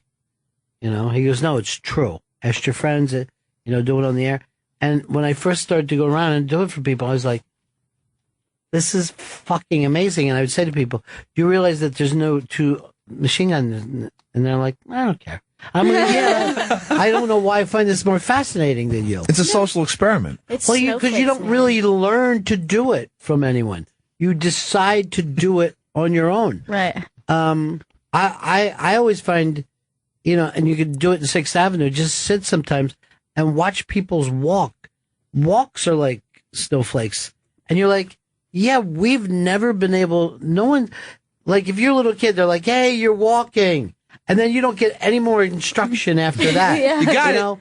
So, like, I remember even being a kid where my shoes would, be wearing out on one side or the other. Yeah. And my mom was like, what are you doing? Like, walking. I'm getting it done. Just the way I figured it out on my It's own. my gait, Mom. It's Yeah. my gait. But you watch people, and people's bodies in all different positions. Some people's legs are way out ahead of them. Some people only move, and this is funny to me, from the knee down. Like their entire walk is just at the bottom. Their thighs do nothing. I think I might be like that. Yeah. Either that or I just have really little legs, so I just can't get very far. Well, you know what? like You're that. like a pony. You're what medically is called pony-legged. Yes. And it's my build, too. Yeah. Short and very round in the rump. Not stocky at all. It's a pony build. A lot of people have been calling me Pony Boy, and I Well, think they ought that's to. why. I think that's because my nickname's Soda Pop Curtis. You're so a soda pop. Chris, if I looked in for him, he's a Johnny with the broken back. Yes, he's definitely. Makes sense. Do me a favor and always stay the same, would you? Stay gold, Pony Boy. Stay gold. Seas upon the that fucking song now breaks my heart as much as the stupid movie. Yeah. Stupid. Yeah, Great. stupid. How could you say it? I'll say it like this: stupid. Oh. I'm not saying I won't watch it a million times. I gotta give us big volume on that because we gotta have him talking. Little trivia: this song was sung by a blind man who has no idea what the color gold is. Weird. Yeah. But he knows the texture of gold. Oh yeah, he can feel anything or smell it. All right, trivia question. Okay. The song cuts him off. What were the two things on his mind as he stepped out into the bright sunlight? I had two things on my mind. All right, give it to us. No one knows? No. Really? Paul Newman and a Ride Home. Paul Newman and a Ride Home. What movie was he watching? I don't know what movie. He doesn't specify. Must have been a Paul Newman movie. Clearly. Yes, we're all going to go for that. Is but the Eggs movie a Paul Newman? the Eggs movie. I think is it was The a- Color of Money. I think that's what he was watching. No, but it could have been HUD. Yeah. What's the eggs movie that I'm thinking of where you eat all those eggs? I can eat 50 eggs. Can you really? No, I can't. You just said. Why would you think I want can eat to? 50. I can eat 2. Cool Hand Luke. Why would you give it to her? Come on. We all know Cool Hand Luke. It's obvious. We were torturing her. But it's more fun to hear me say cool but. Well, maybe it Taking wasn't. them off, balls. Taking them off. I gotta go. Oh, stay gold, pony boy. Sorry. This has just depressed me so much. I just gotta get the fuck out. That's okay. Nature's green forest. Thanks for having me. I Yeah. will see you on Monday. All right, see you then. See you Monday. Bye, Michelle. Monday. Monday. Monday. I miss her already. I can never keep my phone in my back pocket like she does. I see people with that. I Freaks go me crazy. out. Like, what's happening, man? That's for keys or goddamn your wallet, bro. That's what I always say. Stay gold. This doesn't seem safe to have your cell phone in your back pocket. No, it doesn't. Anyone can just grab it. Yes, I've done Chris, that. you're fucking beating a dead horse here, buddy. We understand. I do in her jacket pocket if I have it, but otherwise, summertime, it's going in the back pocket. Hate to say it. Then that's why you sit on it, you break it. I mean, you go through phones like you go through goddamn boyfriends, just one after another. Not since I got this OtterBox. No, Yeah, these things are just unbelievable, right? it's amazing. I slide mine in my sweaty. Oh, I've been putting my sweaty ass sling. I'll slide my phone in there. although I understand, because in the summertime I don't have pockets if I'm wearing a dress, and then it's going right in the bra. But you saw her. She came in broken, and that's from sitting on it. Yeah, She sit on insane. it. No more There's back only one thing pockets. for your back pocket, and that's your slingshot. Now you know there. Or if you're going to a gay bar, you put that kerchief. Yeah, whichever. Depending on, yeah. Chris, yours would be yellow, I Producer. assume. It'd be yellow. What are you, a piss guy? just piss all over me, boys. I always thought of you were a brown guy, a Yeah? fucking Dookie fan. Are you Scatman? Yeah. Nope. All pee. All Who's nice, doing the peeing? hot or cold urine. Cold urine. What do you get from a course? Here, piss in this cup. I'm gonna hold it for later. Put it in my freezer. Oh, that's disgusting. Yeah. Oh, the piss bubbles froze. God, what is wrong with you? Is it the pills? GPS. New York. We are hosting it. It will premiere Saturday at 3 p.m. on the East. Deep Tracks, Channel 27. And then encores throughout the weekend. Gail will be periscoping right before tomorrow and setting up a hashtag where you can win the very first ever Bennington t-shirt. Signed by all of us. That's follow at the iBang on Periscope or on Twitter, and then that's when the Periscope starts. That you'll get your you'll see it on there at the iBang. That was a fucking mishmash. Wasn't Why would you want to make something more confusing? it? At the iBang. There was nothing that I didn't set up that wasn't done properly, and then you jumped in with follow along if you want to follow. If you so choose, you may You have follow. every right, whether you're going to do that in your smart device, your phone, what have you? tablet, or personal computer, or PC. If you've got a Macintosh, it might be perfect for you. Thank you, Steve Jobs, for the personal computer. And I guess fire. He invented everything. And the turtleneck, according to Joey Jojo. He perfected it. Yeah, he did. He made it cool. Yeah. It definitely wasn't cool before him. No. But maybe still not even. I wanted to, I have people writing this, and I don't know whether pee freezes or not, because I've never tried it. Yeah. I would assume it's a liquid, no matter, at some point it's got to be able to freeze. Yeah, I think you can make piss cubes. That's what you do with it. Piss cubes. Piss cubes for his fucking summer pissdana that he puts the ice cubes in a bandana wraps around his neck. Oh, this pissdana is cooling me down so much. And it's getting the piss back inside me, sort of. No, that part, you're just fucking throwing darts at. Like I'm hunting. John in North Carolina's got a big problem with Chris Stanley. Let's see what up. Go ahead, John. Stanley, did you just say that you keep your keys in your back pocket? Yeah.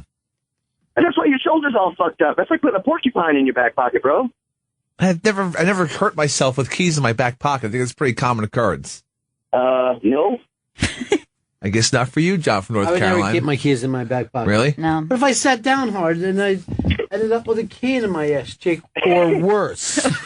Don't even say it, but it could be worse. Is this not a common thing? Am I the only one who keeps their keys in the back pocket? Yes. Wow, I thought everyone did that. Putting your keys in the back pocket to me would be like putting a bottle in your back pocket. Holy shit. But you're going to put your keys or phone in your back pocket? Keys don't even make sense, though. That's way worse. Like, where do you put your weed? A front pocket? What you're saying, he puts his weed in his buddy's fucking pocket because this motherfucker never paid for anything in his life. See you guys. Let me hit that. He fucking free jacks everything he does. Let me hit that weed. Yeah, I smoked Open Mike Eagles weed when we were smoking, smoking with Chris. That's something you're fucking proud of? I'm just saying. He was a great guest. Is that how you treat a guest? He supplied it. I did not deny it. So childish. Yeah, he's a baby. He's a fucking baby. I'm a Listerine boy. I heard you asking Christine if she could get some weed for next week. Yeah, exactly. I was like, Chris. Want to come on the show? You got weed? Why don't you just get Don to expense it? Yeah. I will get a receipt from a guy. From a weed dealer. Can you just write this down? You have to scan it and submit this for expense. He loves talking about expense and shit. Oh, he does. It's pretty cool. His new favorite hobby. Yep. Got a receipt Everything. right here. Going to get expense. Why did you pronounce it like that? Because it's fun. It's fun to say it like that. He calls Don Uncle Sugar now.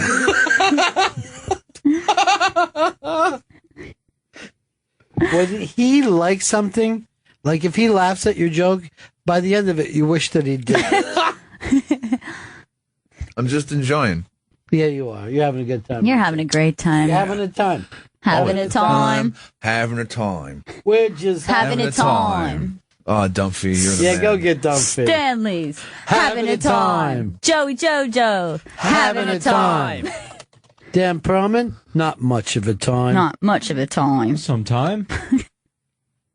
This is the greatest song of all time. And really the Chris Stanley of Newfoundland. Love this dude. He is the Chris Stanley of Newfoundland. I never really thought of it before, but it's true. Let's go, bro. What? Brenda, having a time. Bingo, having a time. House arrest, still having a time. So look, that's my story. What are you at? Like Danny Williams, I'm putting Newfoundland on the map. And Labrador.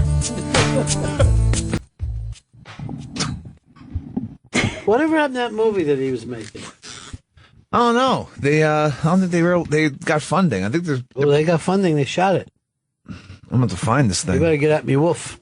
Get at me, Wolf. I have to get up to Fort McMurray, try to figure out what the hell's going on. Or maybe Labrador. And Labrador. Why don't we break here? Wait. Janice wants to talk to us first. But we got Jay Miller coming up in just a little bit, too, so I'm going to do Janice now. Janice, how are you, darling? Good. How are you, Rennie? Cool. Thank you so much for doing the replay at night again. It's fantastic. I don't need it like I used to, but like the other day I had jury duty, and all I could think is I'm fucking missing the Bennington show.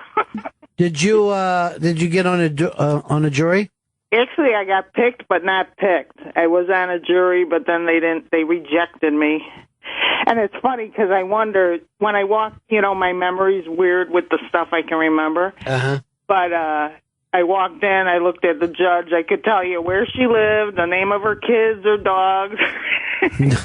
I used to deliver to her. That's hilarious. And it was pretty cool because I was taught the building is so beautiful. It's all terracotta and copper and marble. And I was talking to one of the sheriffs, and he said the cell downstairs for Capone was still there. Oh, Jesus. And they were talking about getting rid of it. And it's like, history, it's still cool, that, good or bad, it's still our history. Now, Chris, when are all the replays? All right, there's a replay today on Opie Radio at 3 p.m. Mm. Then there's a replay tonight on Raw Dog at 3 a.m. And then there's a replay on Opie Radio at midnight. Wow, it's wild. Lots of options there. I gotta go move over at 3 o'clock. That was 7 o'clock our time, and we were like out of our minds. Yeah. Now, actually, this part of it, Chris has gotten even nuttier and nuttier. When you got a long day like this, you don't normally add downs to it. Yes. No. People get a little more speedy. It's a strange choice, but. Can I tell you one more thing real quick? Yeah. Once, when my in-laws first moved to Florida, they didn't have an Italian store, and we flew down there. This was before my brain aneurysm, and they pulled me out of line because they had to see my suitcase because it was all pastas and oils and cheeses. Sure. It looks so funny in the X-ray because there's all these triangles and rotini shapes.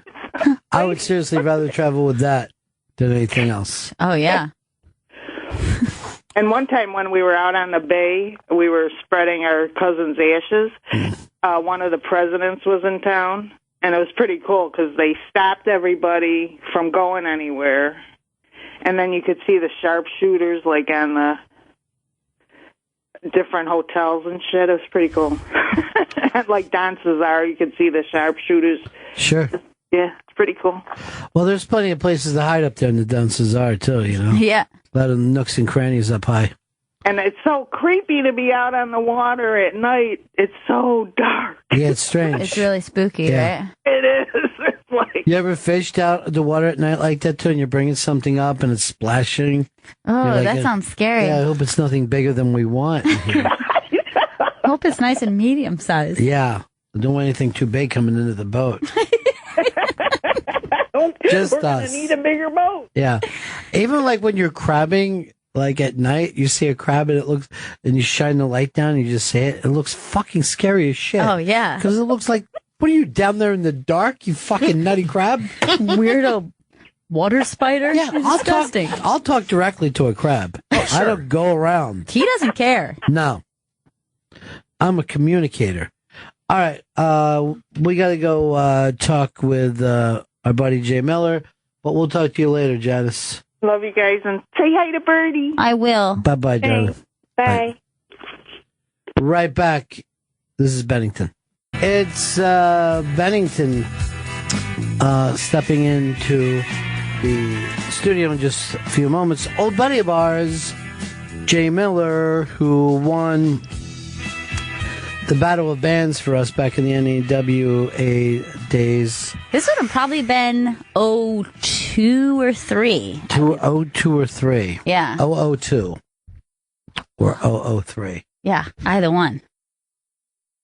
Which was, of course, the great Monty Love was the song.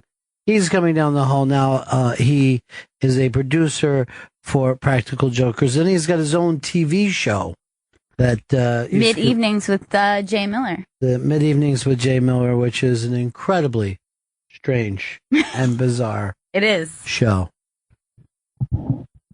But the Impractical Jokers, big hit there, huh? Yeah, it seems like they're really taking off. I'm hearing Impractical Jokers just about everywhere I go. They've made, I believe, over 3 episodes for True TV. Wow. Yeah. Now, what makes them so impractical, I wonder?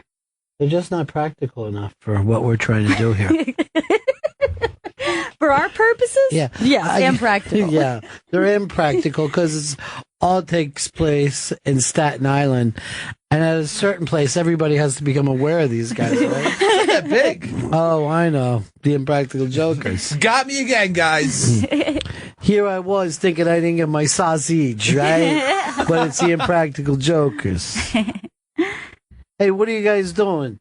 You went, instead of giving me my sausage, right? Yeah, You gave me bacala. Gotcha. You son of a bitch. I like that. This is impractical. You jokers. How you liking that baklava, huh, buddy? Oh, God. It's actually delicious. I don't I'm mind gonna use it. it for my 7 fishes. Okay. For Christmas Eve. Hey, let's bring him in with a little bit of Monty Love, old school. It's Jay Miller. Little trip through yesteryear for you. Yeah, that's something. Jay Miller That's in something. studio with us. Good to see you, buddy. Hi, friends. It's good to see you It's guys. so good to see you. How fun. And look at other things you're doing now. Look at You all know? of them. What are, Yeah. what are some of them? First of all, this TV show of yours, and when I came across it, I was dying.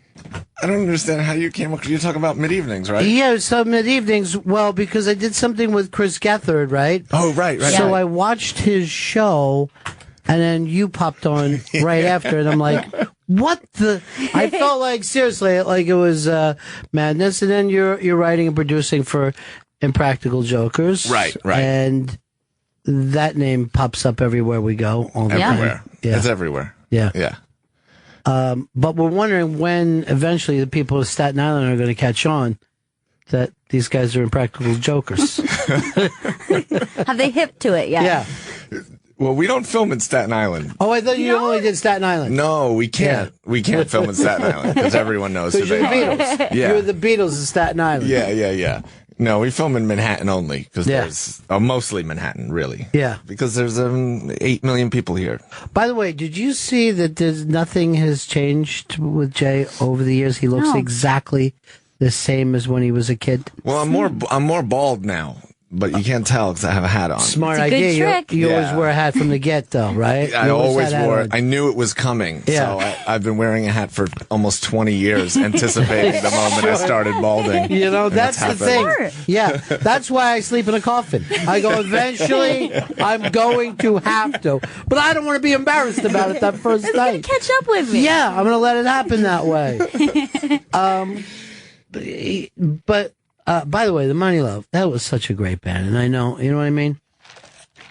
Yeah, we I were know- okay. I don't know. I know you People, don't like to look back, but you were a great band. People, You yeah. beloved. People like us. I don't know. And every once in a while, we're doing another show actually in December. We're going to do another Everybody back Christmas original? show. The original, none of us have died yet, which Yeah. is crazy. Even our drummer is still alive. That's crazy. But there was never any kind of anger with each other. You just, you know. I'm sure there was. Yeah. But then you break up and you don't talk for a bunch of years, and Right. then you get back together and you're friends again. It's like an ex-girlfriend. I was just saying this to somebody yesterday when I did Opie's show. I go, there's no such thing as a band who's broken up forever. No. You know what I mean? It's like a You- wrestler who retires. Right. It's just never. Something's going to He's come coming up and back. you're like, hey, that's easy enough for me to do. Yeah. You know, short tour, yeah. I'll do it. At least for a run-in. You can do it. Do a quick run in or you're standing next to somebody. You know, That's it. Virgil, there's always a place for Virgil. Oh, yeah. For $1. Yeah. For $1, you Yeah. can get Virgil. And then he would be real mad. And be like, hit him! Hit the $1 million man! And then he would be okay. Like, I'm not going to do it. He'd come walking in again, and then something would come up, and he'd, It was his place. yeah. Oh, poor Virgil. Well, Can we say that? Can we say poor Virgil? yeah, I guess we can. I mean, why are we feeling bad for him? Because he's broke. And then he did this thing where he wanted everyone to give him $1. Yeah. And I'd only think he made like about $8.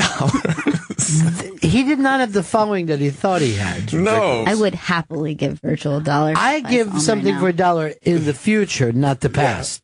That's why if you want me to pay you, have me pay up front. Well, it was a good idea. He Yeah. thought that if 1 million people give him $1, Yeah. he'll have $1 million. But he didn't get 1 million people. He got about 8 to 12 people to give him $1. He didn't really think it out. There's fully. so many of these Kickstarters out there, and whatever they are, I can't keep up with all of them. you But know? that's one of the best. Yeah. I donated $1 to him. You were one of the 8? I was one of the 8 because I wanted Yeah. to be a part of this $1 million dream of Virgil. Well, where's the $1 million man? Why couldn't he break up some money? It's you know? DiBiase. Come on. Everybody's got a price. That's right. It's true. Everyone does have a price. Well, I think his problem might have been that he maxed it out at $1. It's the most anyone could get. Yeah. So He should have probably said, give what you can, see what happens. Minimum $1. Minimum $1. He misspelled the word. Yeah. I thought that the $1 Million Man did the greatest bit of all time when he told the kid that the basketball. Bounce a basketball. Yeah. Yeah. You bounce the basketball so many times and I'll pay you money. And as the kid's bouncing, let's just say it was the 5. As the kid hit 4, he just swipes the ball away. He slaps it away. And that was a shoot too. That wasn't No. like some wrestler's kid. That was just a shoot kid from the crowd who thought he was going to win $1 million. Well, first of all, you know what? You're with the $1 Million Man. You know what I mean? Yeah. You're not going to beat him. You're not going to beat Mr. Perfect, who does everything perfect. Perfectly. He could shoot a basketball behind his back. I mean, have you seen him slap that gum? Yeah. He could throw a football down the field and then catch it himself. That was an amazing... That's a shoot also. That's a shoot also. Yeah, that's an amazing feat. There it is. There he is, slapping the ball away. My only problem with... Look at, when you see the kids, wait till you see the kid's face. He is so sad. He doesn't understand. And here's us as grown men and women laughing at a child who didn't win $1 million. I don't have any problem with still laughing at this kid. You go to the fucking carnival, kid, you get ripped off. That's the fun. It's on you. That's the fun. You want to walk to Midway? You're in somebody else's life. How do we get him on our shows? We need to find this kid, and he needs to be a guest. Grown up. He has to be messed up, right? Hopefully, he's done something awful. Like he's already behind bars for something that he did. He's been hustling people out of money as he grew up. Yeah, and at some point when the $1 Million Man just figures out, ends up on TV somewhere, the kid's looking at the TV, but through the bars, he's not even allowed to have the TV on his side of the bars. Just one more bounce. Yeah. Now, Mr. Perfect, I never cared for the one piece. You know what I mean? It was very weird. He had an off-the-shoulder piece? Well, Did he have would an eventually off-the-shoulder? make it go off the shoulder. Yeah. He didn't that's start right. that way. You knew he was getting serious. He's all fucked up. He would pull the bra strap down. I don't know. I seem to think it was perfect. It seemed like I can't pick anything wrong with Mr. Perfect. Absolutely perfect. Yeah. The last time I saw you, Jay, it was one of the WrestleManias that was over at Madison Square Garden. This was maybe 10 years ago. I think. And you had a hat on that you had written across it, wrestle, as he was on his way in. He just wrote wrestle there. That's what we were doing. Yeah. We were doing wrestling. I wanted to make sure everyone knew what was going on and what I was there for. Yeah. Right. That was great. I went to wrestling, I went to Hell in a Cell. Yeah. And some of the wrestlers like Impractical Jokers, so we were able to go backstage, and I got to meet a bunch of them. I met Brock Lesnar, and I have a Brock Lesnar tattoo, and I got to show it to him. I have a 21-1 tattoo, which is the Undertaker's record at WrestleMania. Yeah. And we could curse here? Yeah. Yes. Oh, fuck the Undertaker. Not so that, that's not what that. I know. No. Oh, I can't say that. Word. Oh, my bad. You just said fuck. Okay. All right, so you do not care about the Undertaker? You weren't one of the people who cried? Never. I never liked the Undertaker, ever. Yeah. Ever. The undead, never cared for him, ever. So when Brock Lesnar beat him, 21-1, I got a tattoo. What about Dr. Paul Bearer? That was a pretty... Boy, Undertaker! Well, yeah. He had a better gimmick, I think, even than the Undertaker. What about when Taker was a biker? Did you like him then? Biker Taker? No, Limp Bizkit Taker? No, I didn't like that. Boy, he's rolling out to the ring. I didn't like that. He was, he took his theme song very literally. Now, Gail, as a little kid, got to do something pretty spectacular in the ring. Aww. I had a pretty amazing moment. Oh. I accompanied Coco Beware to the ring. Please tell me you were dressed as a parrot. No, I was not the parrot. I was doing his signature bird dance in the ring with him. Well, yeah, with him. It was a dark match, but still, dark night. Yeah, it was a dark night. There was no cameras. There was no cameras there at all. But for me, what was funny is Jack Briscoe was the guy who asked, and Jack Briscoe means nothing to you. And I'm like, there's Jack Briscoe. Yeah. They would always have those guys hanging around on the outside, guys that And done then stuff. George the Animal Steel was backstage Oh, as yeah. well. And he was, I don't know what you would call that, like producing or something. He was, Yeah. but he was in a suit. He was a road guy. It was a very weird Really? thing for Yeah. me to see. Was like Wow. him in a suit, and he was the one who's just like, okay, you need to stand here, and then Coco will come up, and he was Right. like telling what to do, and I'm like, in all. When you're like around this. wrestlers, it's crazy because it's like celebrities I don't care about, but when you see like a wrestler, like I don't even want pictures of anyone, but I'm at the backstage, I see Sasha Banks like eating a brownie, and I'm like, I need to film this. Right. This is amazing. I'll tell you an amazing story. This is all because you guys know wrestling, so this is the strangest thing. I went to go to the bathroom, and Lil Nate, Charles Robinson, is peeing. And this already, I'm like excited about this, you know? And then I hear someone in the bathroom, taking a number 2, a very graphic one, you know, when you hear every like part of it. Yeah. And then it walks up and it's Stephen Merchant from the Office. Wow. So I'm having this moment where I'm like, oh my God, Charles Robinson is taking a piss. Stephen Merchant's taking a shit. And then I turn around and look who's walking in. It's Mr. Belding. And I'm like, this is the most surreal bathroom experience ever. Am I dreaming right now? Yeah. So that's what backstage at a WWE event is I like. wonder why Stephen Merchant had such an angry shit. It's, what's he eating? Yeah, I don't know what's going on there. I mean, maybe the WWE catering didn't agree with him. Yeah. You know, the American food. I don't know. I mean, I don't want to give all his, his business over the radio. Right, but it's a little late for that. No, we edit this. We edit this. We got to edit the fuck out anyway. Yeah, right? that's a good point. Yeah. You think about people's names, right? Yeah. Should be easy enough. Jay Miller's in studio. And Practical Jokers airs Thursdays at 10 p.m. on True TV. On Twitter, it's at mid-evenings for Jay. And Monty loves having a reunion show in December. Where's that so going to be? professional. I Yeah, like where's that going to? Yeah, he's really good at He's that. getting so good at it. Really good, Yeah, and that's wow. like 2.5 perks for his bad arm. Up since 4:30 or something. Yeah, it's on. Wow, but it's worth it. It's working. Yeah, it It's is working out for yeah, you. it's It's going. great. Yeah. It's happening. You actually might be evening out a little. You're looking better than you were. You're not even. sweating. You don't have the sweats. That's a good thing, right? Yeah. Yeah. I just sweat everything out. Let's go sweat the pain out. Yeah. Now, here's one of my better backstage things. And this was Andre the Giant, totally naked, playing cards, sitting at a table, just dealing cards out. And all he had to do, this is a pre-match, so all you had to do is put it in the truck. So it's the smallest thing for you to get the pants I off. hope Little. It's Gail barely was, clothes. you were, Yeah. Gail wasn't still dressed as a parrot. For No, this, she was wasn't. No, Because- this was not her parrot days. This is when it was a flag versus flag match Right. that had been done. And I went out with Hacksaw, Jim Duggan, and the American flag.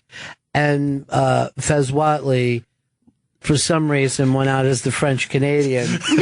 And it was seriously the highlight of our life. It was the most. I have introduced the Who on stage, so I know what it feels like to have heat come at you from an ecstatic audience. Right. And nothing prepared me for walking through that curtain with and that fucking American flag. That place went ape shit. Yeah. That Holy place shit. went crazy. And then Fez came out with, I can't remember which French Canadian it was at the time. Dino Bravo? It was probably Dino Bravo, Bravo. yeah. Yeah. And they both had the French Canadian flag. And the place was furious. And as they started to boo, and Fez, like, no one trained us for this, but Fez has had a lifetime of never missing wrestling.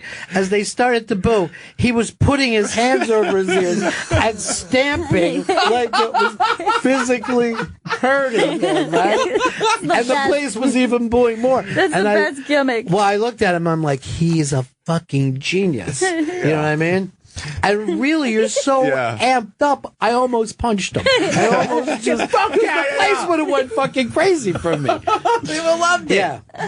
heel. For Fez is always the heel. I relate to Fez because I feel Yeah. like Fez loves being the heel. Yeah, it's but the best. then when Yeah. you get heat from everyone, you know, I do take it personally, and you Yeah, get it like hurts. sensitive. You're like, It hurts. you're like, so I get it. I was the bad guy manager during a match, and a guy had a a bad sign about us, you know? And we were doing a dark match before one of the big events. So as I went by him, I went and tore the poster, but it was a stack of them that he had all night. So I fucked up 20 things for him. Oh, shit. But after we did our little gimmick, I went and sat in the first row, and he was like still fucking yelling. I'm like, dude, it's over. Yeah, but my fucking posters.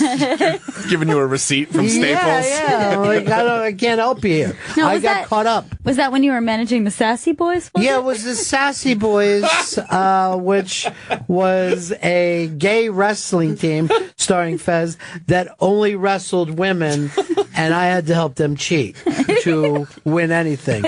Normally, sounds perfect. Yeah, it was. By hitting the woman with a cane that Yes. broke over her You were back. using a cane back then. Yeah.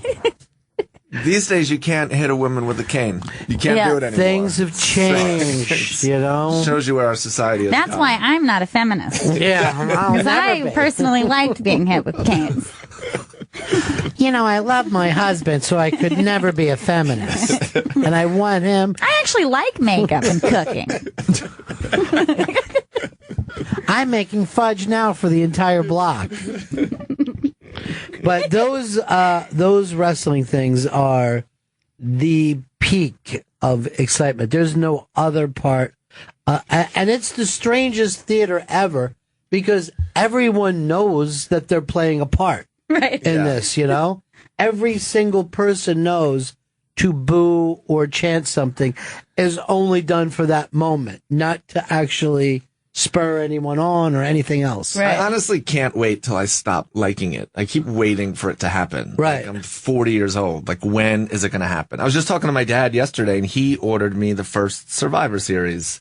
You know, it was Thanksgiving. I begged him to order it, and he did. And I sat down by myself because I had no friends and watched Survivor Series by myself. And I say to my dad, I go, who would have thought 27 years later I'm still watching it?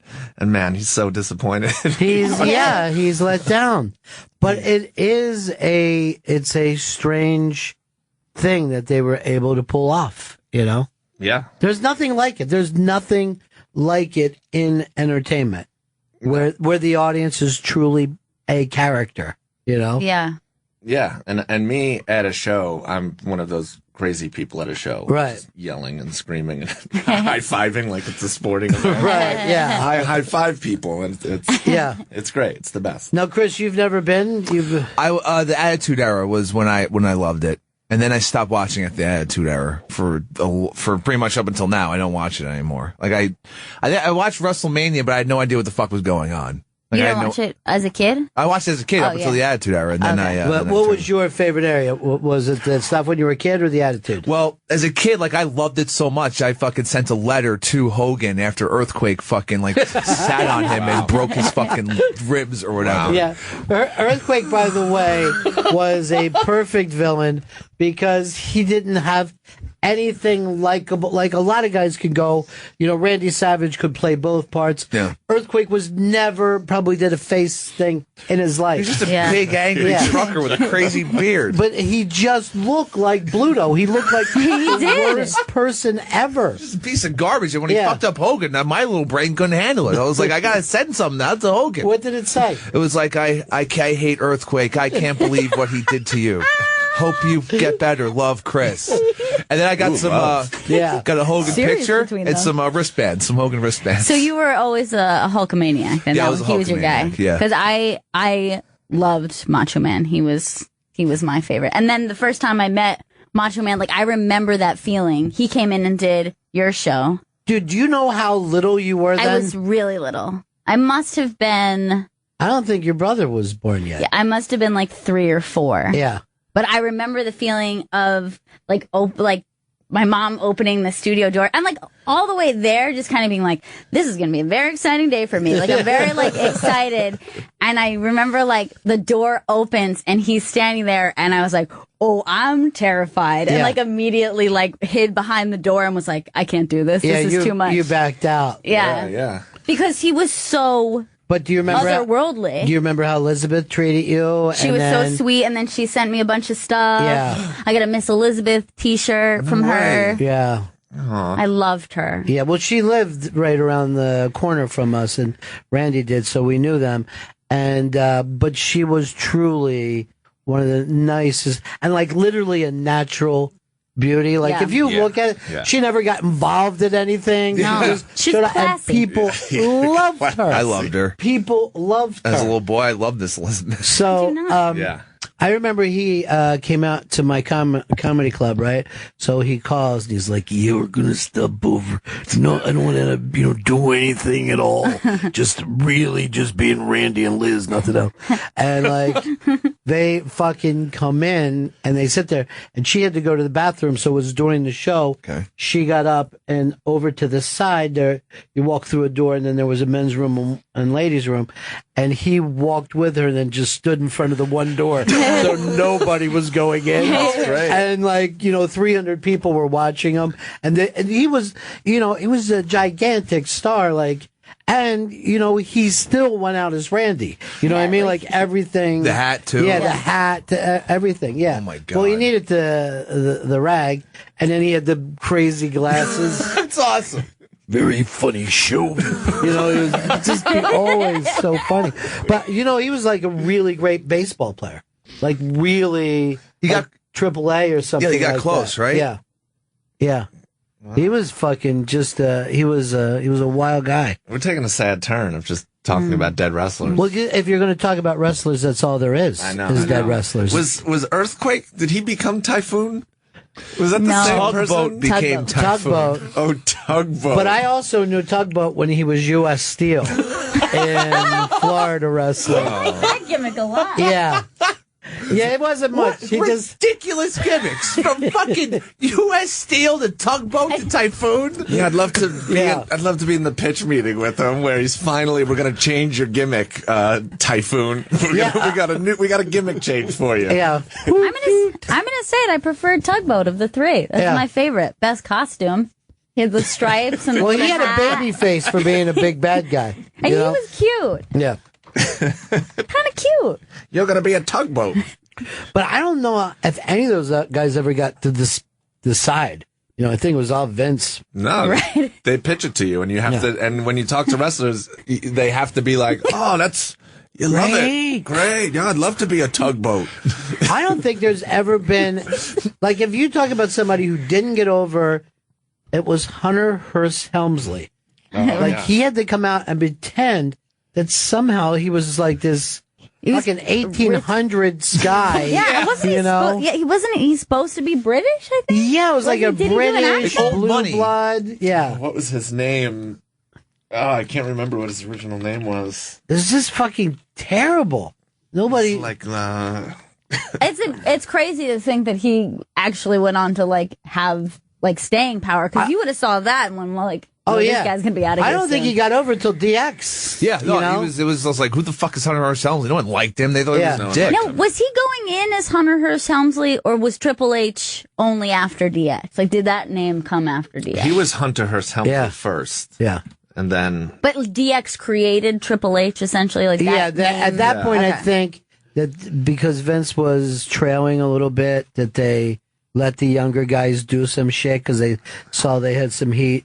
Right. And so they got a couple of the young guys who were flyers, who were workers, and just started to let them fuck around a little bit. This is awesome that we're talking about wrestling for 30 minutes. Jay Miller's in studio. Impractical Jokers airs Thursdays at 10 p.m. on True TV. Jay's Twitter is @midevenings. And, of course, the Monty Love reunion happening in December. You don't have to promote that. No, that's getting promoted. It's going to be happening. It's happening. I would tell you to promote Mid-Evenings, and because you emailed me this morning, what else do you want me to promote? And I was like, oh, Mid-Evenings. Then I was like, let me go to my website. My website's not even up. Yeah, it's not. I was like, I don't even know what you could promote. Just Google Mid-Evenings. Can you say? Mid-Evenings is so goddamn crazy. It's unbelievable. Yeah. Yeah. Is there a thought pattern behind this madness? Is there something you're trying to... We do the show on Staten Island at Staten Island Public Access Community Television, and everyone who works on the show has to be a volunteer. Mm-hmm. So all my camera people, my sound people, and my director, they're all over 50 years old and really are not they're not great with the equipment. So, I do things where I need them to like zoom in, and it's just like a slow zoom, and then it's out of focus, and my director cuts to things that aren't even happening, and for me, it's just perfect. It's the worst. My show is like the worst show ever, and there's just something about it that I love. Yeah, you don't turn it off. How long have you been doing it now? Well, I did it as like a live theater show for a while, like at certain bars on Staten Island. And we've been doing it now at public access for probably 3 years now. And, we do it like once a month. They won't let me do it once a week, which I don't know. If you guys could, if you can make a call or someone. Yeah, trying to pull some strings. Pull some strings at community television at Staten Island. Well, Gethard was able to take his show and turn it into. I know. We've done a few at MNN, but yeah, they won't give us a weekly one either. I don't know what we got to do. Yeah, I got to pull some strings. At a certain point, do you take something to a network and say, "Here, let's give this a shot"? I mean, bad. There's no. Have you seen it? If you've seen my show, there's no way you can take it to a network. I can't show it to anyone. I can't show it to my parents. I would disagree with that. I honestly would disagree with that. Well, I appreciate that. I'll send it to you. You can bring it to the networks. You know what? Let my people handle it from this point on. You don't have to worry about a thing. Yeah. You're just going to be, you're on a quick shot to stardom. Chris, take him out and get him 2 tuxedos. Done and done. No, I don't know how to promote. I don't know how to, I just have my websites down. I've been doing the show for years. I don't know what to do. I tweet once a month. Right. What do you do? How do you promote that? I have no idea how to do it. I'm terrible at it. Well, how'd you get in with the Impractical Jokers? It seems like you're at True TV already. No, I was friends with Sal a couple of years ago, and then I asked Sal to be on my show. Sal was part of Mid Evenings, a bunch of episodes, and because he was in Tenderloin, so I knew he was in a comedy group, so I asked him to be on my show, and then his show just took off, and 2 years in, he wanted me to kind of submit for the show. I was a teacher for a bunch of years. And, he asked me to submit, and I did, and then I've been there. I was a writer for 2 years, and now I'm a producer there. It's pretty cool. That's pretty insane. I don't know how it happened. So you do kind of know how these things happen. They happen. It just happens just by luck. So I'm just hoping, my show becomes famous the same way that I get hired by jokers. Just hang around, just make friends with people, and then eventually someone will. There actually is something to that. To be there, like they say, you have to be there for the right opportunity. A lot of times you got to be hanging around for that right opportunity to happen. That's it. So that's me. I'm hanging around. Old hang around. I'm going to hang around for as long as possible. Yeah. Well, everybody that's here now was in some kind of intern type thing, which is basically a hang around position. I'm going to come to stay. What you need to happen is for one of the people, there's 2 interns in the back, if one of these 3 guys, something bad happens to, they're arrested or they have a car accident. Meltdown. You act like, I could be there tomorrow. Yeah. That's it. Perk overdose. But act like perk overdose. What? Whatever. But you act like, really, I just want to help. I just want to be here now.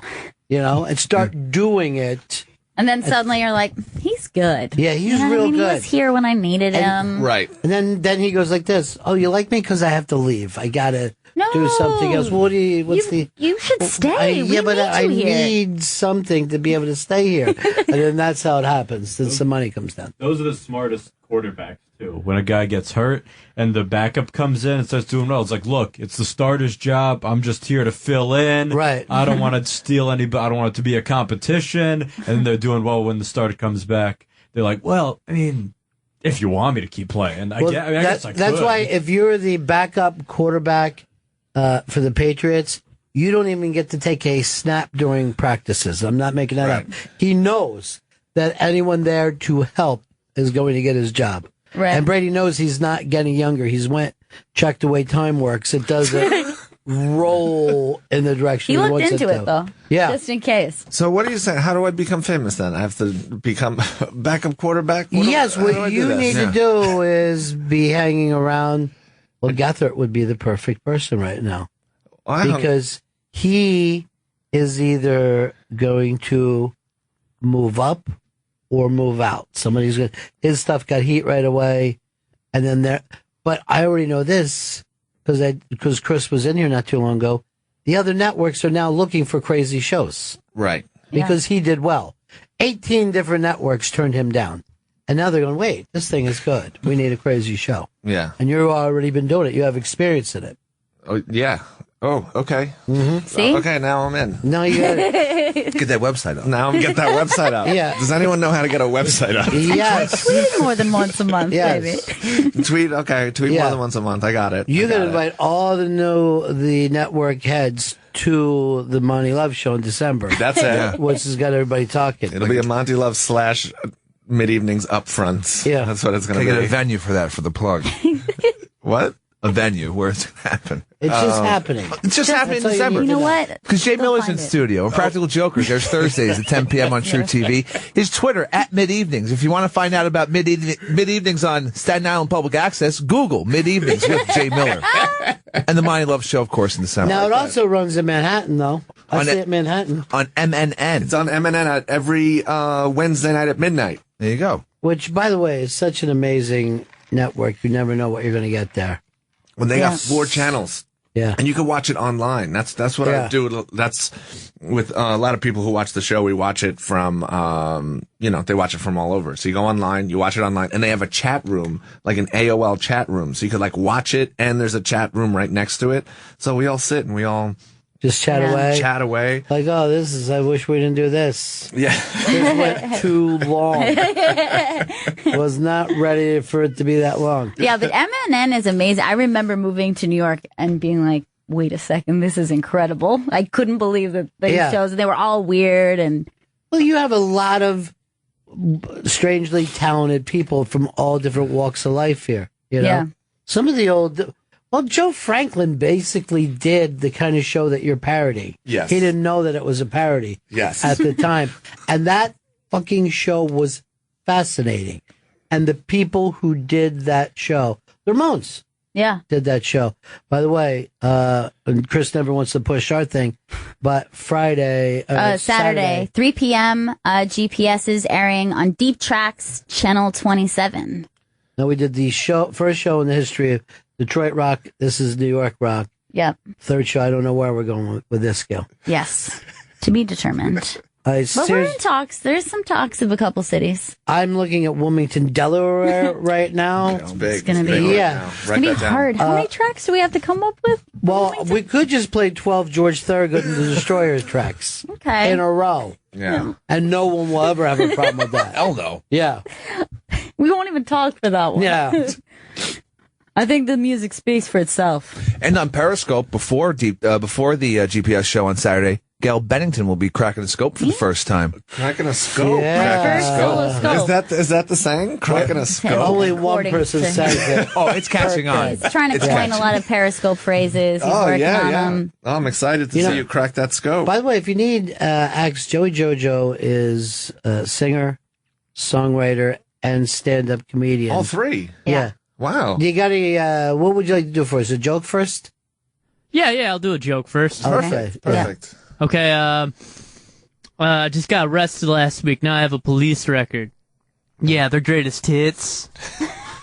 I also own Synchronicity. Why wouldn't you name one of their weird records that people know? Because I feel like people might not know Synchronicity as well as they would a greatest hits. Have you tried them both, though?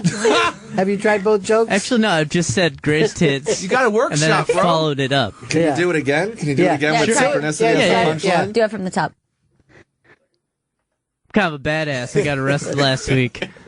Now I have a police record. Yeah, Synchronicity. Yeah, you're right. Greatest hits. This is the way to go. You know what? You I'm go even with like, I own synchronicity, and I'm like, what is he talking about? I don't even understand. Why did he just say that? Yeah, that's nuts. I like it. If you could come on my show and just do that joke. I also have a misdemeanor for petty theft. Yeah, Tom Petty Theft. All right. I love Tom Petty. You know what? When we're doing a salute to classic rock, I want you to come out and do some of this stuff. Hey, The Cure's a shitty ass band. My uncle got melanoma, so he started listening to The Cure, and that didn't do shit for him. I would rather you do that joke with the police punchline with every police record. Over and It's like over. 7 punchlines. Yeah. Joke number 3. The Ghost in the Machine. Do you have any more classic rock material? Yeah, okay. Because I've never met anyone who has classic rock chunked for themselves. Yeah, not this much anyway. Well, I mean, I have, like, rock jokes in general. Okay, yeah. Yeah, go ahead. All right, yeah, like, most people want to collect vintage guitars. I'm going to collect vintage guitar cases. It's much cheaper and easier. I bring a girl home. I'm like, hey. She's like, oh, do you play? I'm like, no, but this belongs to a 1952 Les Paul. Les Bone. All right. This is good. That's good. Now, you taking the case out with you, or Yeah, it's then I'll not take theater the of case mind? out and it'll be kind of prop comedy. Okay, cool. He carries it all the way in. Good for that. Yeah. Then I open it up and there's nothing in there.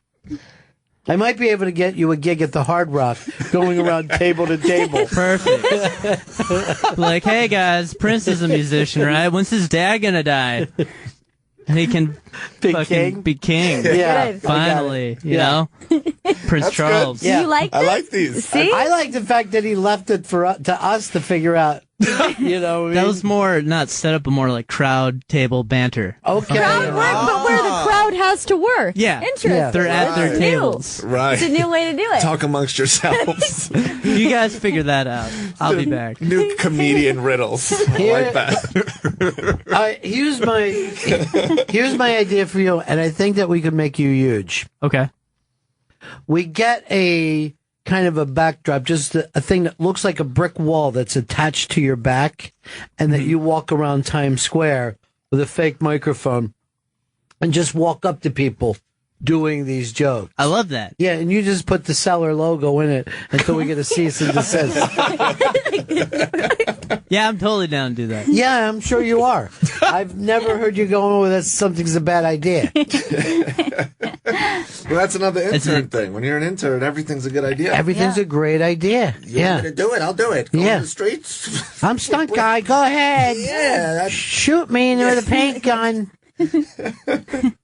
I'll do all of it. Yeah. I don't care. We should go out and have him assault police with police records. That would be unbelievable. Do it, And that'll tie Yeah. into your material. It's perfect. Yeah, and Be like, get it? And while you're doing it, then you just yell, "This is for Quentin Tarantino, you Yeah. motherfuckers!" Yeah. Guilty. Guilty? What? No QT. Oh, no QT. I thought you were yelling guilty. Oh, never. Yeah. And that'll it's tie in with your Pulp Fiction joke. Yeah. Oh, all of them. Yeah. Yeah, do you have one of those? Yeah, I do. So I was watching. I don't like watching Pulp Fiction. I like watching Pulp nonfiction. Okay. All right. Stuff. Work in progress on that one. It's very similar, just much more boring. All right. I like They made me watch it in school. He's still going. He's getting there. You know what I think works here is the lack of stage presence. You know what I mean? Yeah. That while you're talking, my eyes don't focus anywhere. Yeah. I like that too. I'm just kind of looking around the room. I like that too. I've been Check doing my this phone. for 20 years. Yeah. 20 years. But part of me wants you to do stand up with headphones on also. Yeah. And no Just microphone. The big radio mic in front of you and the headphones. I think you could also, this would be great for Periscope, is because, where do you perform? You only perform... Gotham, I've done Eastville. but how often do you perform?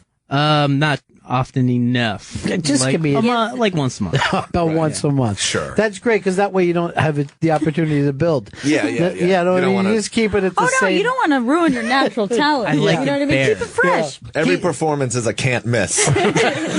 Right. And you don't want to get rid of awkwardness. Yeah. You want to keep. You never want to get polished. And you don't want to move too fast. You know what I mean? Yeah. But if you would do a Periscope where you're just at your house with a microphone set up there, the Periscope pops on, you're just doing your material, and when you're done, Periscope pops out. You don't tell anybody what you're doing. Okay. And boom, it's like a little gorilla thing there. I can do all of that. Yeah. And no offense, Ron, it sounds so boring the way you're saying it. Yeah. Periscope. Right. I mean, you could really we could really pump it up. What is it? Yeah. Crack up the scope. You crack a scope for your scope. You should roast. say that. Yeah. You know what I mean? It sounds so much better if you can tell him that once a month you can crack a scope. Okay. You know what Yeah, I mean? that's a Now, way to say it with a little more flair. now I'm interested. You know? All right, how would you sell this if you were pushing his Periscope? All right, you want to see some gorilla scoping out there? You want to follow at the iBanks, then you'll see Joey Jojo crack that scope, and all you scope bros out there are going to be loving it. 'Cause you know what I say? I say scope the planet. See? Scope the planet! Did you try that today? I forgot. It's all He right said, now. starting today, I'm going to start yelling "Scope the planet" at people, and then I watched this whole scope and never did it at all. I got like extra guests coming on the show today. So. Yeah, people loved your guests though. They said it took away from you. Oh, really? Yeah, they really That's what they liked it liked a about lot. it. Oh, they liked. Oh, Yeah, I love iBanks on the Scope Bros. I like that. Yeah. That's how you do it. That's how you get iBanks on the Scope Bros. Yeah. As long as you crack the right scope. You know what I mean? You know what? Thanks a lot, Jay Miller. Because you know what? Impractical Jokers there's Thursdays at 10 p.m. on True TV. On Twitter, it's at Mid Evenings. Google Mid Evenings with Jay Miller to find out when it's playing on Staten Island Public Access. Or MNN every Wednesday at midnight. And Monty Love in December. And GPS happening Saturday, That's not 3 p.m. related. he's not in that. No, Jay Miller has nothing to do with I this. told him I want him to promote GPS. GPS airs on Deep Tracks, Channel 27, 3 p.m. East tomorrow on Sirius XM. That actually could be great for when we do the Staten Island punk scene Yes. of the early Definitely. 2000s, play all the bands. Yeah. Well, remember when we did that thing at the Hard Rock and Staten Island came over and dominated that night? Yeah, can we talk about that? Yeah. That we were a part of your Ron and Fez Rockin' Ribs. Yeah. Ah, that's what I it was, forgot that it was Rockin' Rockin' Ribs. We did rib recipes and there was rock. maybe a rib eating contest as well. There was right? a Yes, rib it eating was. contest. Yeah. Chris Jericho was there. Oh, yeah. Yeah. Chris Jericho was there. I think Eddie Trunk was one of the judges. Yeah. And now we won out of the 5 bands that performed, right? Yes. What was that? Was the Fixin', how did we win that thing? First of all, There's no way.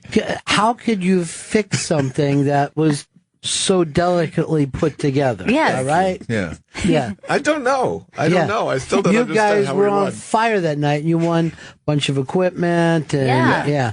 Because everyone played like real music, like a real band. Right. And we got up and we just jumped around and ran across the Congratulations. room. You did very, very good for yourself. You did Go well. pick up your prize. Enjoy. Yeah. Don't ask a lot of questions. Go pick it up. Just some taste. Yeah.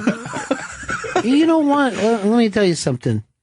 Was the Sex Pistols the most competent band out there? Yes. You know? Oh. That's where you're going with that. Yeah. They weren't. That's how it is. What you have to have in this business is the it factor. Yeah. Okay? A little stage presence. Right. Like Joe does. Like Joe. There we go. Yeah. My landlord just gave me heavy metal poisoning because he's always listening to Slayer. So I went to the doctor. He's prescribed some Sudafed, some Phil Collins. First of all, none of them are even tied together. What? Yeah. I just made that up. It's good. Yeah, there's something there. It's not perfect. That's what I'm telling you. I got it. I do like Sudafed. Yeah, yeah. Because do it's it. current. You could do a whole Phil Kids will get Collins it. thing. Yeah. You know what I mean? We are talking with Phil Collins' people. Oh my gosh. But then again, Aren't we all? you know, let me just tell you something, Who? Joey. And I'm talking to Joey now, Okay, and I'm yeah. talking to him I'm right here. from, right now when you're doing your material, there's almost a glow around you. Yeah. You Thank know you. what I mean? Yeah. And I saw that glow once in my life with a very, very, very young Neil Sedaka. Mm-hmm. And it seems like you have got it, my friend. No, Yeah. what? Wow. Yeah. Thank you. You have got it. Yeah. Scope glow. I mean, you got the whole fucking package, you know? Yeah. I feel it. You know. Can I just ask you this? What are you going to be tying to your penis as you come walking in? I'm thinking some Slim Jims and a 6-pack of Coors Light. All right. But you know what's great about you? Mm-hmm. You're in comedy and you have no idea what a callback was. I set you up from a joke earlier that you had done. the 2-liter. And you ignored it. Yeah. And you know why? Yeah. The rules don't matter to you, my friend. No. You're the fucking next shit. His comedy is an empty guitar case. Yeah. Yeah, I really like the band The Strokes. Yeah. Well, I like the first 2 records. I think they lose feeling in the last 2, especially in the left arm. It took a while to get there. It took a lot. But Yeah. it was a masturbation joke. I also, No, it was a stroke. It was like a stroke physical joke. 'Cause, stroke. Oh. But what happened? I thought you used Oh, your I left thought- hand. I was with you. I But thought it was say- a masturbation joke. But can I say something in your defense? You don't. That happens in a heart attack, and not a stroke. So, Okay, so but that's- I also just, and I don't want to tell you how to do your Thank you. material. But Yeah. there's other things that you can do besides musical groups. I mean, there's a what? world of material out there. You want to play on your strengths, Okay. But you don't want to Don't have any. Yeah. All I have is my weight Yeah. and my 101 mile per hour fastball. That's true. Thank you. All right. See, now he's going into sports. Yeah. See, So you now got- he's expanded. You have baseball I like that. material? Yeah, I do. Good. Why do they call it a shortstop? That guy was like 6'3" at the game I went to. Good. Okay. Yeah. Okay. Oh yeah, I got another one. Good. It goes, hey, how many LeBron James does it take to dunk a basketball? How many? 14. Why is that? 1 to dunk it in, and 1 to fucking cheer him on from the bench. What about the other 12? 12. Oh yeah, I forgot about that part. Yeah, they're there too. Fuck, man. They're also there. I've seen him play. It only takes one. Yeah, you Yeah, I don't know. need anything Yeah, I've else. seen that too. I've seen him dunk. Yeah. He's fine. Just thinking the other 12 were part of the big band. That he couldn't say. That's There you right. I go. told you that joke earlier. That's right. And I forgot about it. Wait, what's the punchline? It's tied back to music. Hey, As usual. Indianapolis has a real cult following. Yeah, now we're back to the Okay, good now we're stuff. back Now to we're the getting sport. to the You're good getting stuff. somewhere. You know what? You're ending strong. That's all people are going to That's it. remember. Was that your The closer? beginning and the Watch ending. more. So your first joke and your last joke. That's all people care about. Okay, then I'll That's stop it. here. Drop the mic. Yeah, Are you drop sure? the mic. There's Walk a- away. Oh yeah. You guys like soccer? We sure do. Yeah. yo. Love it. It's one of my goals in life to play soccer. The wordplay. That's the genius part. I just finally I realized it. Yeah. It's the wordplay. I don't want to pick it apart, No. but I just want to know, why is it that you had to say goals? Like it was spooky. yeah, it was like a soccer announcer. Right. Gotcha. But Right. see, Maybe you could have I made would've- it go a little longer. I would have liked you have to done it longer because you did it more like it's one of my goals in life. That's what I thought. Well, But- Halloween just fucking passed. Yeah, it That did. ruined it. You know, but see, the beauty of it is it's always on his way back, though. Right. It's true. You're fine. Can't be too early. All right, we got to wrap this one up. Jay Miller, this was so much fun, my friend. Thank Yeah. you guys for having me. This was Loved great. having you here. This It was awesome. great. Well, let's do this as a regular thing. You I would know? love it. I Let's would love get it. the TV show picked up. Get it picked up. Yeah, let's get. You know, I'm gonna have this guy on. I'm gonna have him on. Please, We're gonna- I'll do that it would be amazing. in a heartbeat. Yeah. Yeah, we're gonna do it. We're Just gonna let me set it know up. when. Are Let me know you where. sure you don't have something else booked that night? I Wait, know didn't your give- schedule. I didn't give him a night yet. Yeah, I'll have to check my schedule. yeah. Let me call my guy. Okay, great. But it's 2015. It's a gal.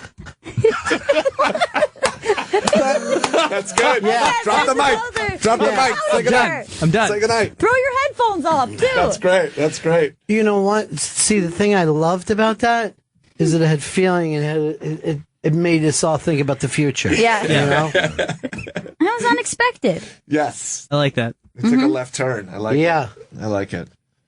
All right, Chris, plug away. Impractical Jokers airs Thursdays at 1 p.m. on True TV. Jay Miller's Twitter. 10 p.m. 10 p.m. on True TV. It's probably on at 1 p.m. too. It's on pretty much It's on a 24 lot, hours. It's yeah. on 24 hours a Yeah. day. Just turn on True TV. You'll find it. Twitter at Mid Evenings. Google Mid Evenings with Jay Miller to find when it's airing on Staten Island Public Access, or watch it every Wednesday at midnight on MNN. Monty Love show's happening in December. And GPS. That airs tomorrow on He's not doing GPS, so That's you have a someone little different. break. Okay, all right. They No, but had to keep take a going. breath. No, but when is it? 3 p.m.? Tomorrow Yeah. on Deep Tracks, Channel 27. Great. And Gail Bennington will be cracking the scope. Be cracking the scope. Right before that, follow at the iBang to see when she does that. And you can win you have a chance to win Dude, a it's all sign. just running together. Yeah. It's A signed all Bennington t-shirt. Yeah, get those eye banks on how Scope Bros. Bennington. Bennington. That's it for us, everybody. Jay, good to see you. Thank you, guys. See you again So great to have soon. you. We'll see everybody else again in 1974. Ladies and gentlemen, the evening is over. We hope you all enjoyed yourselves, and we'll see you all again in 1974. Good evening!